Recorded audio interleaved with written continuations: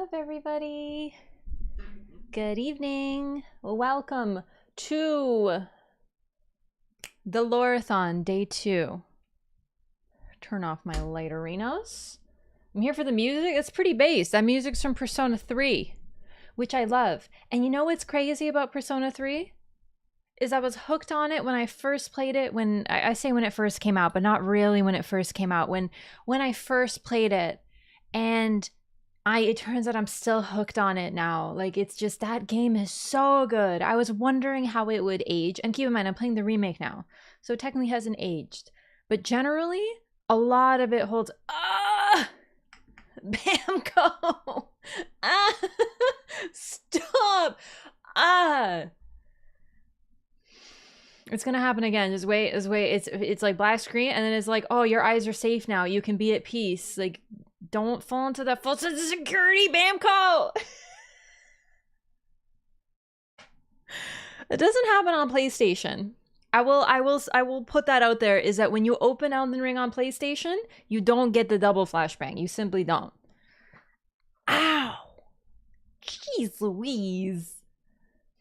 Should I stick around for the whole lore stream tonight? Duh. We're gonna make progress today. I know what you're gonna say. You're gonna be like, okay, sure. Gonna make progress. No, I got muled. But on PC, you can model the Bamco logo. Logo, not loco. Gotta ban the word mod forever. Nah, like, we gotta play vanilla. Like, what the heck you mean mod? It's vanilla. Like the ice cream. OG holds up great. It does. It does. So far, like, keep in mind, I'm not done the remake yet. I'm currently playing through it. I'm literally just playing it off stream as I'm gonna chill a comfy game when I have time and whatnot. So, you know, it's very great. Yo, thanks, Strawberry. This remake is a good example of feeling too hopeful. I'm gonna be very honest with you. Like, I'm not disagreeing. It's just, you know, I can see maybe there's something about the lady at the end being like, I will support your choice, and also I'm a hot lady. Maybe that's why, do you know what I mean? Oh my god, I get a lady? Immediately hopeful as a rule. We have a game plan for the LOREATHON runs, like an outline of where to go and cover. So I thought about writing things down in terms of like making a plan. And then I thought about that for like 5 seconds, and I was like, fuck it, we ball.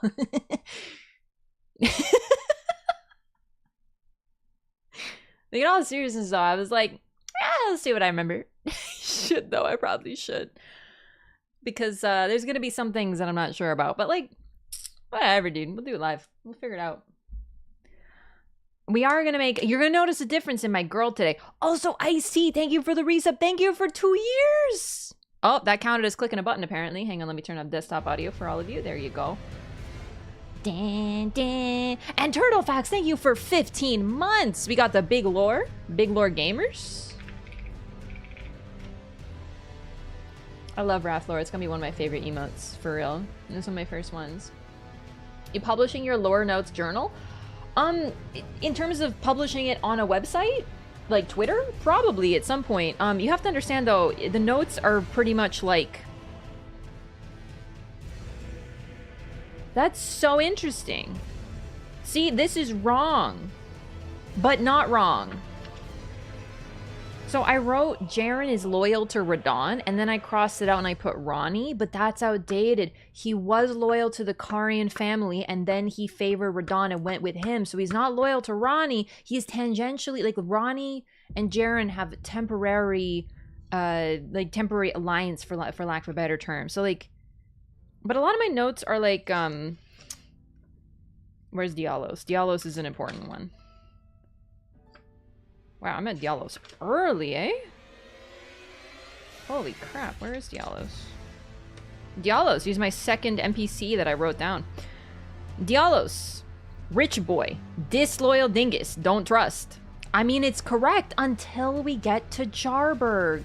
And the one thing is, I did not get to Jarburg on my first playthrough. That's one of the few things missing. I'm devastated to think back on it. But in my defense, it didn't exist when I started playing the game. It existed in a later patch, but it won't be in the first playthrough because I didn't find it. I found it later.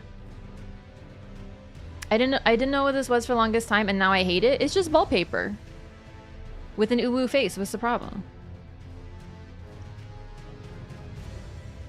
I am glad George R. R. Martin was not involved with the DLC, or we would still be waiting for it. A little, maybe.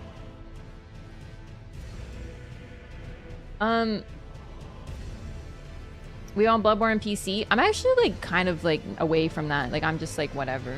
Apparently Jarberg existed, but Jarbaron didn't. Yeah, that's true. I missed Jarberg in its entirety. That's absolutely true though. What's weird is I looked close, and I think I was looking around the area, but I just never. I was looking more on the other side of the inverted manor or whatever. Not the inverted manor, the inverted tower. Because I remember looking all around there, and then I didn't look over the edge of the cliff. And that's the thing, is if I had, I probably would have noticed the things. It's just a place that I missed, and I'm really bummed because I didn't miss too much, but that is one major thing. Instagram just showed me a video of a cat who ate their dinner too fast and has the hiccups, and I'm losing my mind. Today, I had the hiccups, and I didn't eat anything or do anything. I just developed the hiccups, and I was like, this sucks. It's not related to the video of the cat. That's delightful. But like, bro, the hiccups suck. Wi-Fi here scares you, so you gotta go. Yo, take it easy, Volpine. Thanks for dropping in. Alexander above Jarber, but I've never encountered him again there. LOL. That's actually one spawn of his that I missed. So I'm looking forward to doing that. This playthrough is getting that. This fat cat with this no thoughts face hiccuping while the owner's laughing. That's delightful. Maybe there is a purpose to Instagram. Okay. So what we're gonna do today is the LOREATHON. I got like a mini mule, what I'm gonna call a mini mule today. So just I'm gonna explain just in case people have never heard this term. I know pretty much everyone here is gonna know what muling is, but muling is when someone you summon them into your world and they drop items for you. A lot of things can be dropped: runes, gear, weapons. You can't drop upgrade stones, and you can't drop items that are above your upgrade level. So if you've never upgraded a weapon and someone drops a +10 for you, you won't even see it. It doesn't even pop. So it's like balance. But if you want to get through the game and just have someone drop something for you, you can do that. So cheating, basically, I really, really, really deeply dislike that term because there's literally nothing inherently bad about it, right? But people have said that. I do get people who are like really weird about muling. I don't really know why. But anyway, to me, it's completely like, yeah, and it promotes fairness. And keep in mind, I'm not even talking about PvP. But the point is that it helps in the early game because, especially right now, I'm not very good at Elden Ring, and I can't leave Limgrave until I progress a couple of quest lines. So, because if I leave Limgrave, it'll progress D and Roderika's quest lines. So anyway, I got muled, but I did not want any items because part of this is finding where the items spawn. So the only thing I got dropped is runes so that I could level a little, and then gear so that I could look cute. It's spoiling, not cheating. I mean, it's not even about spoiling though, because like if you're making your second like I use muling when I did PvP. Farmable gear, mainly just gear for fashion. Only one gear set. It's so I can dress my character up. We still have to alter it. I didn't alter it, and I'm not even sure we're gonna stick with this outfit. But I thought it'd be fun to have a themed character, so we're gonna tweak this. Don't like people using save editors to make PvP characters. To be honest, the end result is largely the same to me. Like, it really doesn't make a difference. Like, if my friend uses a save editor, or if they beat the game for like the people who mule me, like Lyco on PlayStation, did you do that yourself, or did your friend do it? Because like you drop everything for me, and you played it. You've played the game, you've gotten all the items. I've played the game, I've gotten a lot of the items. So if I drop the item and reload my save, like, I got it legit. Does it make it real? Do you know what I mean? It's literally exactly the same, if you ask me. I don't know, it means the same thing. Watch your YouTube videos, decide to check out your stream. Welcome! I'm so glad you're enjoying the YouTube. At least, maybe I shouldn't assume. People with Neil accounts have saved me upwards of 30-40 hours of my life getting a character PvP ready. Yeah, that's the thing. When I make a new character, for PvP, I don't want to have to play through the game just to get it ready for PvP. So I get all my stuff dropped, I level it up, I have my talismans, and I play through the game until I can, like, unlock the upgrades, and then I'm set to go. Do you know what I mean? Get, like, 2 Vikes War Spears for no effort? Not really. It really doesn't make a difference. Not to mention, everyone can do it. I've invaded hosts that are using weapons that they should not be able to have at their point in the game. So someone clearly dropped it for them. It's no skin off my scrote. You know what I mean? I really don't mind. It makes absolutely no difference. Imagine if the only people playing PvP all the time were the ones willing to drop 50 hours just to set a PvP character. Or one person, because the people who set up the mules on PlayStation legitimately beat the game soul level. They don't have save editors. Do you know what I mean? They beat the game soul level 1 and collected absolutely everything so that they could drop it for someone else. And then that person gave it to this person. It's like pyromancy, the sharing of the flame. Do you know what I mean? So, I don't know. And not to mention, another point that I make all the time is that one of the strongest weapons in the game that is used all the time in challenge runs and is, like, super broken is the Bloodhound Fang. In fact, we're gonna pick it up today.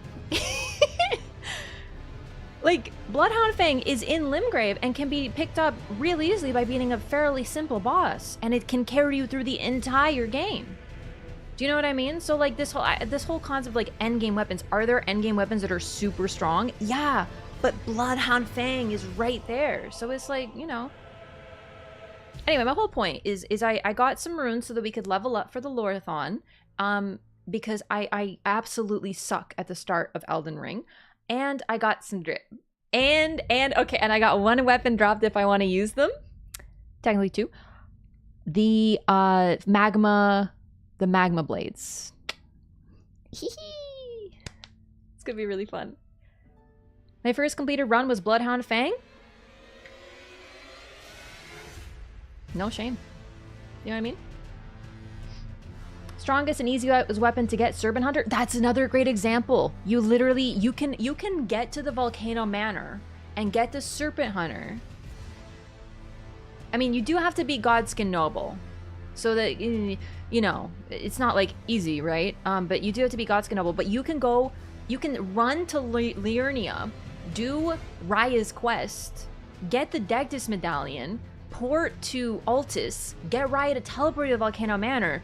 Super easy, because the Medallion of Dectus, you get it from Fort Ferrith, which is an easy jump. You can take the teleport chest from Limgrave that traps you and puts you in the Caelid tunnel, go outside there, end up right at Celia, go up the mountain, take the jump point, get to Fort Ferrith, ignore all the enemies, grab the Dectus, then you go to Kenneth Heights Castle, get the other Dectus. Do you know what I mean? Like, you can do this route, you can get that stuff so easy. Also, Magma Worm for Ravine, if that route, or Magma Worm. Or Magma Worm, but you... Wait, for the Ravine. No, I'm talking about getting the Dectus Medallion. The Dectus Medallion is even easier than Magma Worm. Seriously.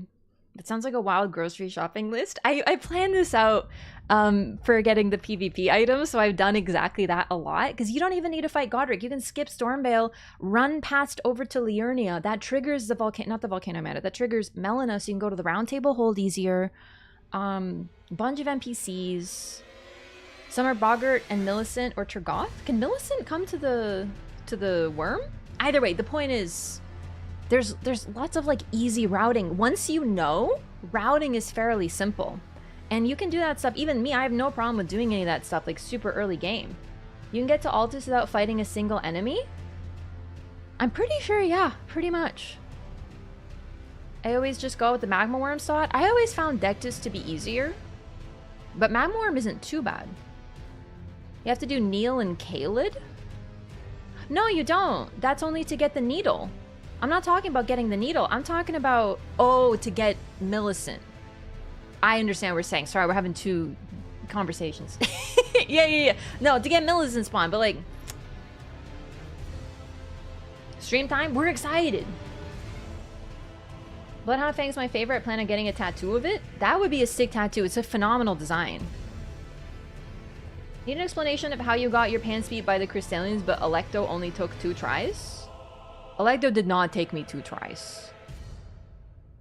There's a lot of tries in there. It took a lot. Joined the Discord recently. Can't see anything. Do I need to do something? Yes. Okay. You go to the rules, which should be a visible page for you, and then you gotta click the little... There's a little check mark down there. You gotta click it. You gotta first read the rules. Then click the check mark, and then you'll get a rank, and the rank will allow you to see the rest of Discord. Also, as you are a sub, you should be able to see the secret sub channel, but that might take a while to update. If it doesn't update within 24 hours, ping me in the Discord, and I'll force Discord to push it through. Or even like 2 hours. It shouldn't take that long.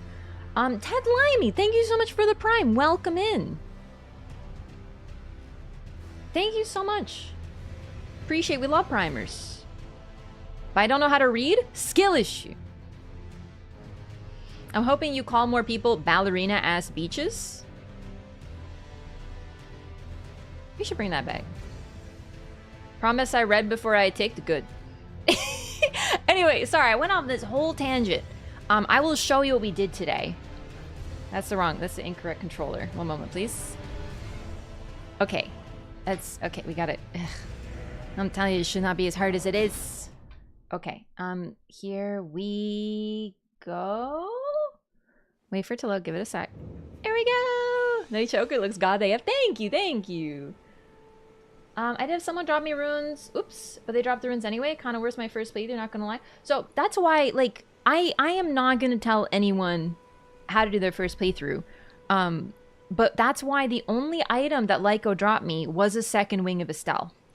Now you might be like, but Wing of Estelle is so strong, and it's... You want to know why Wing of Estelle is strong? Nebula. Nebula does not cast differently, the Ash of War. It does not cast differently if you got 1 or if you got 2. For me, having a second Wing of Estelle in the first playthrough did not fundamentally change my playthrough whatsoever, except for I looked approximately 10,000% cooler because I had 2 cute fairy wings. That was a gift from me to me. Did not get any other runes dropped, didn't get anything. Like, for me, the sanctity of my first playthrough was very important to me. But it was preserved despite dropping a weapon. That's technically unfair. But did it fundamentally change anything? No. It just made me happy. I could have put in any other curve sword and had the same moveset and kept Nebula's effect. It would have been exactly the same. You know what I mean? The magic bang rattle? No, the curve sword. But the Ash of War does have the same name, actually. Doesn't even have a source option yet? Could be a me issue. That sounds troubling. Also, yeah, sorry. Who said that Gold Mask talks? Who was that in chat, on Twitch chat? Who said that? Because, like, that's neat. We might have to investigate this when we get there.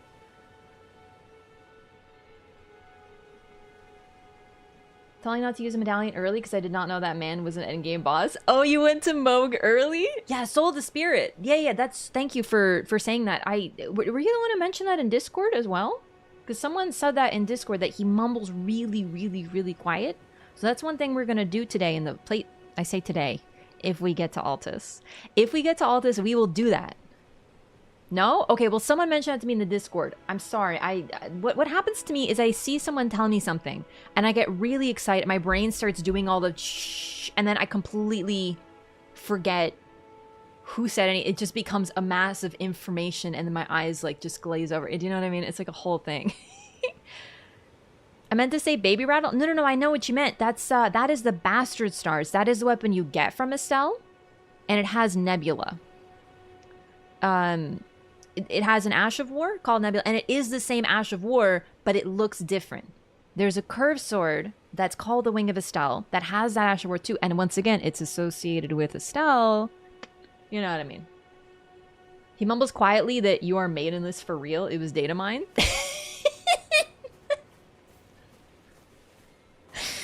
Okay. we talked about last time, but Gold Mask is canonically a mumble rapper.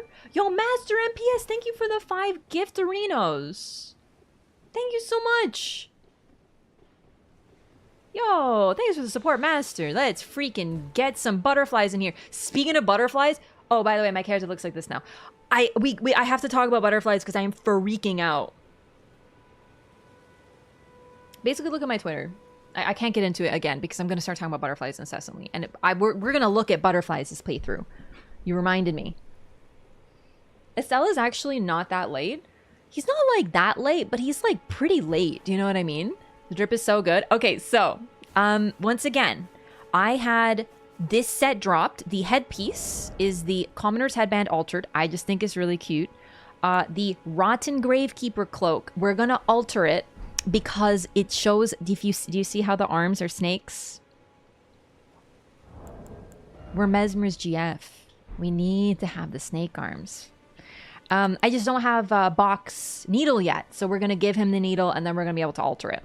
Then I got gold mask bracelets dropped just because if you see, they show off the arms real nice. So I thought it'd be cute. And of course, you know, Mesmer gave them to us, you know. I'm kidding. And then Roundtable Grease. We might adjust the drip, but for now we're like getting there. And then weapon-wise, I got the magma blades, 2 of them. These are farmable weapons, but I'm thinking that today we're going to be not today, but this playthrough we want to go for the blasphemous blade because I have never used it actually. You know the enemy you got this from? Have you seen that enemy's grab attack? Some more arm wraps as a chain around your wrist. We should look at those because when I normally go gold mask, but I love bracelets. This is sick. What is that armor? This is the Rotten Gravekeeper cloak. I believe it drops as a full set in this random spot in the consecrated snowfields. But no, wait, which enemies with the grab attack? Listen, I don't even remember who drops the magma blades because I've never gotten one to drop in my life. Is it the snakes in the Volcano Manor? Super OP for many reasons. I've heard the Blasphemous Blade is very strong, but I've never used it before. So I thought it'd be really fun since we are doing like a Blasphemous playthrough. Why not use the Blasphemous weapons? Grab attack spawns snakes, dude. You have to see it. Wait, this really? Oh, dude, I nebulaed that. The only time I've actually gotten this legit is in my first playthrough, and I nebulaed that guy's 6 Ways to Sunday. I never saw it.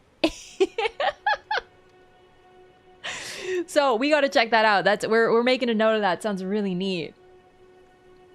Okay, so anyway, I just wanted to talk about that. So obviously, I didn't want anything else dropped except for these things because this is farmable. So we might just simply not get it, right? So if we want to use cursors, this gives us some build variety. But it also scales with the same things, strength and faith. Well, technically quality. But you know what I mean. We need faith to be able to use it, which will coincide really nicely with the Blasphemous Blade, which I believe is strength faith. So, you know, just similar weapons for us. There's a Gladiator in Limgrave. Yeah, but I don't think it does the same moveset. No? Like as a rotten one? See it on YouTube because a grab is super rare? I like trying to capture the things myself. It's more fun. Like literally this whole playthrough is going to be for hunting lore. Whether it's rare or not, we're going to try to get it. It's fun. Okay, so that's it. I just wanted to show that off. I haven't used them yet, but we are going to be doing that. I want different pants. It's just I couldn't think of good pants off the top of my head. So jelly of your build right now. I'm literally level 11 with some new clothes. And we're going to change the face. It's just I haven't been to the Roundtable Hold yet, so I can't use the mirror yet.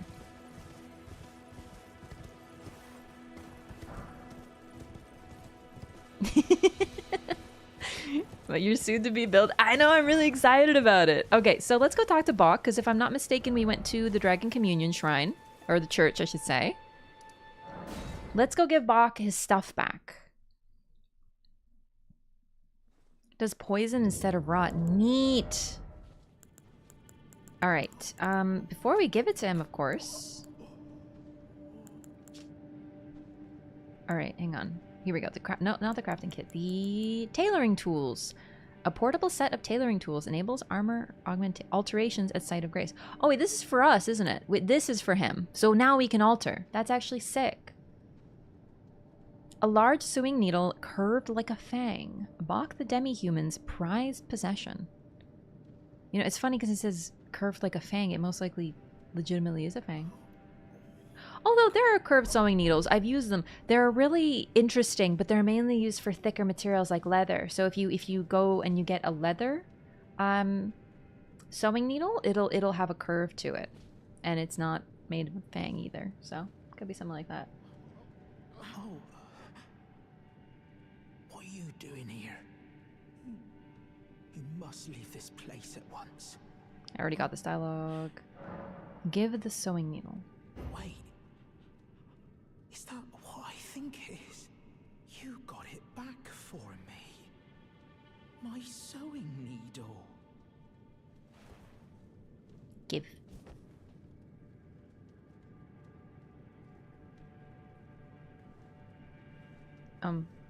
Hello? Oh, he's just freaking out. What made you go and do a thing like that? My mum was a seamstress, and that sewing kit was all I had to remember her by. I always wanted to be just like sweet old mum. Then I suppose I can't just curl up and die, can I? What a sweet boy.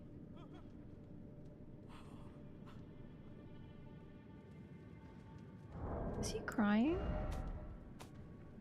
Hang on, where's audio? Can't believe I made this mistake. Silly me. Thank you. You're very kind. I always wanted to be a seamster like my mum. Then I suppose I can't just curl up and die, can I? This is me every morning when I wake up and I'm just like... And then I remember like lore or something and I'm like... Well, I guess I can't just curl up and die. Thank you. You're very kind. I always wanted... Alright, Baki boy. I think he's suffering from internal bleeding? Well, it's not that bad then. That's where the blood's supposed to be.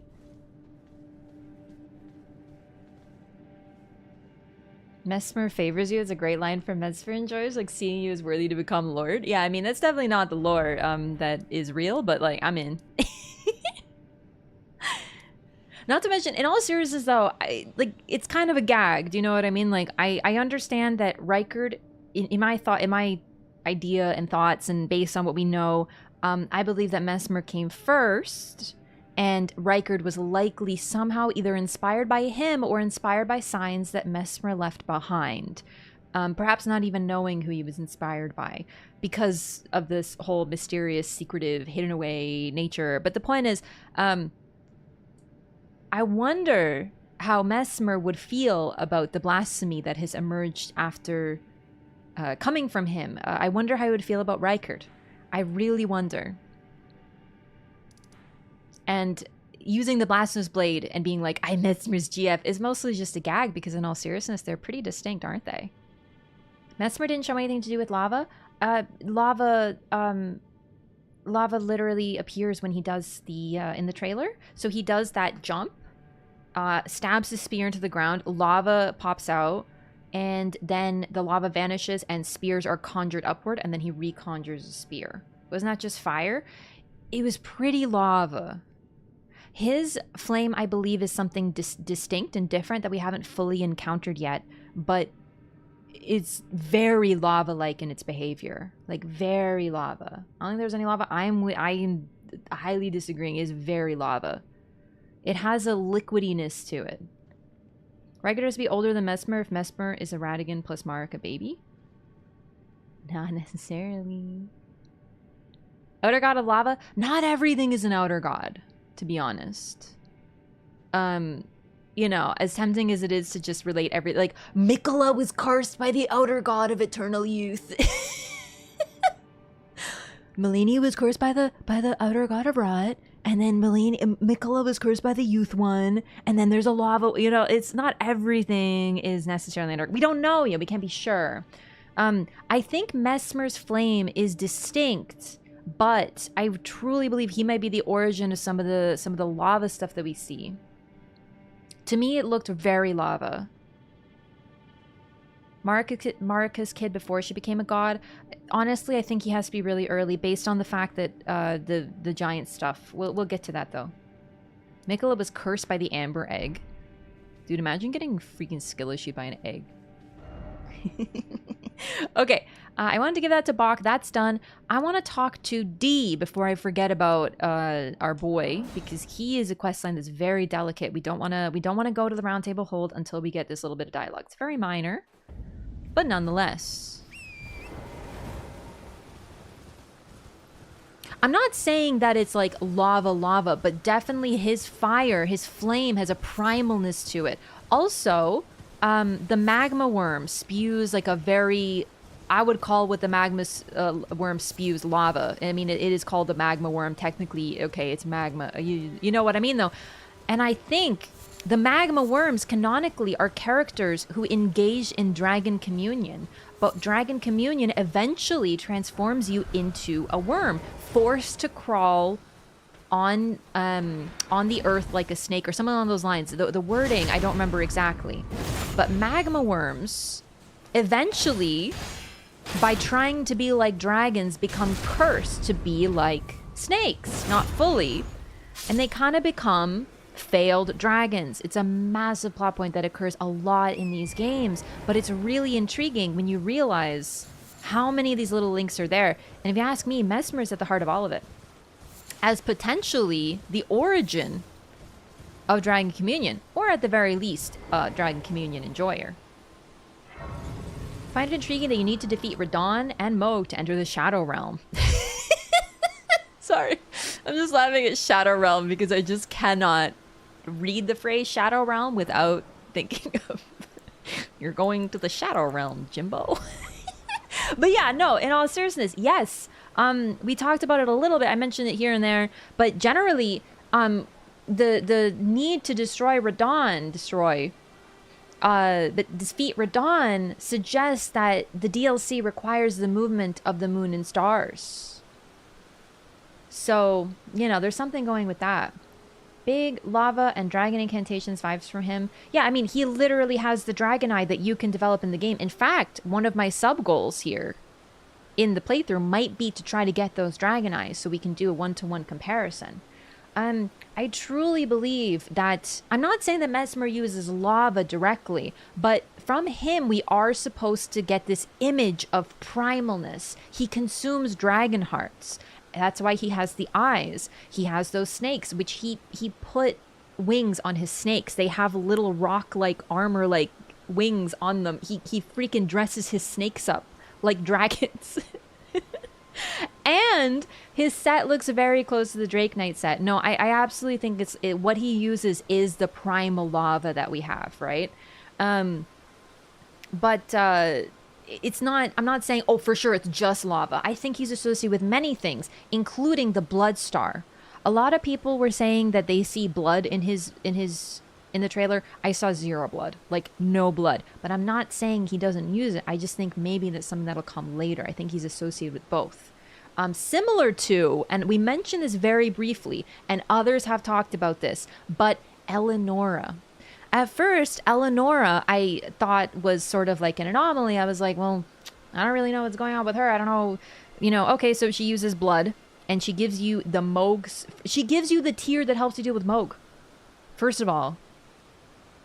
But she has the cess blood, as Yura puts it, so she made a deal or is part of Mohg's people, but she also uses dragon spells, which means she engages in dragon communion. And I think it might be, I think Eleonora, I at first thought Eleonora was trying to prevent the curse of each side by using both, but it's really, really interesting to see a character that engages in dragon communion and is involved with the Formless Mother even tangentially. And then we have a character like Mesmer who also appears to have links to both, right? Like there's a lot to it, but we don't know fully yet. I'm just like pointing out things and I'm basically making a big, you know, like the guy from It's Always Sunny in Philadelphia who's going like, with the conspiracy. That's me. I got the board up. I'm putting pictures on it. I'm putting pins. I'm writing words. And I'm saying things that we can relate together. But I'm not necessarily like sure about these, like what's coming in with this. Because we've seen, like, he said 2 lines in the trailer, and we've seen like 2 things he does. We've seen him walk, and we've seen him do an attack. That's it. Bernahl, thank you so much for the resub. Welcome back. Thank you for 1 year. New hair poggies? It's very poggies. I'm very excited about it. Oh, thank you so much for 1 year. I really appreciate that. Do you think Lanciax and Vike were lovers? The dragons are able to become humanoid, so there might be a chance. I'm not saying they're not. It's just the implication. Okay, the dragons are interesting because they commune with the humans, but also like they took on their form almost like a favor. I don't want to immediately assume romance just because we have girl dragon and boy character. Because love, there's many different kinds of love. Also, take a look at, for an example, Dark Souls 1, where we have, oh my god, is her name not Fia? No, it isn't Fia. The goddess of love that, Lautrec worships. 1 second.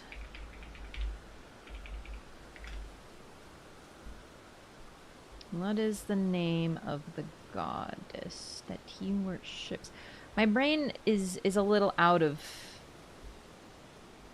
Does anyone remember?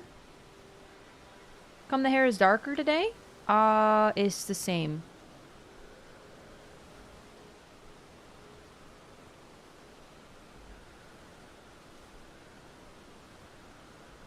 Hang on. Where is it? Maybe it says in the ring description? Fina! It's Fina, not Fia. That's why I got confused. Fina. In DS1, there is a goddess of love, and Lautrec worships her. And it's very much like a worshipy relationship, but she can give... Her love is fickle, but she does give it. Do you know what I mean? What I'm trying to say is love and the figure... Like, the way that the dragons worked is it was a partnership, but you had to be pretty powerful or special to have a true partnership with the gods, with the dragons, right? So Godwyn, as a demigod, had a very close bond with Fortisax, but other than that, otherwise, you know. Heard that the Japanese word for communion in Lanciax's lore is heavy romantic connotations. See, that would be something that would make a difference. But communion in English, I'm afraid I don't get any romantic vibes. Also, I guess I'm just chafing on the fact that we have a girl dragon and a boy, and then immediately people are like, obviously romantic. It's like, do you know what I mean? If it was a boy dragon, no one does that. Like, no one says that Godwyn was banging Fortisax. Well, I shouldn't say nobody. I've never heard it, though. Vike's armor does have an embrace motif like Lautrec's. I actually wondered about that, but it's a slightly different kind of embrace. But the link is there. I'm sure there is. Yeah, the difference is, though, that people are like, oh my god, dude, Fortisax and Godwyn loved each other just like Artorias and Sif. But then and not to mention, Sif is a female god's name. Sif might have been a girl dog, you know? And I'm getting off topic, but the point is, I'm not sure. But honestly, if I were a dragon, I'd probably fall in love with Vike because he's real hot, so... Pretty cold for Godwyn to befriend Fortisax, just start banging his sister. No, I'm talking about banging Fortisax. Theories that speculate Fia is Fortisax. No. I've definitely heard that here or there.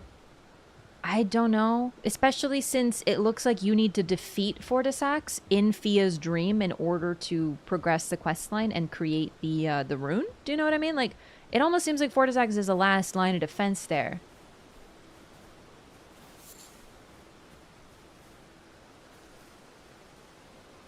Lautrec is the one we kick off the cliff, right? Yeah. Okay, let's make it daytime. Actually, no, let's talk to Bernahl. Hello. Not seen you before. Hello, Liam Neeson. Name's Bernahl. Look, right there? Tell me that isn't Liam Neeson. Let me ask you something.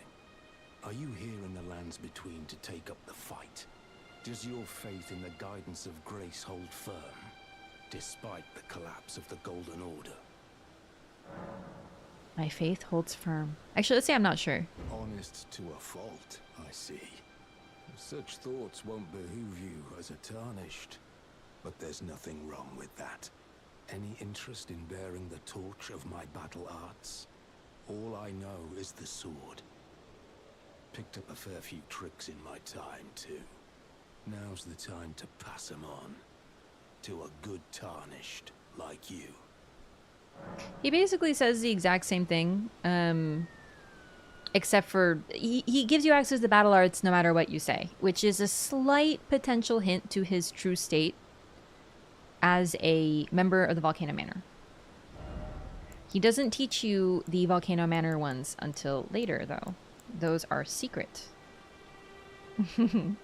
Either way, Bernahl, really interesting. Let's talk to him a little bit more. There's a myriad of battle arts in these lands that I've yet to discover. Mementos of all the warriors who raised their arms in battle, lost and died. A fine tale, all told, of true chivalric romance. That's how I fell in love with the sword and the arts of combat. It grants meaning even to falling in battle, to death itself. It's pretty metal.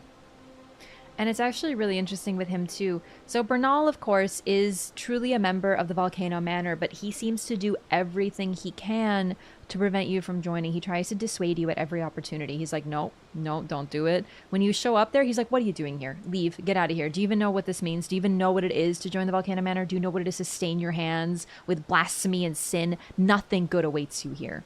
And it's really interesting because at every step, he's trying to prevent you from following in his footsteps. His general story, put very briefly, like Vike, he's sort of a comparison to Vike. Like the protagonist and Vike and Bernahl are the ones who came the closest to becoming Elden Lord. Bernahl and Vike I think is even earlier. Vike was first. Vike is probably the best, and that's why he's like the cover art. He is our true foil. But Bernahl took a similar route, but Bernahl burnt his maiden, and he loved his maiden. And when he burnt her, he realized that he didn't care anymore to continue with the journey, and it wasn't worth sacrificing someone that he cared about in that way. And at that point, when he had made it that far, he lost faith and decided to join the Volcano Manor. And yeah, I actually just edited the part where I figured out that this guy was the same dude in the Volcano Manor in the first playthrough, and it was really neat. It's really interesting. All along, he's trying to dissuade you because he hates what this path has done to him. He doesn't want you to do this. He burned her but regretted it. Yes, so it's interesting. I mean, there's no ending that's canon. We are kind of the one that can do anything as the protagonist. We can burn our maiden. We can not burn our maiden. We can use the frenzied flame. But generally, it's either burn your maiden or don't, right? Bernahl didn't seem to care about Rykard's death, the strong take. True. Honestly, I think he just genuinely... I think he just wanted to punish the Erdtree more than anything, though. He was following Rykard because it gave him an out. It gave him another route that he could take. And when Rykard died, he follows after you with the Blasphemous Blade. And he would be the one to take on Malekith if you didn't. Bernahl just doesn't care about anything, really, because he destroyed what he did care about. And then his telling you that he heard these stories about those who fall in battle, there's a purpose to it, and it's very chivalric romance. Like, he talks about it because that's likely what happened to him, right? He read these stories, he heard these tales, and it inspired him to become a knight, and he fell in love with the sword. He wanted to become a true knight. He calls himself Knight Bernahl, and he was for a very long time, until he came closer than anybody else before him to achieving his goal. Honestly, I'm unsure, because both Vike and Bernahl clearly made it far enough to go to Fair Missoula. Vike used the Frenzied Flame to circumvent burning his maiden, even though we don't see him, quite that far. We see him at the latest in the Everjail, but clearly he made it far, right?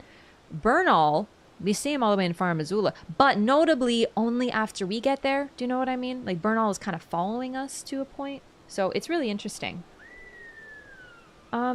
Player's choice should always be the only canon. Yeah, that's why there isn't ever a canon ending. There is no canon ending. They never, ever, ever make an ending canon. Every single game, it's ambiguous. Even the ones with sequels, they still make it that every ending is technically canon because of the way it's all a cycle.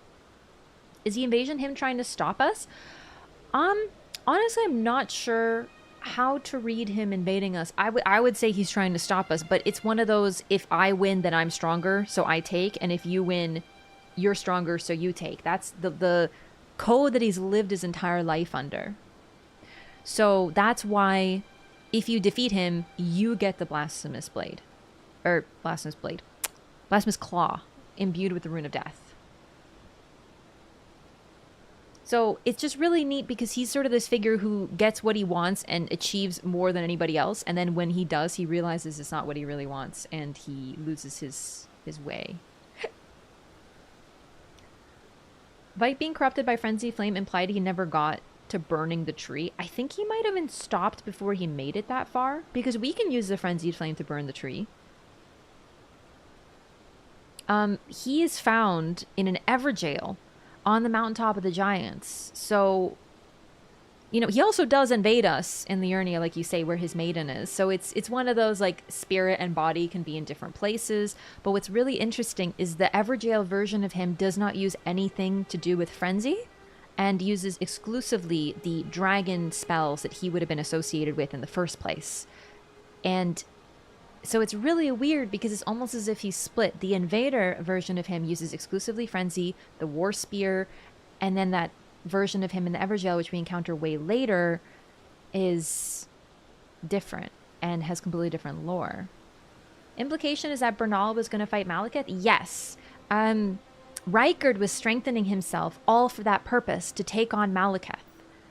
Eventually. And when he's defeated, then Bernahl takes up the mantle.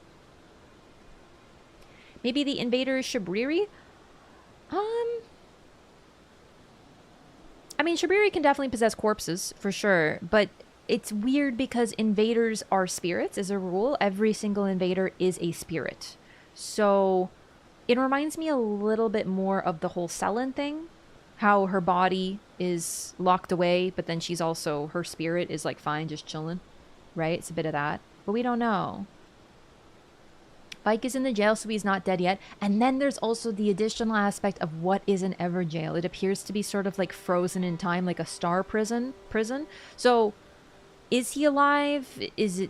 What is exactly in there, like locked away? Selen more so projection? Yeah, but the concept is really similar because she was able to affect the world around her. Not like directly, but she knows enough to teach us spells, you know? It's interesting. The invader version of him is how he thinks. Everjail version is actually him. He's mad, but his moves are still him using the Dragon Communion. Yeah, I really wonder. I think it's just a way to sort of symbolize how he was this split individual who got corrupted by frenzy, but also have this version of him that is like the pure one that never got corrupted, I guess. I'm not sure. We talking about right now? We are talking about Vike and Bernahl as the characters who sort of represent the alternate paths that we could have taken. Because either way, when you get to Far Missoula, you have made a choice. Either burn yourself using the Frenzy Flame or burn your maiden. That's it. And Bernahl represents one choice, and Vike represents the other. Did he use the unalloyed gold needle? The unalloyed gold needle is acquired in Melania's boss room, which is not a path that we know him to have taken. So I don't think so. Implication in one of the frenzy spells that Vike was able to partially resist the frenzy flame. Do you remember which one? Because we're going to see it. Assume instead of Vike choosing frenzy flame, he's maybe forced to. I mean, it's a choice, for sure. But it's the type of choice that he's like manipulated into. Anyway, I don't want to get too into Vike because I just want to use him as an example because his story, Bernahl's story, and our story as a protagonist are linked. They are supposed to represent the characters who are the closest to the journey as us.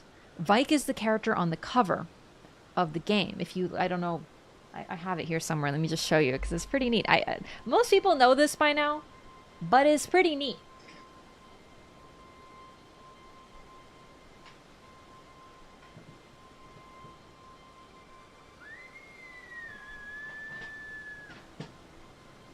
Okay, not me having like every single game that I own down here, but here we go. Here is a physical copy of Elden Ring. It's going to be a little, you know, not the best image here, but there you go. That right there is Vike wearing his fingerprint armor. The character on the cover tends to be significant to the story in ways that we don't necessarily fully understand until we get further into the game. This is probably the one exception that can be argued as it's just supposed to be the hunter, generally. But, you know, that isn't John Ring. Yeah, no, that is Vike, actually. It's really cool. If you look up, like, Elden Ring cover, high def, you can probably find a proper, really good image. Sekiro is an exception, yeah, because you just play Sekiro. But generally, the Dark Souls 2, like, they have an important figure. Oh, Dark Souls 3. I think I have all of them. Let me grab them, because this is a fun thing to look at.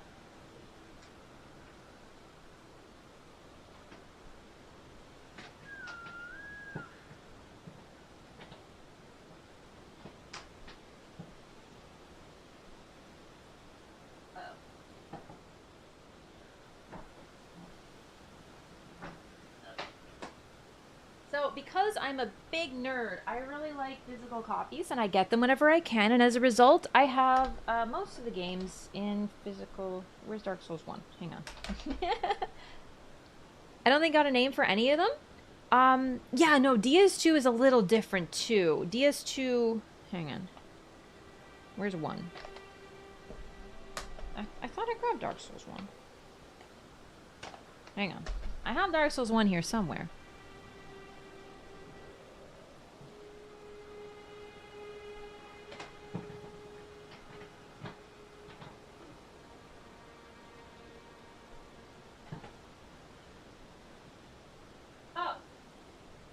Here it is. Literally grabbed it 3 times. Okay. So, this is the Dark Souls 1 cover. If I'm not mistaken, this is the Elite Knight set. Of course, is this the original? Yeah, this is original, right? No, this is the Prepare to Die edition? I don't know which one I have. This one with this art. Game cases still look shiny? Yeah.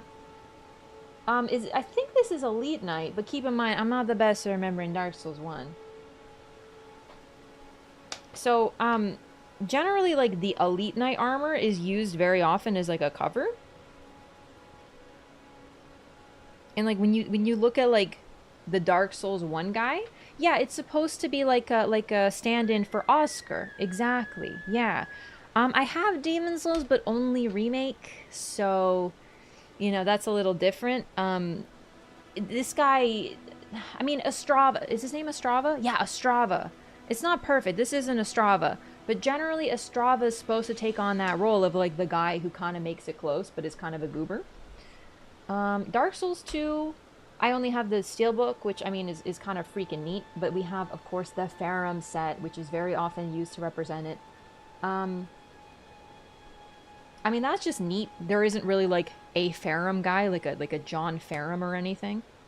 But still, Steelcase looks pretty nice. It is one of my most beloved things, and I got it on a whim. And I didn't play the game until 5 years later. Now, this is where it becomes a little bit more relevant. Dark Souls 3. This is a picture of the final boss. You'll probably notice this is the final boss of the base game. Soul of Cinder. Soul of Cinder is basically every single figure who has ever linked the flame combined, and then we defeat them at the very end. This is literally our protagonist for Dark Souls 1 and Dark Souls 2, somewhere in there. It's all of us. It's so fast. They literally put this guy on the cover because he's supposed to represent our foil, but also us in a way, because that's what these figures do. And then, of course, Armored Core does the same thing. It's Raven. Elden Ring has Vike. Where's Sekiro? Sekiro just has Sekiro on it. Second phase is Gwyn. Yes. Who is the first one to link the flame? Yeah. Exactly. Yeah, that's exactly it. So, anyway, that's just one thing I wanted to show off. It's not like a perfect thing, but generally, that's kind of the thing. Oh my god, now I just have this stack of freaking games. From also uses Vargrim and Elden Ring. Actually, there's one more thing I wanted to mention. Yes, Vargrim is one of the very first Tarnished. We'll get to him too. But another thing that I noticed actually while rewatching the trailer for the 80th time is another character that we see is the warrior.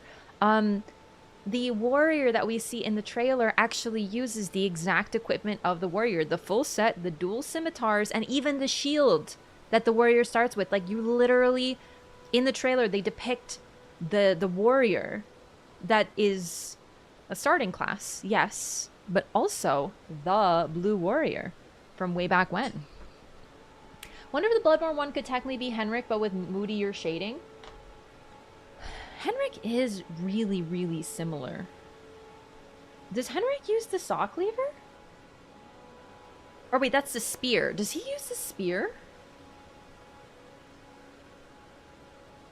This bears investigation. I know you haven't just watched the Shadow of the Erdtree trailer only 80 times. I've watched it a lot, but I will not lie to you. I think listen, this game has great music, but the Shadow of the Erdtree music, I'm obsessed. Like, I go to like about 50 seconds in, and then I listen, and you know that part where where they show the swamp and then the portrait goes on screen and they do that amazing like musical cue. I watch it over and over and over, like the 10 seconds. And then I just get shivers up and down. And I'm just like, this is the greatest song I've ever heard in my life. Right? Incredible. Like, let me tell you, I've started this game a lot of times. Every single time I hear, oh, rise now, ye tarnish. And then the music does the dun, dun. I get shivers every time. No matter how many times I watch it. No matter how many memes I see about how he's like having an orgasm when he says this. No matter how much I laugh at it, when I see it in the game and I hear that music, I get shivers. Oh my god. And the trailer is giving me that already. It's unreal. Do you think it sounds similar to Frida's boss music? It's been a while since I've heard Frida. I think that's just going to have to be a I go back and listen thing. Does the special edition of the DLC have the soundtrack? I don't know. Oh, the male choir's in it? Honestly, I think I'm so obsessed with that instrument that I didn't even notice there was a male choir. They always step up their game with the DLCs. I wonder if Kitamura can post some of the OST since she's no longer with FromSoft. I don't know. I'm so looking forward to finding out. But generally, FromSoft's music is great. So, anyway, we've been standing in front of Bernahl, and he's just like, so, you know. But either way, this was a nice little side tangent. I'm so excited. I've not only watched the trailer, but listened to that few 10-second bit like on repeat like so many times. Which FromSoft game is the best soundtrack, do you think? I don't know. I'm gonna be honest, I don't listen to the soundtracks, so I can't separate them from the games. And then when I turn off, like whenever I play these games, I'm streaming them, so I don't like listen. I'm like talking or thinking or observing, or you know, there's so many different things. So you could probably play me a bunch of the music and I might not even be able to tell you who came from what. Like, actually, we should play a game like that. We will do like a blind test where we play like music and then I have to guess who it is. Because I would be surprisingly bad at it, I think. Actually, not that surprisingly. But I will say, and I know you guys take a shot, but when I think of music, I remember the most from Bloodborne and Dark Souls 2. Dark Souls 2 has some freaking bangers in it. Anyway, bye. Floating your boat, eh? Well, there's no rush. Knowledge of the arts can Take a wait shot. another day. Soundtrack tier list, you listen to them blind and rank them, something that would be cool. I just don't know what's a good way for me to be able to show them blind, because like I'd have to click so I'd see it. You know what I mean? Like it just, I wouldn't want to spoil it. I need like another person to like click the button or something. I'll have to get my cat to do it. Armored, okay, no, the Armored Core, like Armored Core 6, I have a few of those songs on my Spotify. Obsessed. Okay, let's alter my chess piece first of all. We should get Bach to do it. Problem is he's in freaking Liurnia right now. Now we gotta do it. We'll do it later. Thank you so much for the 3 stream watch streak. Any connections between him and the bell-bearing Belland? You mean between Bernahl and the bell-bearing hunter?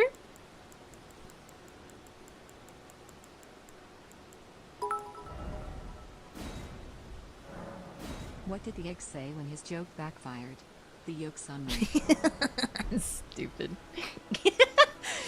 That's a good one. Thank you for that.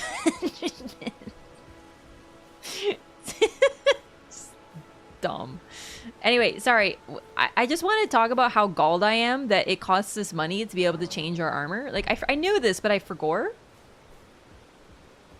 Ugh.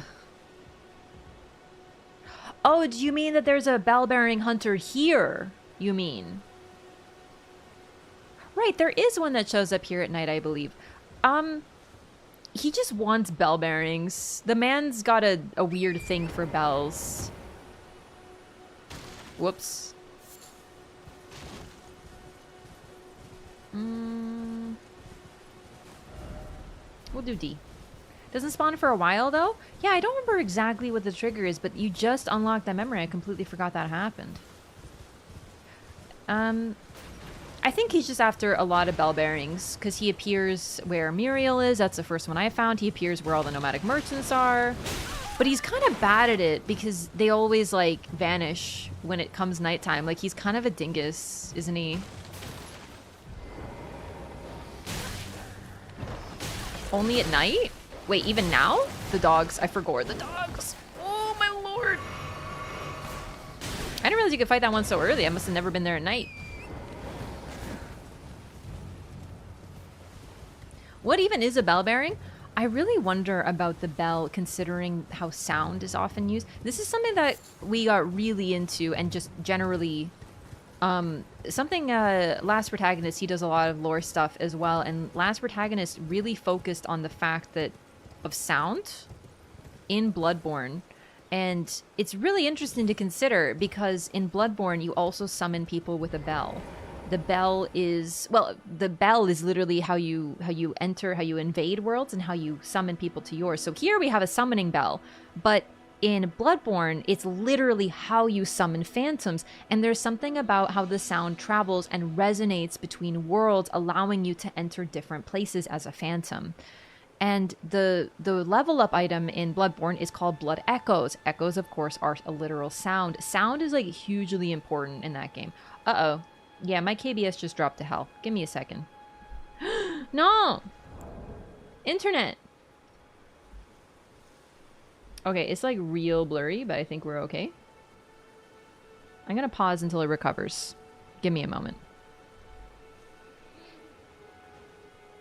Respectfully hoping my internet fixes itself.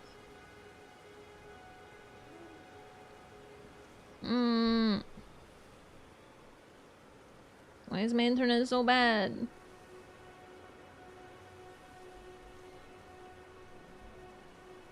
Quality seems better on YouTube. I mean, the thing is, I'm using OBS either way, so there's gonna be issues either way. I'm getting DDoSed. Windstorms? The weather has been crazy, I will say. Gonna ask about 1080p. Are you not seeing the 1080p option? I think that might be on Twitch's end. But give it a second.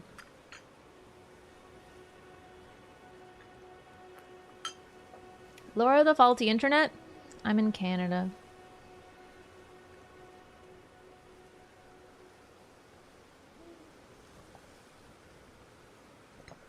I don't have fiber. It's also freaking windy. No 1080p, sadly? I think that's Twitch. 720 on Twitch, 1080 on YouTube.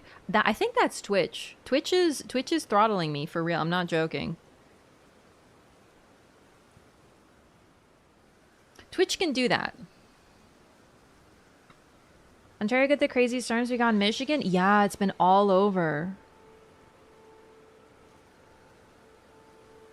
They'll show something at Summer Game Fest since it's also in June? I don't know. Costco fiber pills are the way to go. I do love Costco. No fiber? Have you tried eating some Raisin Bran in the morning? Stop. Do you not buy the Twitch 1080 DLC? Ah, oh, dang it. They told me it was an option. No, honestly, it should be fine. I'm just gonna wait a little bit because I see my KBS freaking struggling. You know what? I'm gonna lower my bitrate. Oh! Hang on, I don't remember how to do this. I don't freaking remember. Let's try this, maybe?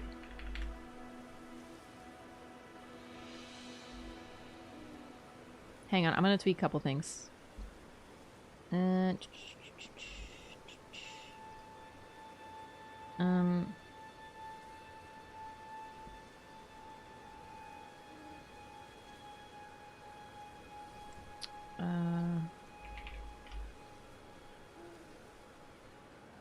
Okay, hang on.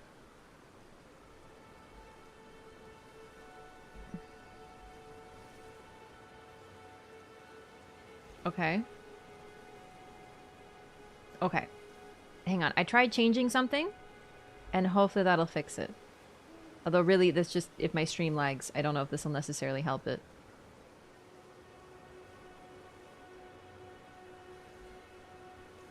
Man! I can't do a LOREATHON. Just stop the YouTube stream? No.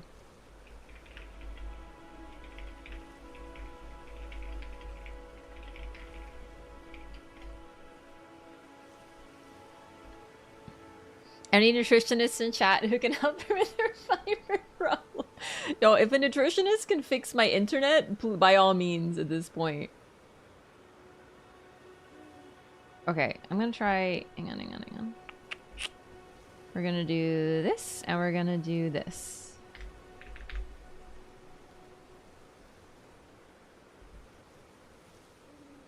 Yikes.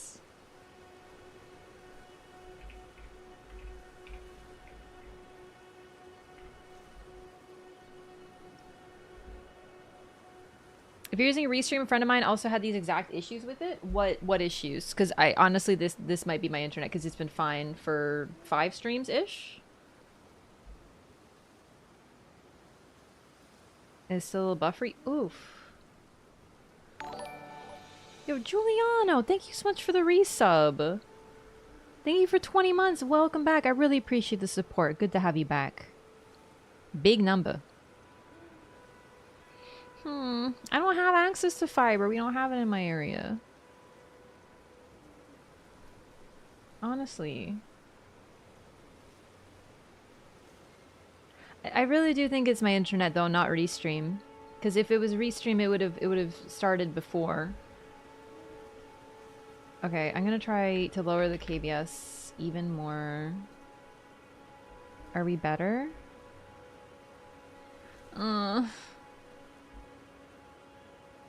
I always feel really, really upset and like helpless when my internet's a problem because I really, like, I don't know what to do, you know? It really upsets me because it affects what you guys all see. I can't do anything. Just the same type of lag. Yeah, but I mean, the reason you use Restream is because you don't necessarily have the best internet, but you still want to have good quality for the internet for you guys. So that's maybe the reason that we have the same problem is because we're using it for the same problem. Do you know what I mean? Like if I had really good internet, I wouldn't use Restream. I just stream it freaking on insane amounts of kbps without needing to use Restream. Darcel, thank you so much for the Prime sub. Welcome in.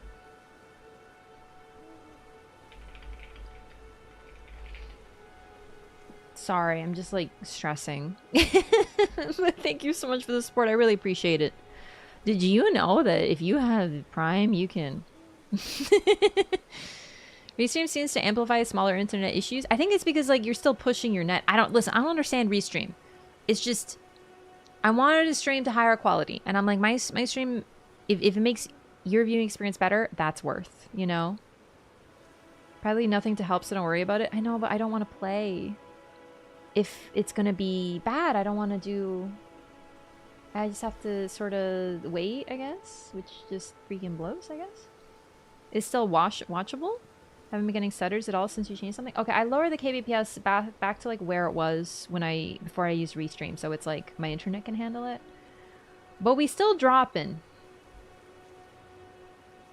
Quality seems fine. Okay, as long as it's not like bad for you guys to watch. Gotta love privatized monopolization of the internet. Ugh, I know. Canada has issues. We all do, but oof. Okay. Hopefully this is gonna be it. I was waiting here because I wanted to just pick up the lance. Just because it's neat. Alright. Let's see. I'm not gonna read the magma blades until we get to an area where they're more relevant. The Great Axe. I think I stole this from one of my heists. Great Axe, akin to a huge lump of iron, recognizes the weapon of choice of Badland chieftains. Too heavy to be wielded by those of merely ordinary strength, blows from this axe will flatten enemies, and the force of its charge attack is a sight to behold, and it does require 30 strength. Oh!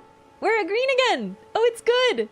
Okay, we're stable, we're stable. Yeah, it fixed itself. I just need to wait a little bit. Came for the lore, stay for the kbps issues. Oh boy, if you like tech problems, you have come to the right place. I have a unique ability to break everything all the time. Help me get more blood incants and briar sorceries in the DLC. I love the look of briar sorceries. They are so neat. I would love that too. Beast Crest Heater Shield. I unfortunately don't remember where I got this, but it's clearly somewhere in Limgrave. Features a beast at its crest, serving to remind warriors not to succumb to the arousal of battle. Fight with passion, but become not its prisoner. And what's really interesting is the beast represents keeping the beast at bay. Beasts in this game represent sanity and intelligence.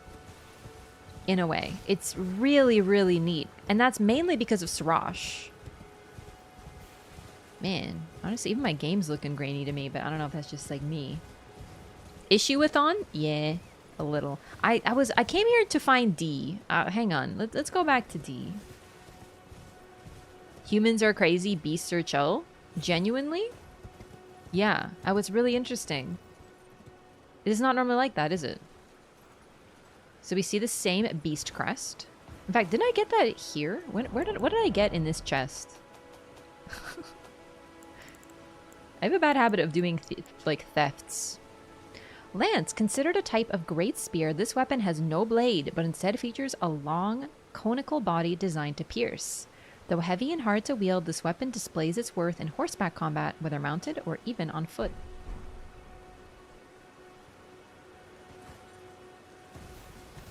Ironic because Blaidd's kind of dumb. Blaidd is kind of dumb. That's the thing though. The beast is distinctly a lion, always representing Sirash. Wolves are not depicted as intelligent. Lions are. Can you hear me? Where the dogs were the shield? Oh, okay, so I did get it here. Awesome, perfect. Hello? Anyone? I love you, Alexander. Oh, my my stars. I'm so happy to see you. I am Alexander, also known as the Iron Fist. And as you can see, I'm stuck here. Please, can you help me out of this? This is the lewdest thing I've ever heard in the entire game. You ready? Actually, first we don't help. I see. More's the pity. No, no. I apologize. Don't you worry about a thing. Despite my appearance, I am but a chip off a greater jar. I'll pop out eventually, just you wait. He's genuinely so sweet that when you refuse to help him, he just says, "Oh, my bad. I'll be okay." So freaking genuinely sweet. And then on top of that, if you say, "Yeah, I'll help you," he says the lewdest thing in this entire game without exception. Are you ready? Mars Evil, thank you so much for the resub. Thank you for 13 months. Is everybody starting a new character for the DLC? I'm not sure. I do plan to. I'm probably going to have a couple characters ready for DLC because I was thinking about something. I wonder if you get to Moog and do Radahn without losing Melina, will Melina come with you into the DLC? It's totally doable. It's really doable, in fact. And therefore, why not? So I would like to start a new file where I have Melina with me, where I never lose her post Leyndell. Or you just, you know, get her back after defeating Morgott. But I'm going to try to do a playthrough where I'm as early as possible for that reason. Chad, know about the new scaling leveling mechanic with the DLC. I don't know if we've talked about it because that's more mechanic stuff. It's definitely intriguing though. But the DLC is going to have its own thing. So you can't just apparently, allegedly, just blast through the game, the DLC, with a high-level character of some kind. So we'll see. Yeah. But anyway, the point is, I'm just wondering if maybe Melina can come with us, so I am probably going to make a new file. This isn't that file, though. This is for the LOREATHON. This is a character that we are going to do everything with so we can acquire lore. So maybe then she'll tell us where she got Torrent. Maybe. Or maybe she'll just be like, "Tarnished, you are going to a place that I cannot follow. I will await you here. Peace." And then she vanishes. I don't want to kill Melania in case she reacts to something in the DLC. Yeah, I think it will behoove us to do as little as possible. Melina ain't so expressive. I haven't heard her in a little while. I could probably mimic her a little better if I had heard her recently.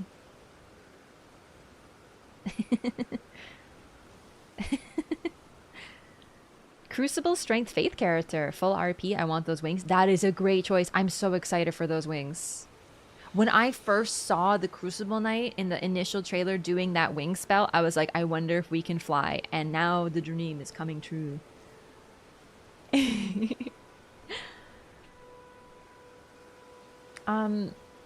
a character without going to Farm Azula. Yeah, I actually, all my characters for PvP, I had to get them into Farm Azula, but I don't like when the Erd tree is all burnt and stuff, and it looks kind of ugly.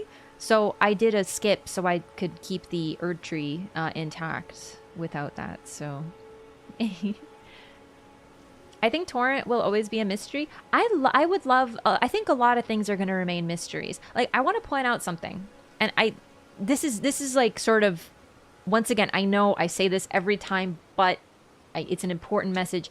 The DLC from FromSoft Games is always basically brand new stuff. There's always some references, but it tends to introduce brand new characters, brand new NPCs, brand new bosses, brand new figures, everything new.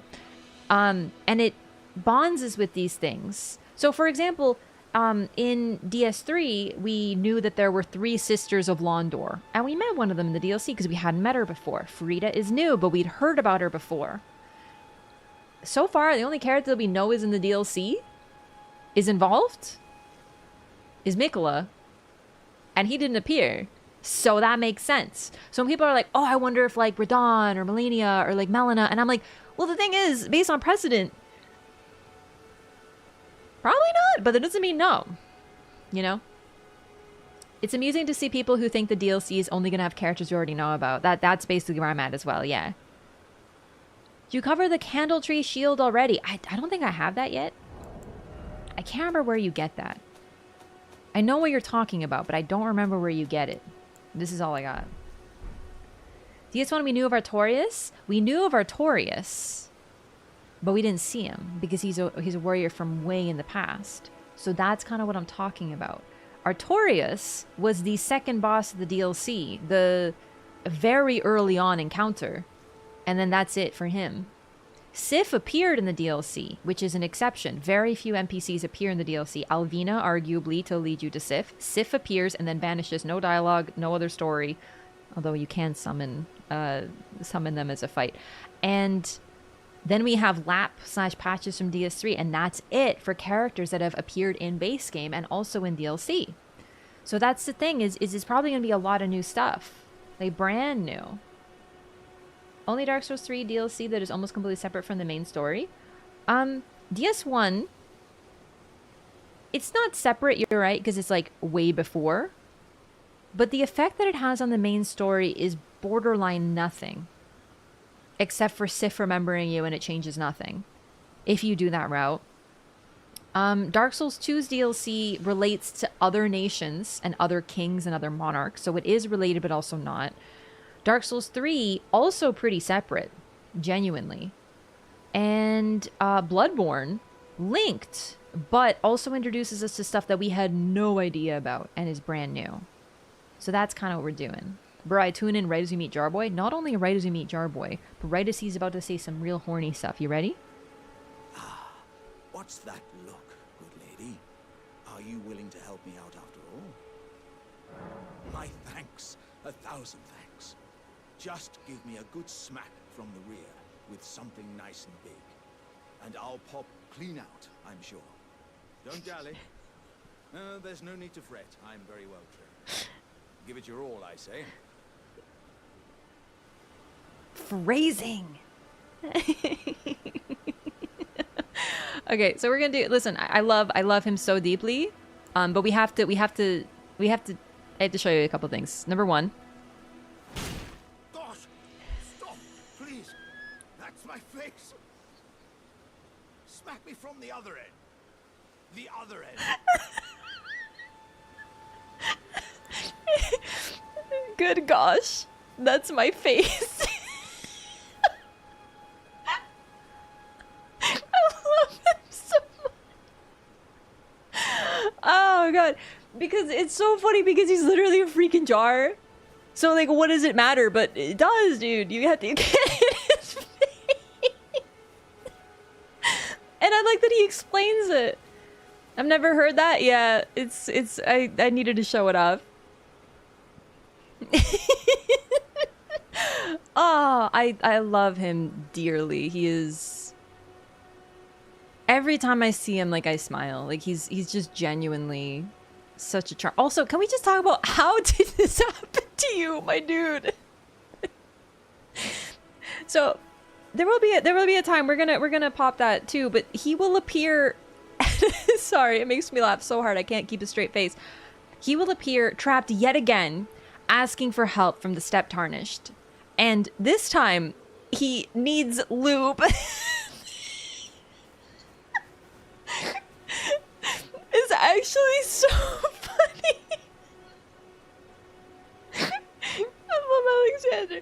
Alright, we're good. We're good. We're good, dude. I'm not even kidding. Oh, man.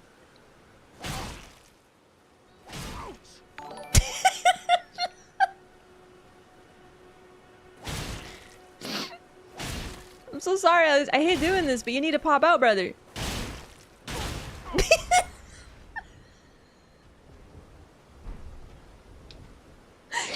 Oh, goodness.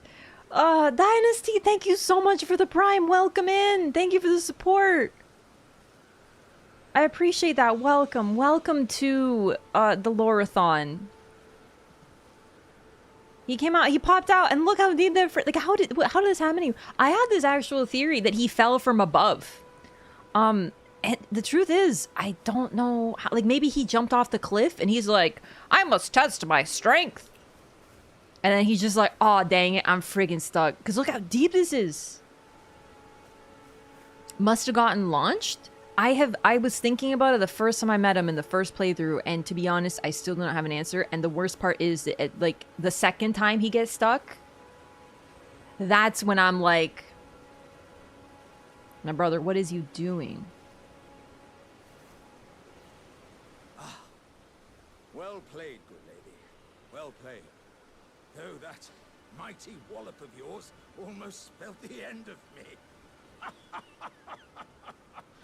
Ah. Well, I'm out now, and that's what counts. I thank you. And as a token of my appreciation, I'd like you to have this. Thanks for the flesh. Once again, the pleasure is mine. I am the warrior Jar known as Alexander. Iron Fist Alexander, in fact. I journey to the east, where I intend to further my education in the ways of war. And beyond these lands lie the scarlet, rot-blighted Caelid wilds. And upon their southern edge is Redmane Castle, in which a festival of combat is being held. I'd heard whispers of such festivities before. Doesn't the notion set your breast aflutter?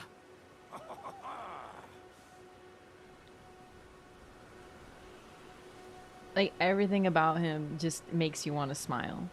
I'm heading eastward to Redmane Castle on the southern edge of the scarlet, rot-blighted Caelid wilds. I've heard there's to be a festival held there. I'm heading. All right, just making sure we exhausted his dialogue. Goodbye, sweet Alexander. Mwah.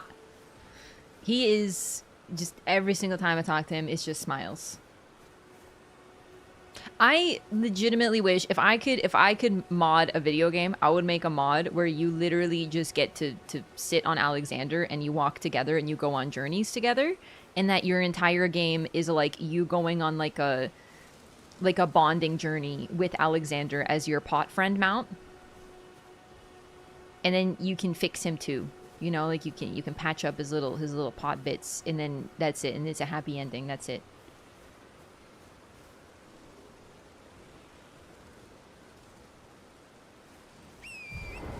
That's what I would do.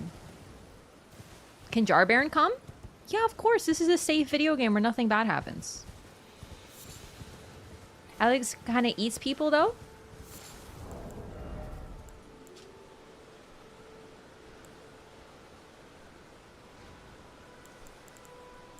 Yeah, this I got muled. Can you tell? Yeah, this is what I got dropped today. This is don't worry about that. It's all meat all the way down. Is all I'm gonna say. And at least he's nicer about it than everyone else.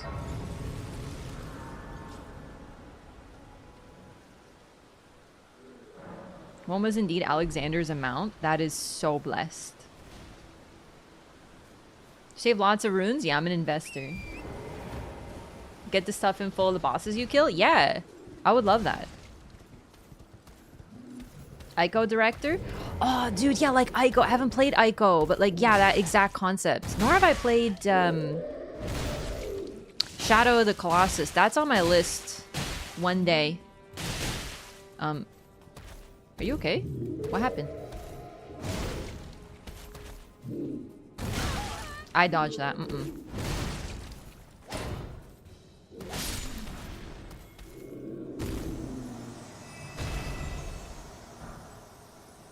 Sanctuary stone, which is what they always seem to drop. A rare piece of stone fragment found near places where ruins have fallen from the sky. It feeds and strengthens the light as it shines.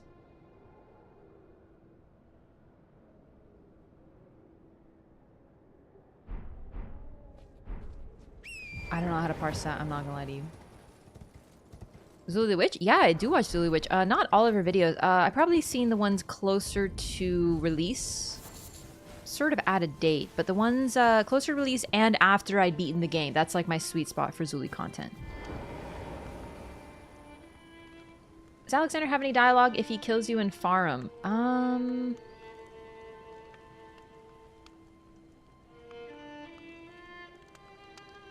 don't know if I've ever let him kill me. We should test that this run.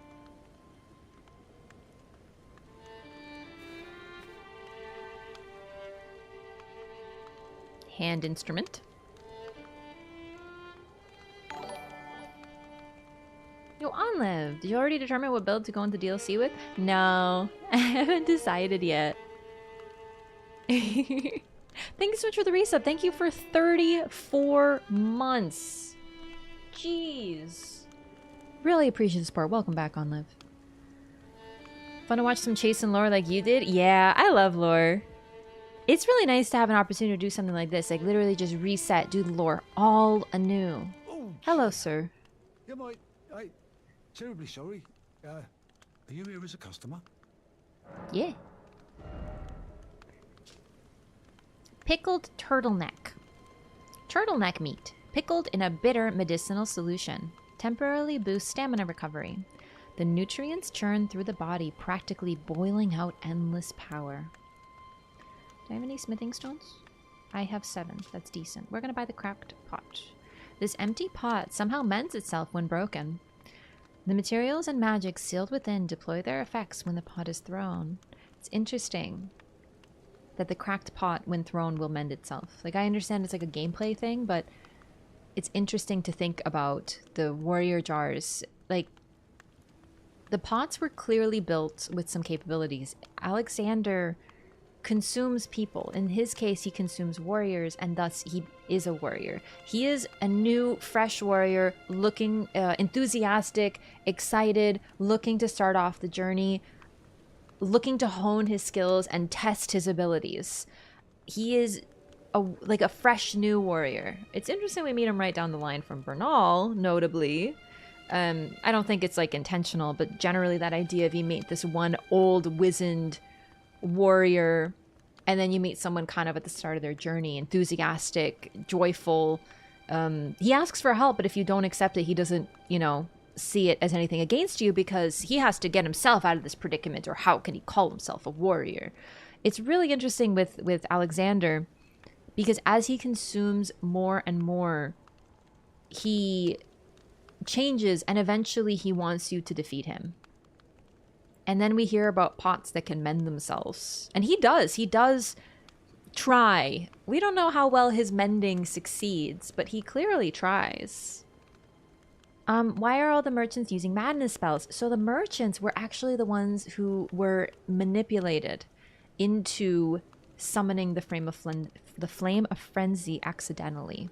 So they were trapped in the sewers as punishment. They were branded as heretics, I do believe. They were basically not scapegoated, framed. They were framed, and they were sent to the sewers and sort of sealed in there as punishment. And in their despair, they called upon the frenzy flame and they summoned it, and thus all became afflicted by it, and it spread from them like a disease or a curse. Kind of a bit of both.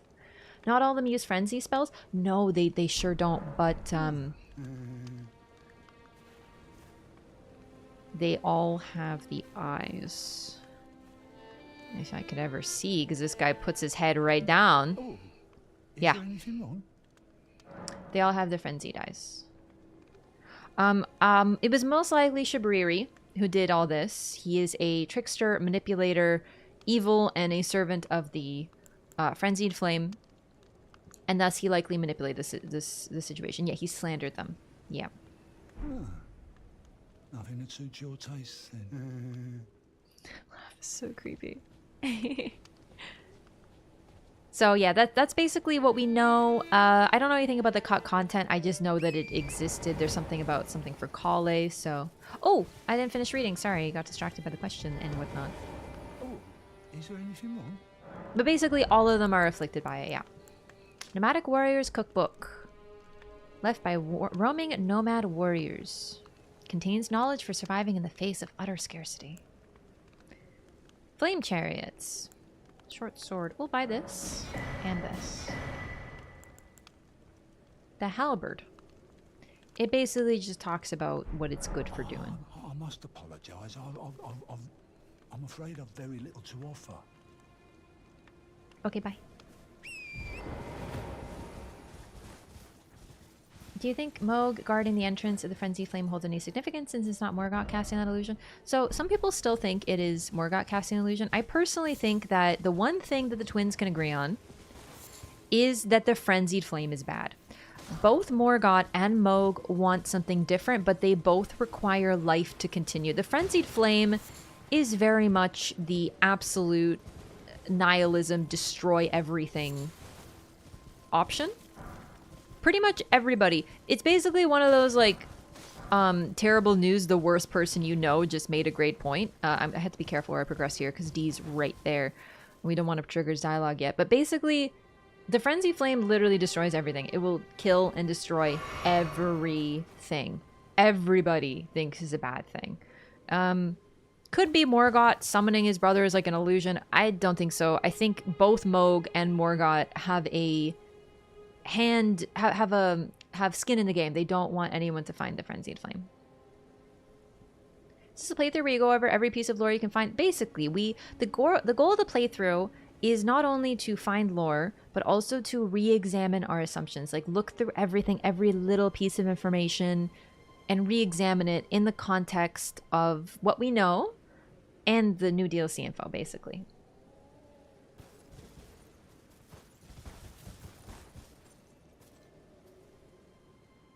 Wait, D's up ahead. Here we go.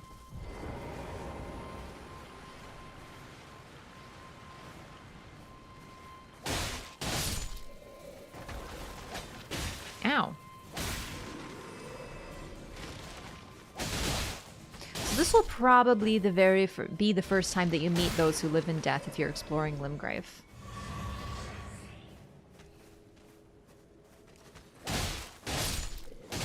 That's my take on who showing up at the beginning of the game.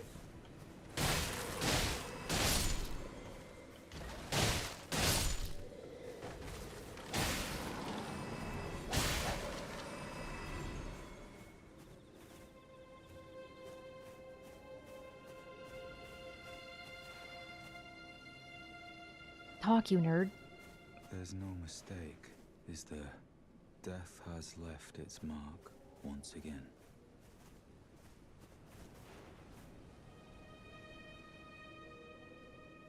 Wait, did I cut off his dialogue by moving?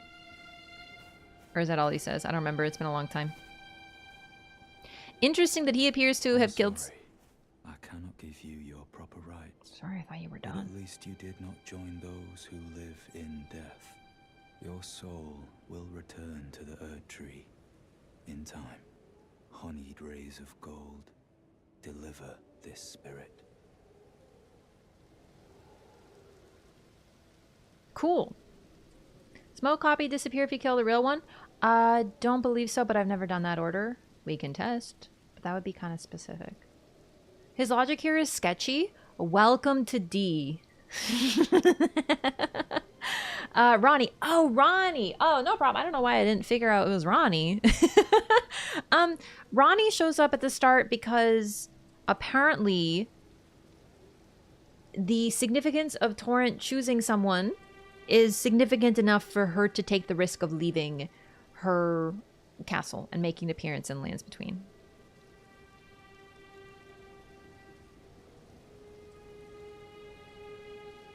Variations on the left-hand path within Elden Ring's context? Yeah, effectively.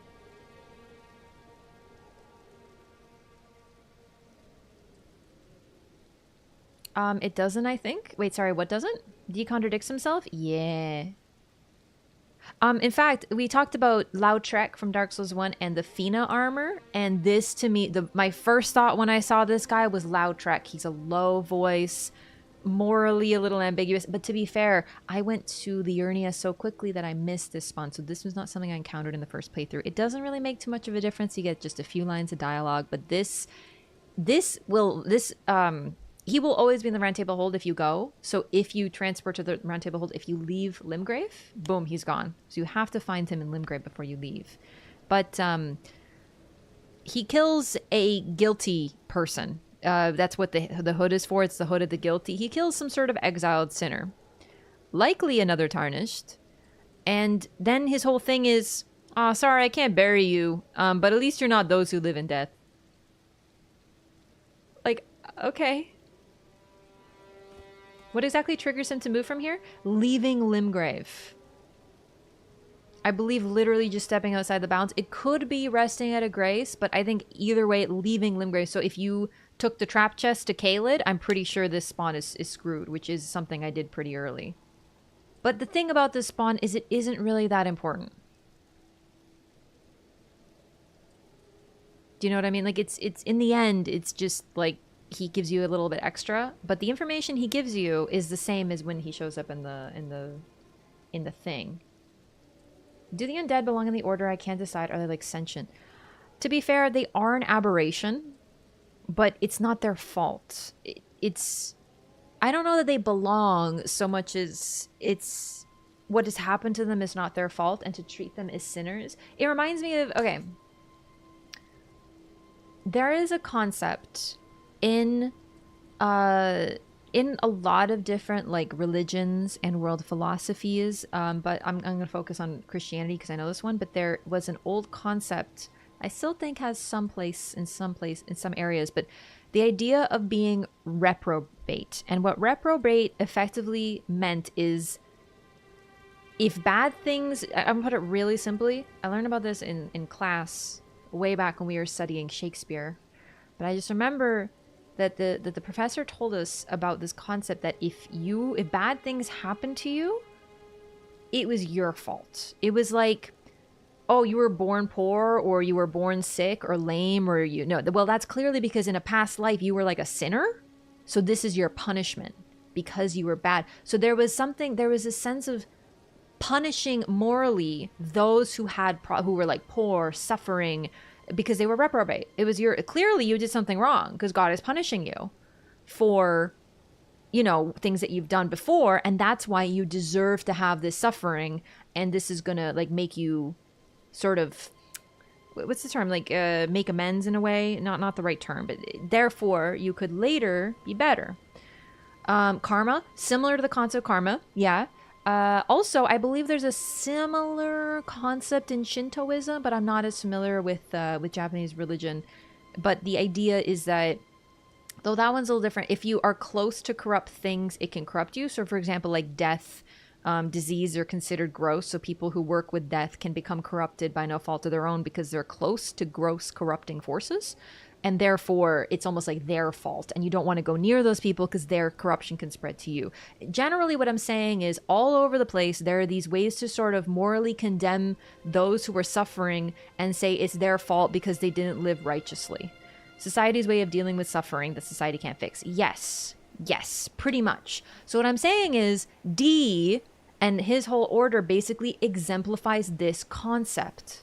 Is, well, those who live in death are sick, and therefore not sick, well, they're sick, but there's something wrong with them, and I'm punishing them, and I'm doing the right thing because they are just wrong. But then you find out that generally those who live in death are simply effectively afflicted with the disease beyond their control, have no ability to stop it. D dies to death blight. Do you know what I mean? It's like the biggest screw you. If anything, it's kind of poetic. He's this figure who's like, oh, I'm immune to the corruption of death blight, and I am a holy knight, and blah, blah, blah. And then he dies to death blight because it turns out he's not immune to it. A reprobate is someone beyond grace, destined to hell. Yes, there was also this sense of predestination, that if you were poor and suffering and all this, well, it's probably because you're reprobate, so it's just like your fault, and you'll just go to hell, and that's it. It was really interesting. Shinto is always centered around purity. Yeah. Also very similar. I know, I think a ton of religions have it. But for example, a lot of religions have an issue with menstruation in women. They consider it gross, dirty, filthy. Meanwhile, it's like, that's just a part of life, There's nothing inherently gross about it. And that concept is really damaging. But generally, blood is often considered impure. In fact, that's a huge thing in Bloodborne. That's why that concept of corruption spreading through blood is very present there as well. I mean, there's a whole place that's called the School of Mensis. Same word we get menstrual from. It's all related. Kind of the same with Omen and Misbegotten. Yes, exactly. So the Golden Order, although to be fair, D is already like is part of a really extreme sect of the Golden Order, which takes it to quite an extreme. They're very single-minded, and also they don't actually know that much. D, I mean, I don't want to call him dumb, but it's just I don't think he's a knower, as they say. If he is fixing those who live in death, then why does he want to dead? She isn't fixing them. She would like to make them normal, in the sense of making them part of the order. So she basically wants to allow an illness to flourish. Fia is flawed in her own way. Let me tell you. The Omen are the equivalent to demon infernals, but the thing about the Omen, though, is they simply are born. That's it. And they have this horrific appearance of the horns growing all over their bodies, but they were just born that way. Do you know what I mean? That mindset influenced people's responses to the Black Plague outbreaks. Yeah, exactly. Uh-huh.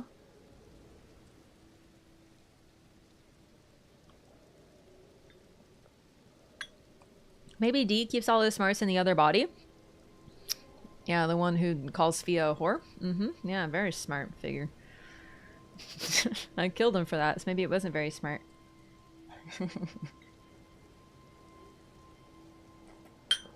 Fia's mending room, the Golden Order was created by confining destined death. Thus, this new order will be one of death restored. Yeah, when I first heard that, I was like, okay, she's restoring death. That's pretty good. But the problem is, when you do her ending and you see the cutscene, there are Deathblight flies everywhere.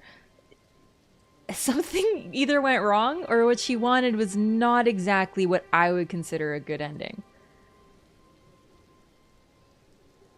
I just leave other D in the sewers without his dumb armor now so he doesn't stab Fia. I should do that. I always give the armor. So, anyway. We'll, let's talk to Demon. But let's look at his armor. I've seen this sword before, the twin blade, but like, wow, I never realized that it has like two whole guys just sticking out of it. Very reminiscent of the weapon that Radigan is turned into. I also love how he is constantly embracing the other figure and covering. Its eyes are already covered, but he always covers the eyes as well and cradles it. I love the twinned greaves and gauntlets. I wear them a lot on different sets. I love the mismatch of them. They're really glorious. Hello. Ah, a tarnished, are you? I'm known as D. I hunt down those who live in death and weed their death root. Heed my warning. The village here has been touched by death. And worse yet, it is home to a mariner. If you value your life, then go no further. The village here has been touched by death. Turn back while you still can. You gotta look at the feet. So here the feet have combined, but here the feet are on top of one another. It's really interesting. I adore the asymmetry in this set. It is a phenomenal set. I think I wore it for a while. Not the chest, but the hands and legs. In fact, in my first playthrough, when I gave the armor to the other D, he literally took it off my body. I was wearing it.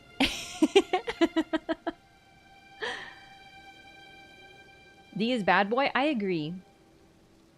She turns things into a slushy mix of life and death. Yeah, Fia, I don't really know, because what she says sounds right. Death was removed, so she's putting it back in. But the form of death that she puts in is a curse.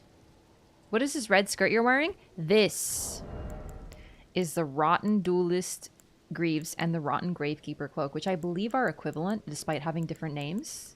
This is just the Duelist set. Calls Fia the W word? He sure does call Fia the W word. To be fair, that's his brother. But, yeah. Okay. The village here turn back. Alright, I don't know if he has, like, dialogue for, like, if you don't turn back. B is his brother? No. His brother is D. His brother, other D.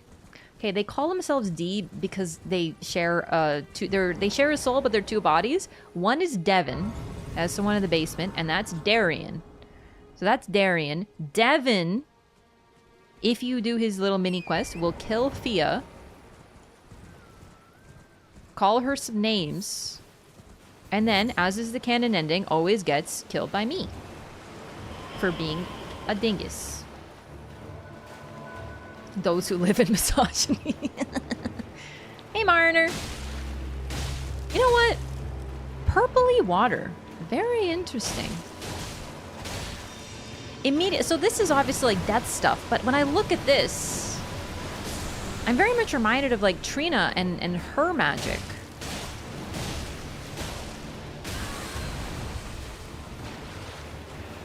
Oh, we talked about Charon before, but the Mariner, the Mariner is very much likely a reference to Charon, the one who ferries the dead. I meant to hold run, not roll.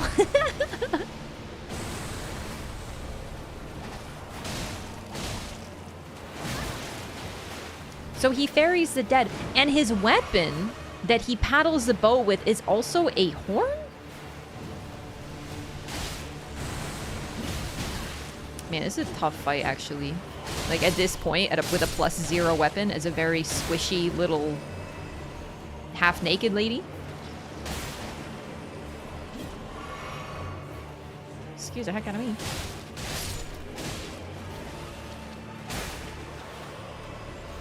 Original D could have done so quite easily. Why didn't he? I honestly think that D did not know what Fia was. We know they're not the cleverest.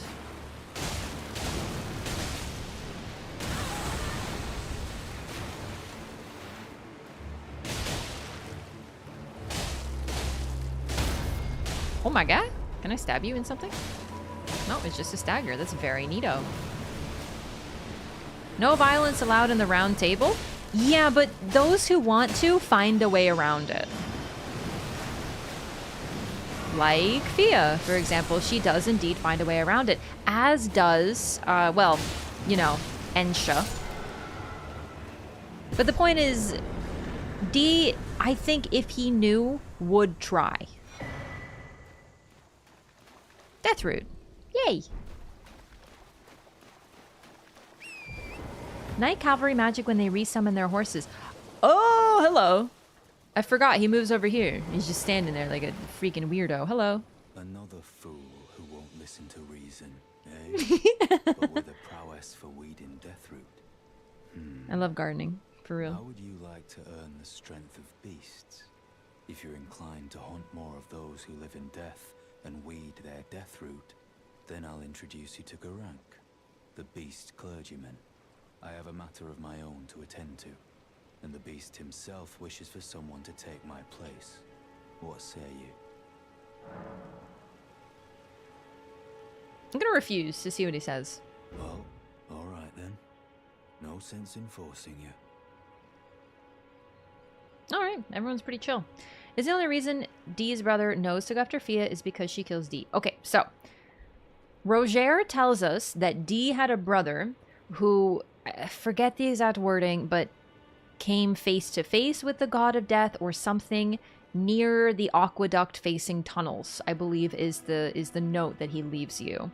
So then through Fia's questline, she eventually gives us a dagger, I believe it's called a twin dagger, silver and gold twin dagger, whatever, something like that. And she says, oh, I got this from somebody. Could you maybe give it back to them? She has, in some way, shape, or form, cursed this dagger with Deathblight so that whoever takes it will get Deathblight built up upon them, which is what happens to Darian. But when we give it to Darian, he kind of goes like, oh, okay, yes, I know whose this is. I'll take it into my keeping, which means it's probably the brothers, which means that the brother probably had an encounter with Godwyn, encountered Fia, and Fia kicked his butt. in some way, shape, or form and literally took his dagger.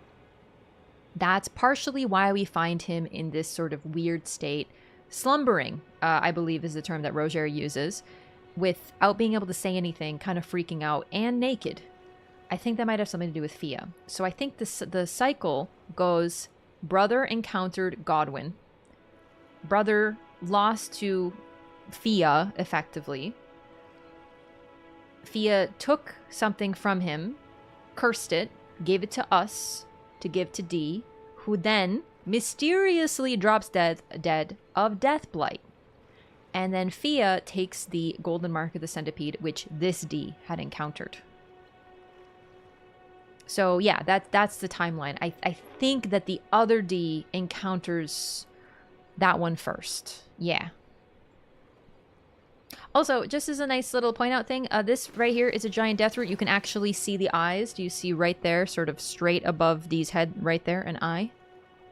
And right above it, another eye. That looks exactly like the one that Godwyn has on his forehead in Stormveil Basement. Yeah, this place is real corrupted by the death root. I don't think I've seen him in this spot. You have to go from there and then come here without ever touching a different land. You have to stay in Limgrave. This is why it's actually kind of hard to get these spawns, yeah. I have seen him here, I just forgot that the trigger... I think if you rest, he shows up here. So even if I just ran here, he would be here, you know? I think a land's between archaeologists? No. No, not an archaeologist, but I do like things. I prefer the idea that the Valiant Gargoyle kicked Dee's ass. I love that idea too. Just we learn from Roger that apparently he did stand before the god of death. I think that's the quote, but we'll get that dialogue to confirm, or the note to confirm. But yes, apparently he did somehow directly encounter the god of death. So, hello. What now? Had a change of heart? Yee. Very well. Show me your map. I've marked the location for you, of a hidden gateway. It will lead you to Garank, the beast clergyman. Red mark was made on the map. Thank you. I have a matter of my own to attend to. I spotted the mark of the centipede here in the village. An ill-omened symbol that should not be. Someone or something threatens the sanctity of the Golden Order and must be eradicated.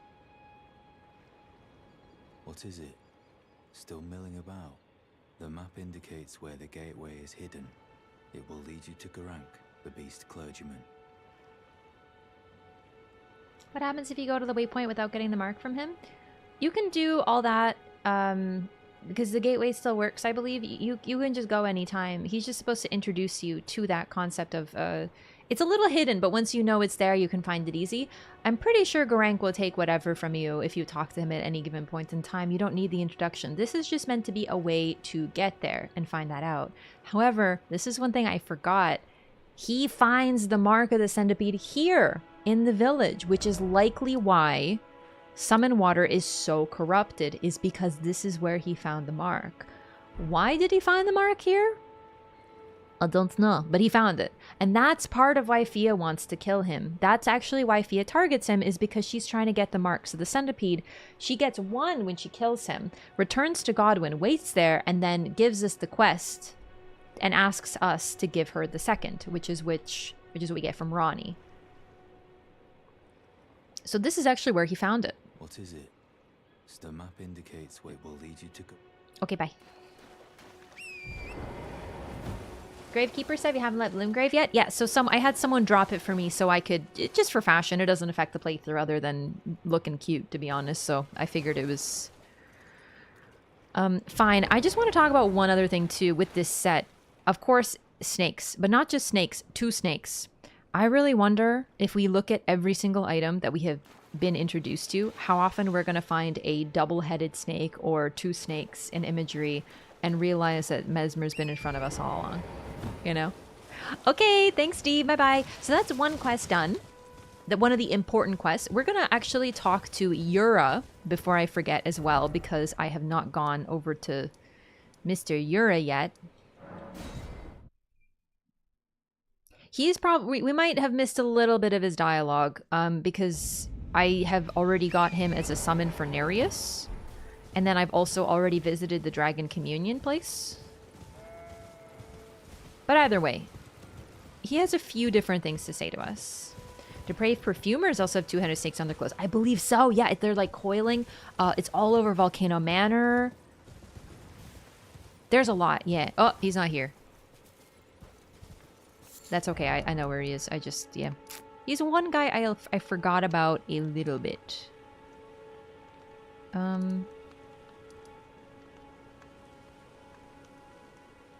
Yep. Quests are easy to miss in this game. You know, I kind of go back and forth because the thing about the quests in this game is I would say personally, in my opinion, that the quests are actually really easy to do comparatively, but finding every spawn of a quest is difficult. You can miss a spawn and the quest won't be affected, but you will miss a spawn and miss a dialogue, right? That is the thing. But like in Bloodborne, if you miss a spawn for somebody, the next time you see them, they're dead. You know, the previous games were a lot more difficult and unforgiving.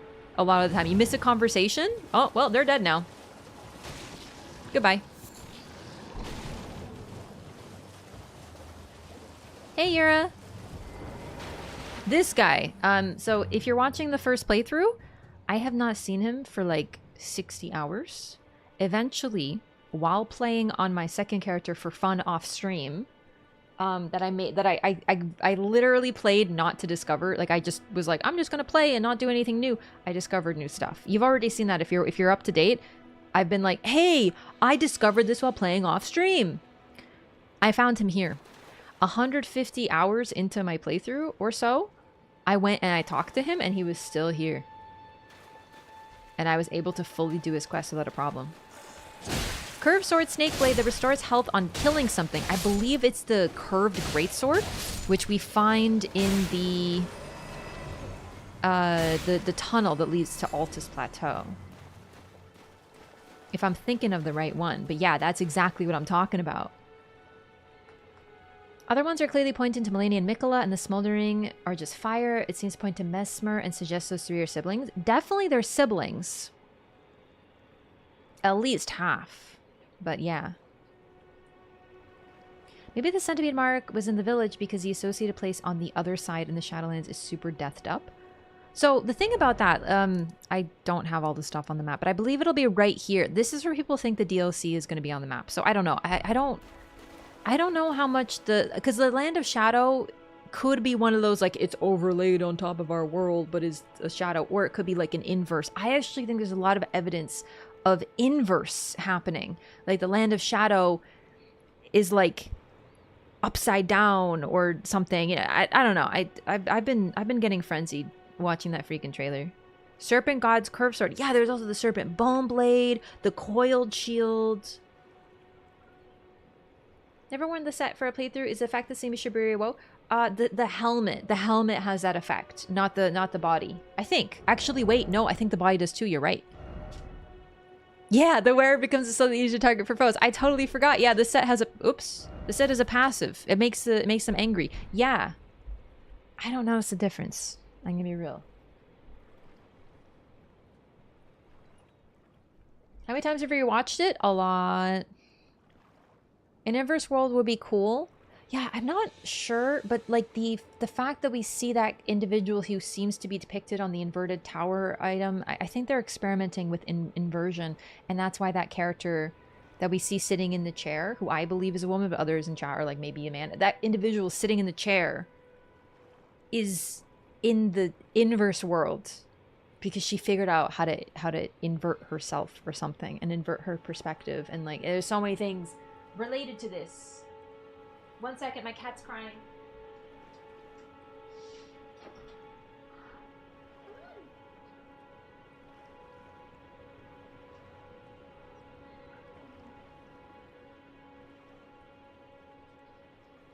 Okay, Marlo would like me to play with him real quick. I'm just gonna pet him briefly and take the opportunity to use the restroom. I'll be right back, okay? And then maybe I will show you the boy. 1 sec.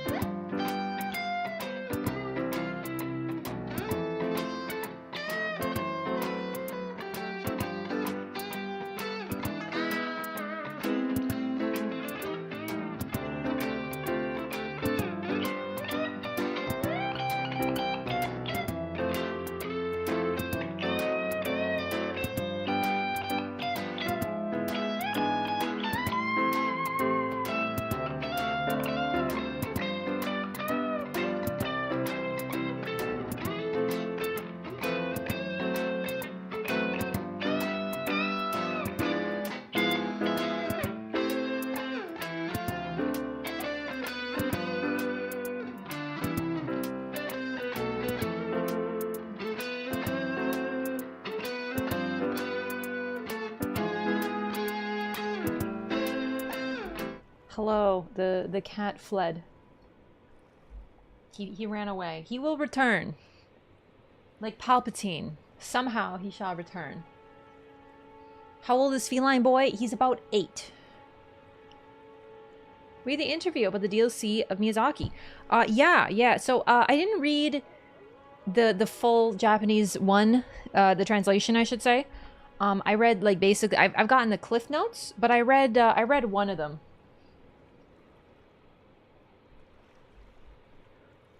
Okay, perfect. We're working. Hello, Yura. Just joining the fray. Tarnished. Well, you fought Nereus and survived. That alone deserves commendation. I'm Yura. Hunter of bloody fingers. Tarnished. Held in thrall by cessblood. Zealots. Who stalk their own. You stay the path. You're certain to face more of them. Just remember. No kinship with their ilk remains.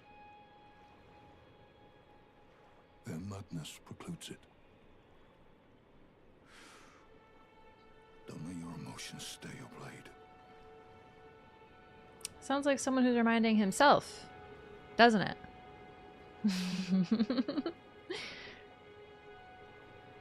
And when we know the more information about his story, Eleonora, we understand why. But yeah, he's got a lot of passionate feelings about Dragon Communion and the cessblood. One last word of warning. Stay clear of Agil Lake. The great dragon roosts there, and it's as fearsome as it is majestic. So, unless you're mad or wish to be burned alive, stay clear of the lake. Be on your way. Perhaps we will meet again. If fate permits. Is that it? Be on your way. Perhaps. Thanks, Yura. Bye-bye. I think this will make him return to his previous spawn, but I'm not certain. I forgot to get the bonfire right next to him, too, so we'll grab that while we're at it.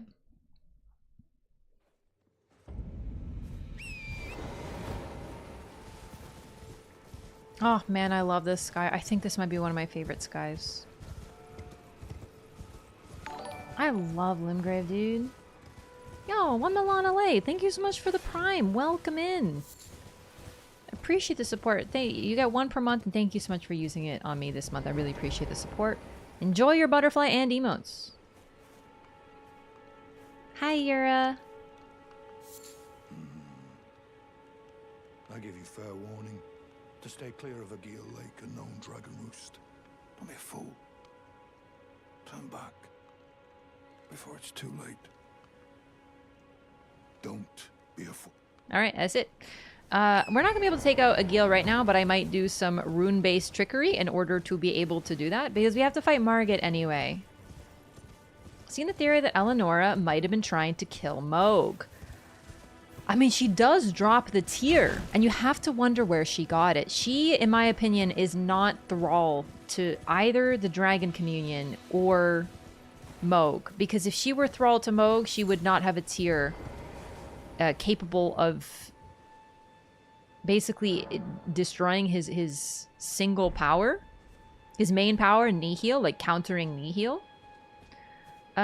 He insults you if you die against Agil. Really? You know what's so funny? I did not know that. That's so neat. Let's use my runes real quick. Actually, summon Yura for the Agil fight. You know what? This is news to me, so definitely. Perfect. Let's see what happens. However, real quick, I just realized we actually might be able to level up a little bit at the blacksmithing station right here. She also has normal eyes. I didn't know that because I never got close enough to her. But that's interesting, considering basically what Yura says. Yeah. That's all I got. Just up to +1. But still, that's good for now. It's pretty unknown, but it makes sense. The reason Eleonora is very interesting. But the problem is that we don't get a lot of information about her. And now that we have this figure who, not coincidentally, appears to have links with the Bloodstar and definitely is associated with Dragon Communion, with the DLC trailer, with Mesmer, I think we might learn a little bit more about Eleonora, if only tangentially. You're gonna try it? Absolutely. I just found out that he gets dialogue about it. Okay. Real quick though, I would like to show off something that I haven't really shown off in a while. This is Agheel Lake, so named for Agheel, the dragon who roosts there. But there's also these figures here who will talk about Agheel. Now, I turned up voices, so I hope... Yeah.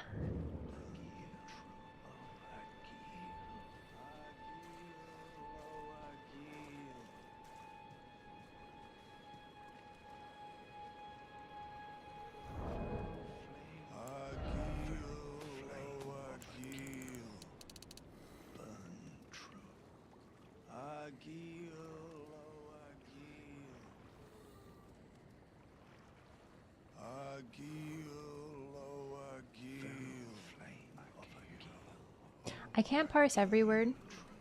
Yeah, Agheel, may your flame burn true. Agheel, oh Agheel. They are asking to be burnt alive so that they can die. They worship Agheel, but also as a savior. This is a mini cult, and yet another reason that I go on and on about how...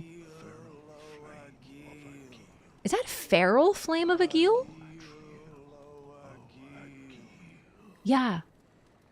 I think it's Feral Flame of Agheel burn true. A dragon's flame is being described as feral. It's cool, right? It's really hardcore. But on top of that, this is why I love Limgrave so much. There's a bunch of sections of enemies like this talking. There's like subcultures within this place. And I'm not saying the other areas don't have it, but Limgrave has so much of it. It's so neat. Also, I'm curious about something.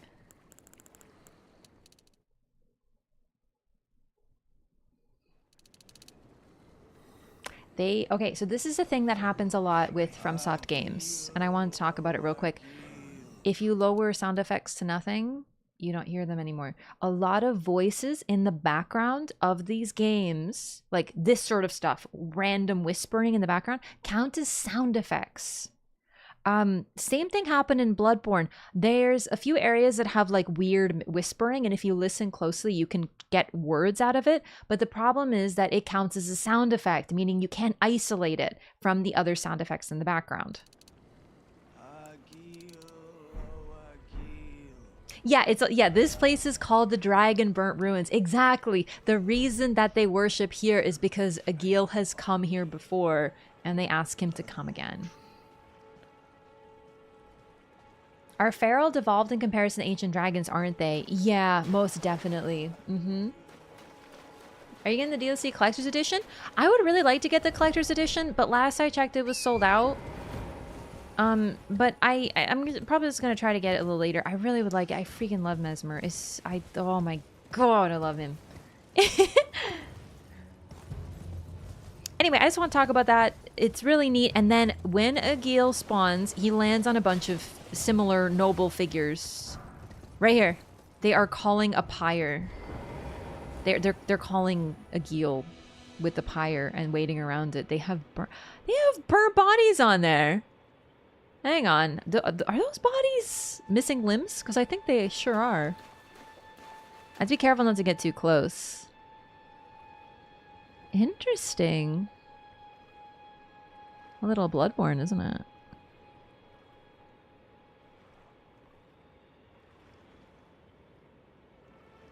I wonder if these people wanted to be burnt. Totally send me the art book along with the jar statue. There's a jar statue? What are you talking about, jar statue? I love a little death cult near Lane Dell. That's one omen in black. Oh, he's coming. Imagine getting skill issued. And then they start running. They're like, oh no. I got exactly what I wanted, but it turns out it wasn't so great. Oh man. Oh, this is... Oh, Mondays, am I right? Burn him. Burn. Burn. Oh, Jesus.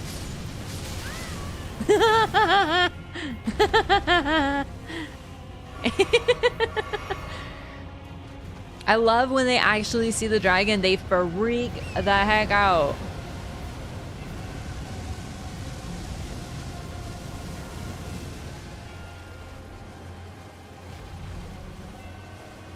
I wonder if those were tarnished up there. They're probably tarnished.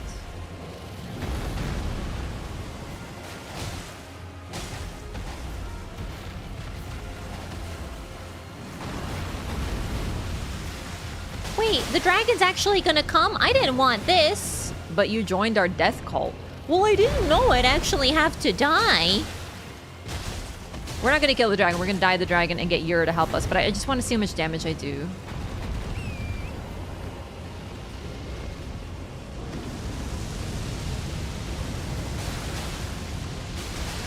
It's doable.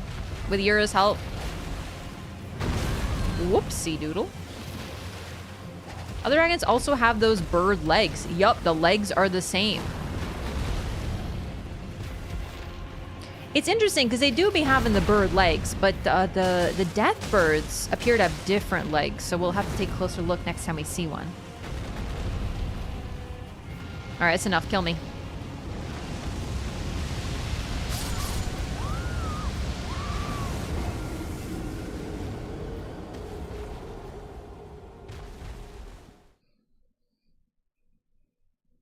People don't really die in the land between. Is it why they want to be fully burned to die for real? I think they want to get to the closest as they can, yeah. And I forgot to get the grace again, my goodness. Seems they don't want death if they act that way. Yeah, it's one of those things. Like, they want it because they are suffering, but when terror truly strikes, they realize that perhaps they didn't, or instincts kick in, fight or flight. It's one of those situations where people are like, yeah, I would, if I were in X situation, I would totally be brave and fight off the bad guy. And then they're in the situation, they freeze because real life is a little bit more complicated than imagining things in your head, for example. Hey! Remember how you told me not to go to Agil Lake? You bloody halfwit. Picking a fight with a dragon. Well, I can tell you want to see it through. Seems I'm forever crossing paths with hotheads like you. Oh my god, he's talking about Eleonora, dude.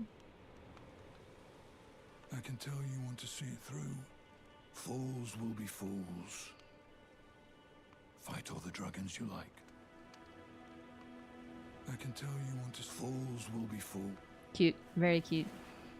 Okay, I'm gonna real quick see, because my internet seems to have evened out. I'm gonna play with fire, and I'm gonna see if I can raise my stream quality a little bit back to where it was. So let's try. If it starts dipping again or the kbps drops, then we will put it back to what it was. But I'm pushing it. I am truly a bloody half-wit at this point. You know what's funny? I think I have gotten that dialogue because I remember him calling me a bloody half-wit, but I do not remember him being summoned, probably because I never went back. That's so interesting. Beast Heater Shield is taken from a chest in a camp under a hill in Limgrave. Yeah. We just got that. Yep. It's like watching Raph on Minecraft.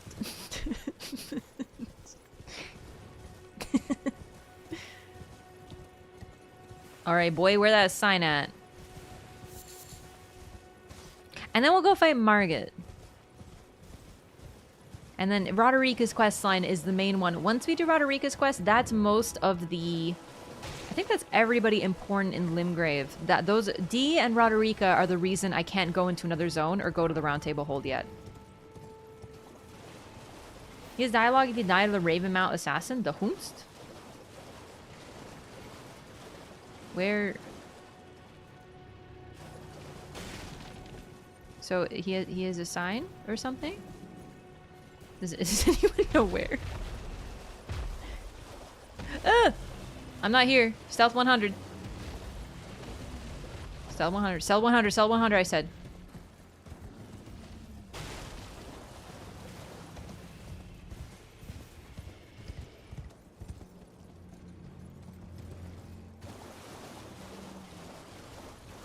This I don't know about, so near the Sacred Market, that would make sense.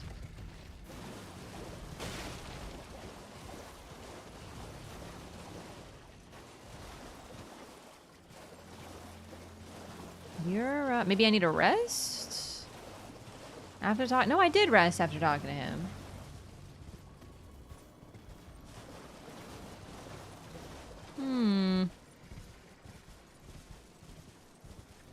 I'm trusting chat with this one. Remind assassins who help him kill at Ray Lucario. Oh, does he have dialogue if you die? I don't know. We can test that. I think you get another chance if you fail, so it should be fine. Yeah, I totally forgot about that. Hello? You're, Is this real? What if chat's debating me again? Hey. Hey, come back here. Freaking bug. Bro, this is tilting me. I can't actually hit it. I could... I have aggro now, so I can't teleport. No!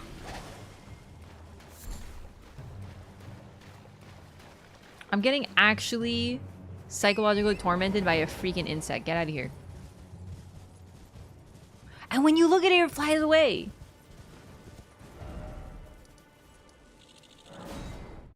Let's try resting, and then we'll take another look.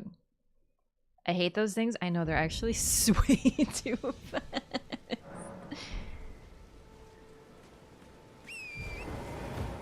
Okay.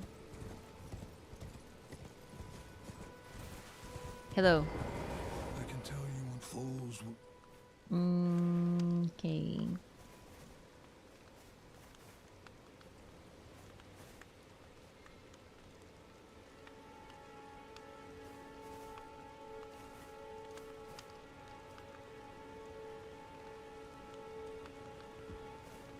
Just looking at the butterflies.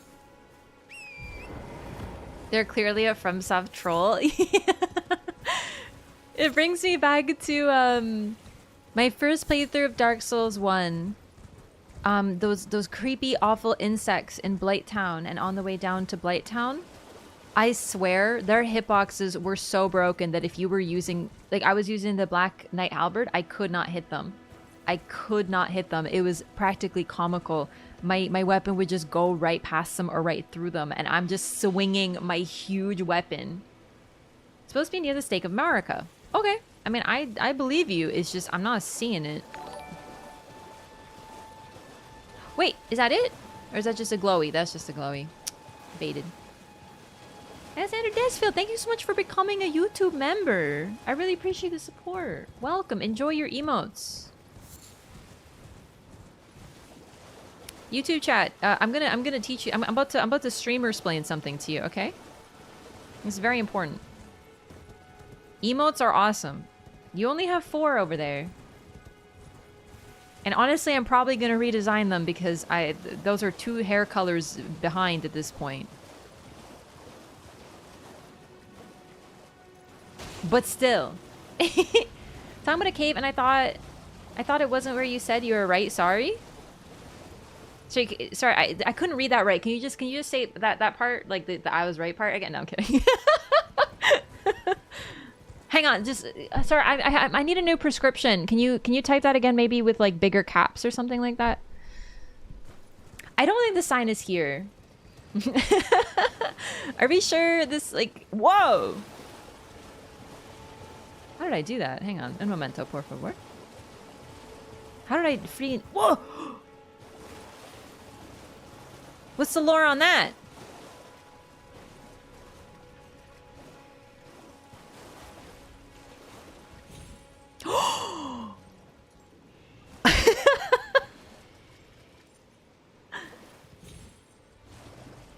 Magic horse. Okay, I don't think Yura is coming to help me, but I have done the whole mini quest where he just has some dialogue. If he beat the dragon, he's like, oh, I guess you're like not that much of a dingus, I guess. Trees do not work this way? Well, clearly you don't know what you're talking about, because You'll see entrance confirmed. Oh, I clicked the wrong button. Oh, I clicked the right button, as it turns out. No, no, no. No chompies. I was gonna do a last second dodge. It turns out to be not last second enough. Some of them have done it before. No, I believe you. Maybe because I did Nereus or something, it's messed up the line. I seriously just don't know where his sign is. With NPCs, you don't have to use a furled finger remedy or anything, so. Yeah, do you know where it is? Is it just not there? For me? When it should be? Here doesn't help when Torrent is there. So if you summon a Phantom, I did not think that was an attack. I thought you were just wagging your tail. That's my bad. If you summon somebody, Torrent will simply depart. Woo! So Torrent won't cause a problem there.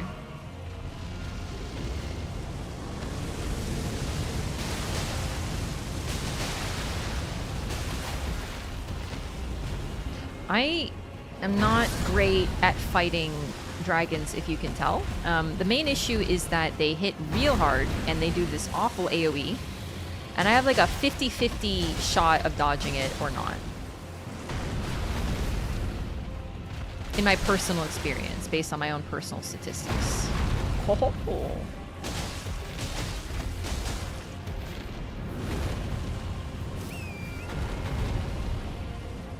do you press to summon Torrent? I put Torrent on my my bar. So when I hold triangle, it appears. So I just click triangle up on the D-pad. Or Y. That's just like where I put him. I always put him there.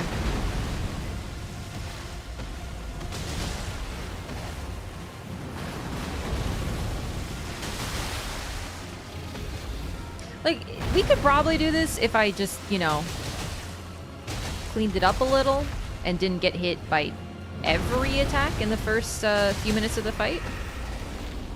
Holy balls, really? I'm not getting to the face, so we're just gonna do our best here. The freaking fly? Kidding me? Get out of here! We got bigger problems! Son of a... Oh, wait. No! He headbutted me! No! Wait, maybe you gotta respawn at the Stake of Marika? Maybe. Maybe you do. You do! We solved it! So you have to respawn at the Stake of Marika and then his sign appears. Yura, the Hunter of Bloody Fingers. Yo! I was actually thinking I was gonna make a dragonfly joke about how he's on the side of the dragon, but yeah. There we go. I can't believe I didn't think of that. That's awesome. What Misty Lantern Tree is, I found in Liurnia. We found other locations, I believe. Yeah, okay, so I'm not certain about that, but I think it may be something associated with both Trina and Mikola, or maybe just Trina. But there's statues of it. Because keep in mind, I know Mikola is Trina, but I just wonder if they know that. Do you know what I mean? So I'm not sure that they're working in tandem, kind of like Rading and Marika. So the point is, I'm taking away some assumptions, but they have a spectral look, like Trina. There's the candle tree, which is forbidden. There's some lore on that, but we also see candlesticks in the prayer room at Mikola's Halig tree that look one-to-one of the exact same symbol. Okay, Dragon, I'm trying to lore. Oh, I'm trying to summon Torrent as well. So they lead you. They lead you to dungeons functionally, which kind of links them like to Roses in a way, but not quite. It's almost like you summon a spirit that guides the way to show you where. Are you freaking kidding? I specifically no. I'm trying to summon Torrent. I forgot. It's not going so well so far. Wait, no. Yura, we're gonna get cooked.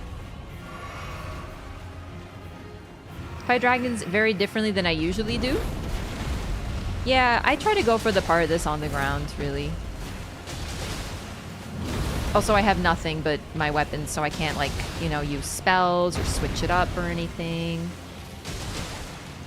I like the tree spirits more than I like the asylum demon type bosses. Yeah, I mean, I really like the tree spirits. It's just now when I see one, instead of appreciating the moveset and its complexity, I just go, ah, yep, Control C, Control V. And it's a pity because it's a good fight. Same with the dragons. That's pretty much how I feel about them. Also the fact that they do the same 4 attacks and I still cannot necessarily consistently dodge them. Oh, did we get it? Oh, poggers. Yura. Yura. Yura. Get the... I did it. Oh my god. I am pleased. No! I always hit the wings? The wings move too much, in my experience. So what is that? Where do I run? I didn't know what direction he went into. We're fine, we're fine, we're fine. Don't panic, don't panic, don't panic.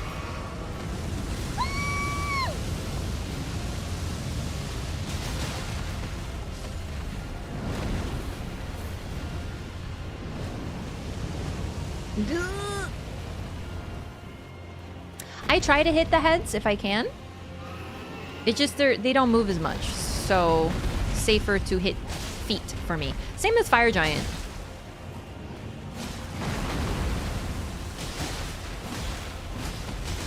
I don't hit the weak point. I just go for what I can actually make it contact with.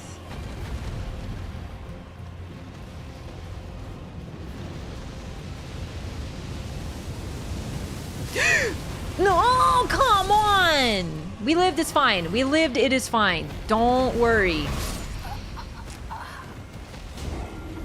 I got caught on a low geometry. It's okay, it's okay. It's fine. It's totally, it happens. It's not Smash Brothers, no items, Final Destination Fox only. You know, there's level geometry. Things happen.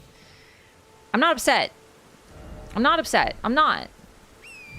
Why would I be upset about that situation that occurred? It's fine. I got caught on something on the ground that I couldn't see, and then I healed bad. I did. It was my fault. I shouldn't have healed, but you know, it was just a situation occurred.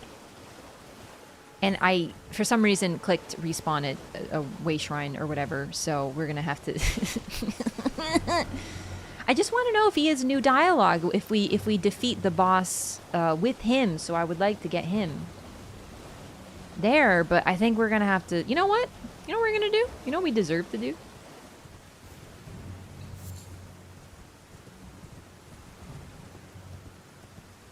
As a treat. If I could ever... There we go.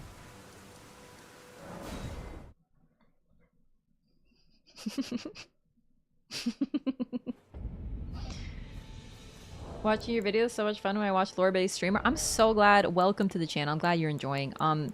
These are my secret forbidden runes.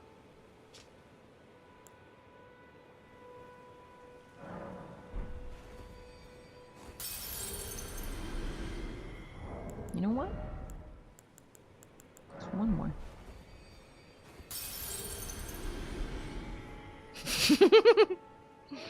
It's not a secret, nor is it forbidden.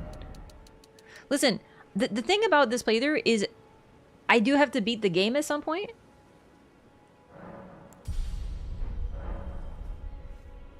So I'm trying not to get walled on the lore of Agil so that we can maybe beat Elden Ring, so that maybe I can play the other games before the DLC drops, before I just spend 4 months playing Elden Ring alone. How? I talked about it at the start of the stream. I got partially muled. The only thing I got dropped was this outfit for the fit. The runes so that I could level up so I can actually complete the content. And the magma blades for use but also fun. Now you might be like, oh, but that's unfair. I'm gonna blow your mind with something. Do you know the creators that you potentially watch when it comes to lore and enjoy? For example, someone like perhaps Body. Kill me. I need to respawn. Please kill me. And other people who do those cool cinematic things with the camera. You can't do that in the base game. You have to use the forbidden technology.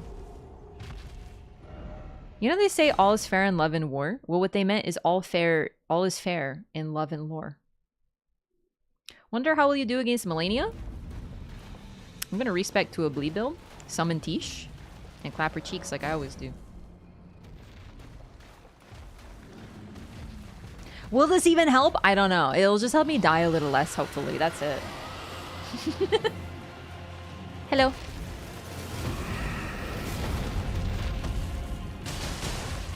Yeah, the filthy cinematic VODs. Exactly. I'm not trying to do a speed run. I'm not doing a challenge run. I'm just trying to acquire some lore.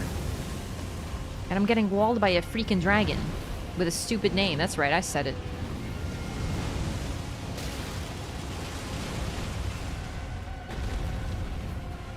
How is Grail so large considering she's not an ancient dragon?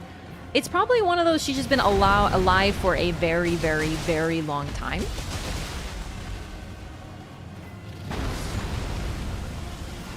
And if dragons are anything like snakes... Holy... Don't kill me. Okay, good. I legitimately don't know how to dodge that. I think I just have to, like, not be in the place that I... Put your head down. You're too tall. Come here, dragon. I want to give you a little smooch. I clicked a couple extra inputs there, I think.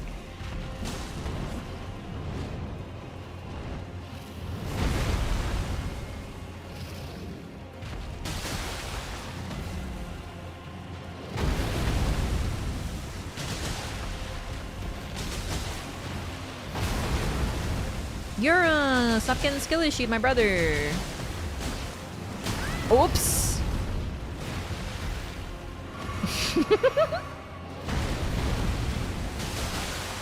That was a solid hitterino. Uh oh. What the heck just happened there? Eh. I still think that actually did more damage than the riposte anyway.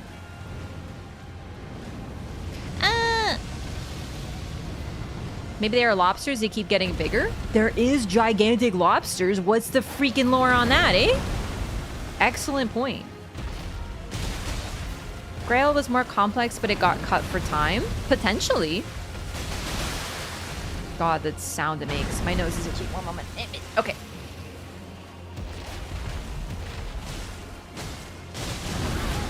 Accidental badness. Oh, God. Just live. Heal up. Who cares? Okay, this is a oh god run situation. Okay, good. Stuck on level geometry. All right, let's go. Whoa! Holy shit, the headbutt hurts a real bad. What? I'm telling you, these dragonflies are gonna be the end of me. I might be dead. Not feeling too confident about this one, ladies and gentlemen. This dragonfly is gonna kill me. Well, okay, at least it wasn't the dragonfly. I literally leveled up my HP, and I still can't kill a Gil who has 4 separate moves. Kill him in the area before I start the dragon fight. Yeah, the thing is, I can't hit the freaking dragonfly. It's fine. We can get it. It's just this is taking, like, longer than I hoped. Because I did want to, like, leave Limgrave at some point. You know, we might fight Margit and come back. Might fight Margit and come back. Who knows? Good luck, me. Thank you. I appreciate the luck. I need it. Do a playthrough with a dance pad? No, I'm not really, like, a challenge runner. So, like, I've only done one challenge run ever. And that was in my favorite game, Bloodborne. And it was very, very enjoyable. But it just, personally, I feel like it's a lot to go from, hello, I talk about story and lore and have never done a challenge run, to playing with a dance pad. So probably not. But you never know. Never say never, as they say. I freaking hate you. Yeah, that double hit me, by the way. Because of the timing of it, I got hit.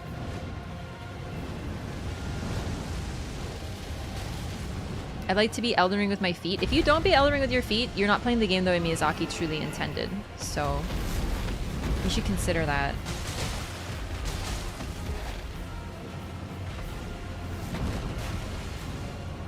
Miyazaki said you have to kill a Gil in order to get to the DLC?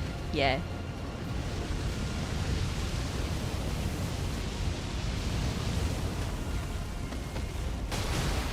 Oh, I love... I mean, okay, his name is Flying Dragon Agil, not Landing Dragon Agil, but, like, that doesn't mean I can't be annoyed.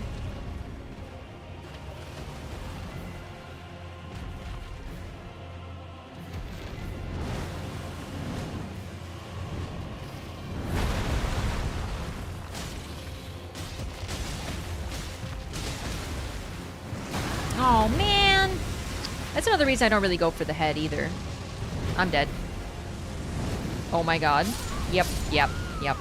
I sincerely can't dodge that move right now. When he raises up and just coats the area in fire. That move is just a GG for me right now. Is this your first playthrough? Have you beat Elden Ring before? I have beat Elden Ring. I have a lot of time in Elden Ring. Doesn't that name imply there are dragons that can't fly? I would prefer that. Yeah, they're called magma worms. They're not really dragons. Okay, we are gonna go fight Margit and see if maybe they'll be like more successful. But honestly, I'm like worse at Margit, so. But it's literally only Roderika's quest. If I wasn't well behind Roderika's quest right now, I almost said Wadawika's quest. Then we might have a sorry. We might have a better time. It's just I cannot leave Limgrave right now. I can't go to the Roundtable Hold. A lot of time at Elden Ring, so she's pretty good at it. God, no. No, don't give them false expectations. I'm not good at this game. I just like it a lot. There's a difference.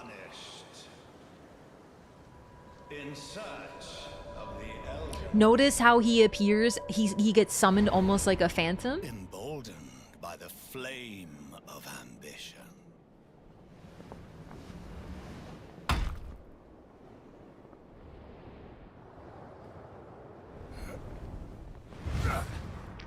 Remember in the trailers last network test when it used to say grunts of exertion there instead of hurrah? Who summons him? Himself. Must extinguish. This is largely an illusion that he summons. Be Margit the Fell. What up, homie? I'm not good at Margit. The more I play this game, the worse at Margit I get. You're gonna learn. Brother! How many times have you jumped away already?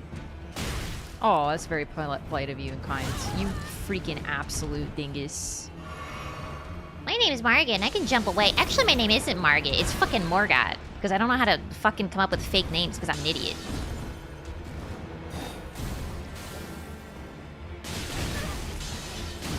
The only name I can come up with is one that starts with M. Because all the names I've ever heard in my life start with M, R, or G. You absolute prick!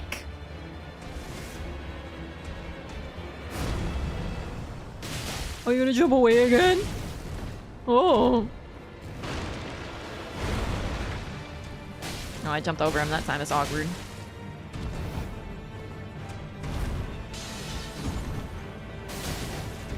Yeah, I think we gotta skip the jumping attacks. It's not working. Yeah, I tried one more just to see. Alright, let's try running attacks. Come on, baby. Oh, I mistimed. Yeah, I'm goofing it. Oh, hold that out. He's doing his thing. One of those rolled inputs was extra. Sorry. Francis the Fell Omen? I think that would be so cute, dude.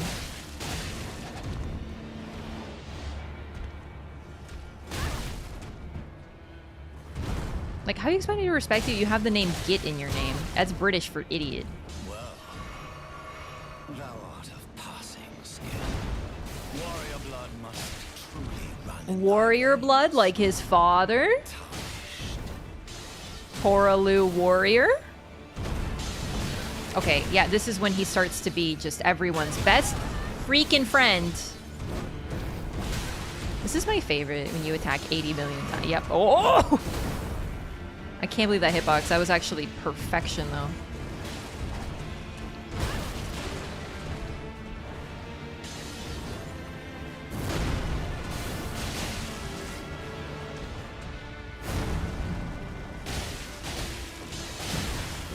I'm dead! Foolish ambitions to rest.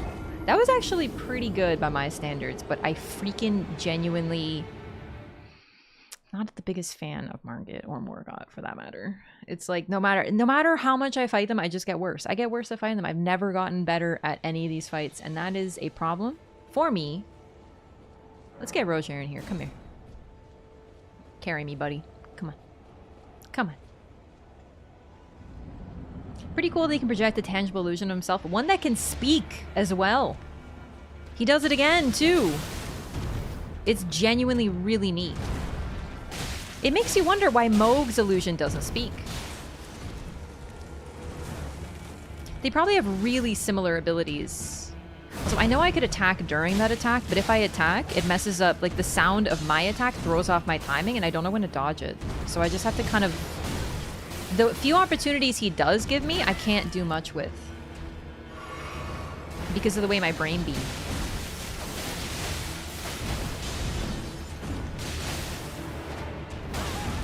Yo, what if you can get a tail cut off of him? Favorite filter boss? I know what you're saying. I don't love the term filter boss because I find it like a little inherently gatekeepy.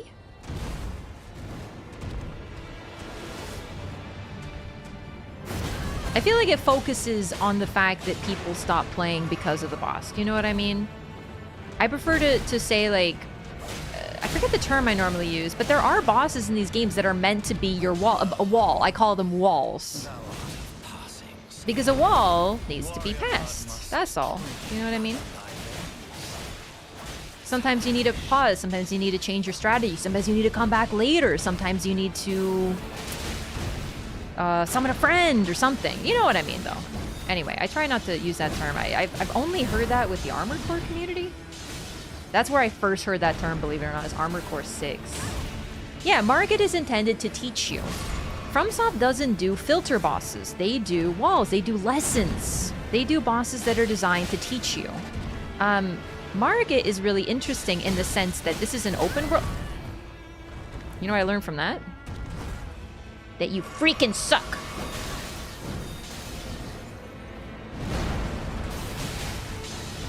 They're meant to teach you lessons.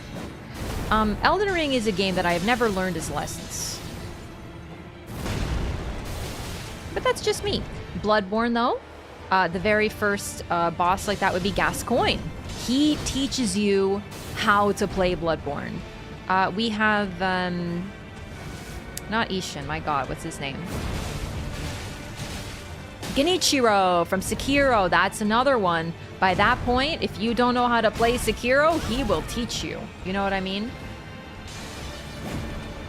Oh, Lerayasnas. You have to already know what's coming next if you want to go in on his attacks. Running away until you see that one attack that you know you have a window? Yeah, no, honestly, and there's no shame in that either. But no, effectively, I try to focus on the fact that these games they're trying to teach you something. They don't want people to stop playing the game. Roger definitely helped, but Elden Ring taught me that I still don't know how to play Elden Ring. Yeah, that's me, 100%.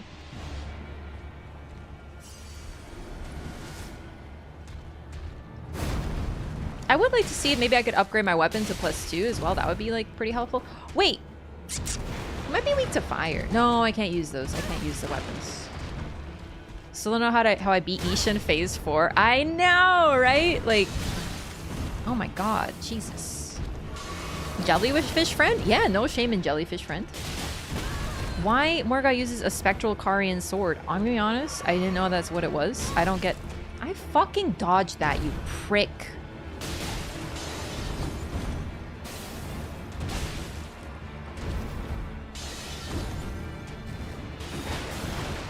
was lucky.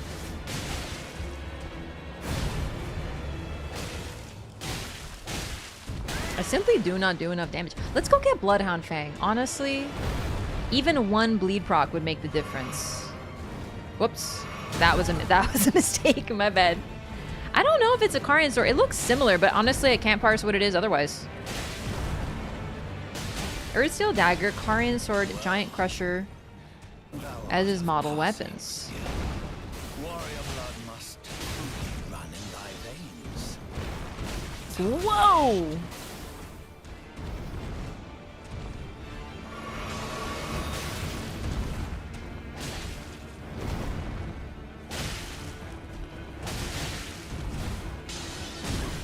I really thought I dodged that. I'm a little bummed. These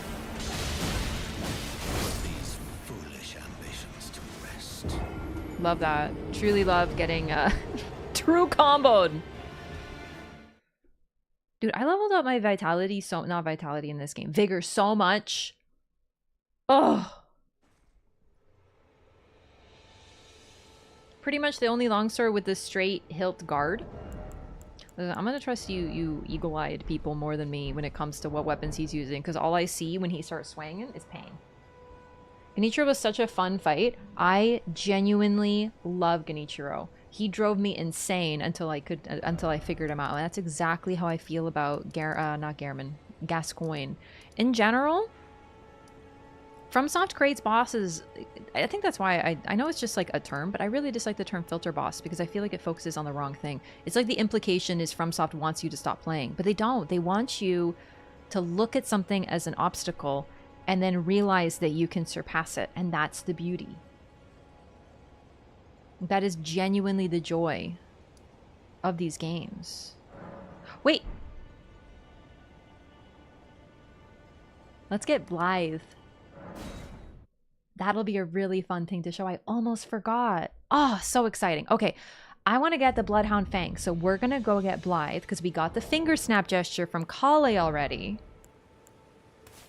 And thus we can do that little introduction to his quest properly. Ah, this is so exciting. I almost forgot. It works out. If I had gone into Stormveil, I probably would have forgotten about Blaidd. Wonderful game. A lot of these bosses are puzzles to be solved. I really do get that feeling from a lot of bosses in these games. But this is a commoner when he attacks you in Altus. I don't think he does it the first time we see him. He doesn't. The commoner situation is really interesting. It makes me think he might actually be exploring his own land in a guise. Can you see Blaidd at the top of the tower? You can! You sure can. Right over there, he's howling. Now he stopped. I remember my first time here, I saw him and I was trying to figure out what the heck to do, and I like climbed and I could see him.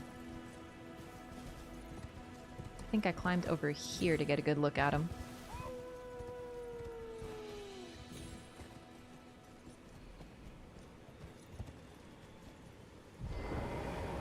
Whoa.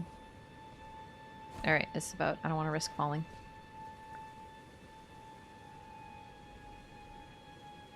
Howl. Ow! Do it. He's shy. I think the commoner Altus is Margit using the Mimic Veil. Unless there's another one. You can actually see the sound, like the effect it makes when he howls. Isn't that cool? He's so cute. I feel like you can't look at him for him to howl. Anyway, it's really cool to see.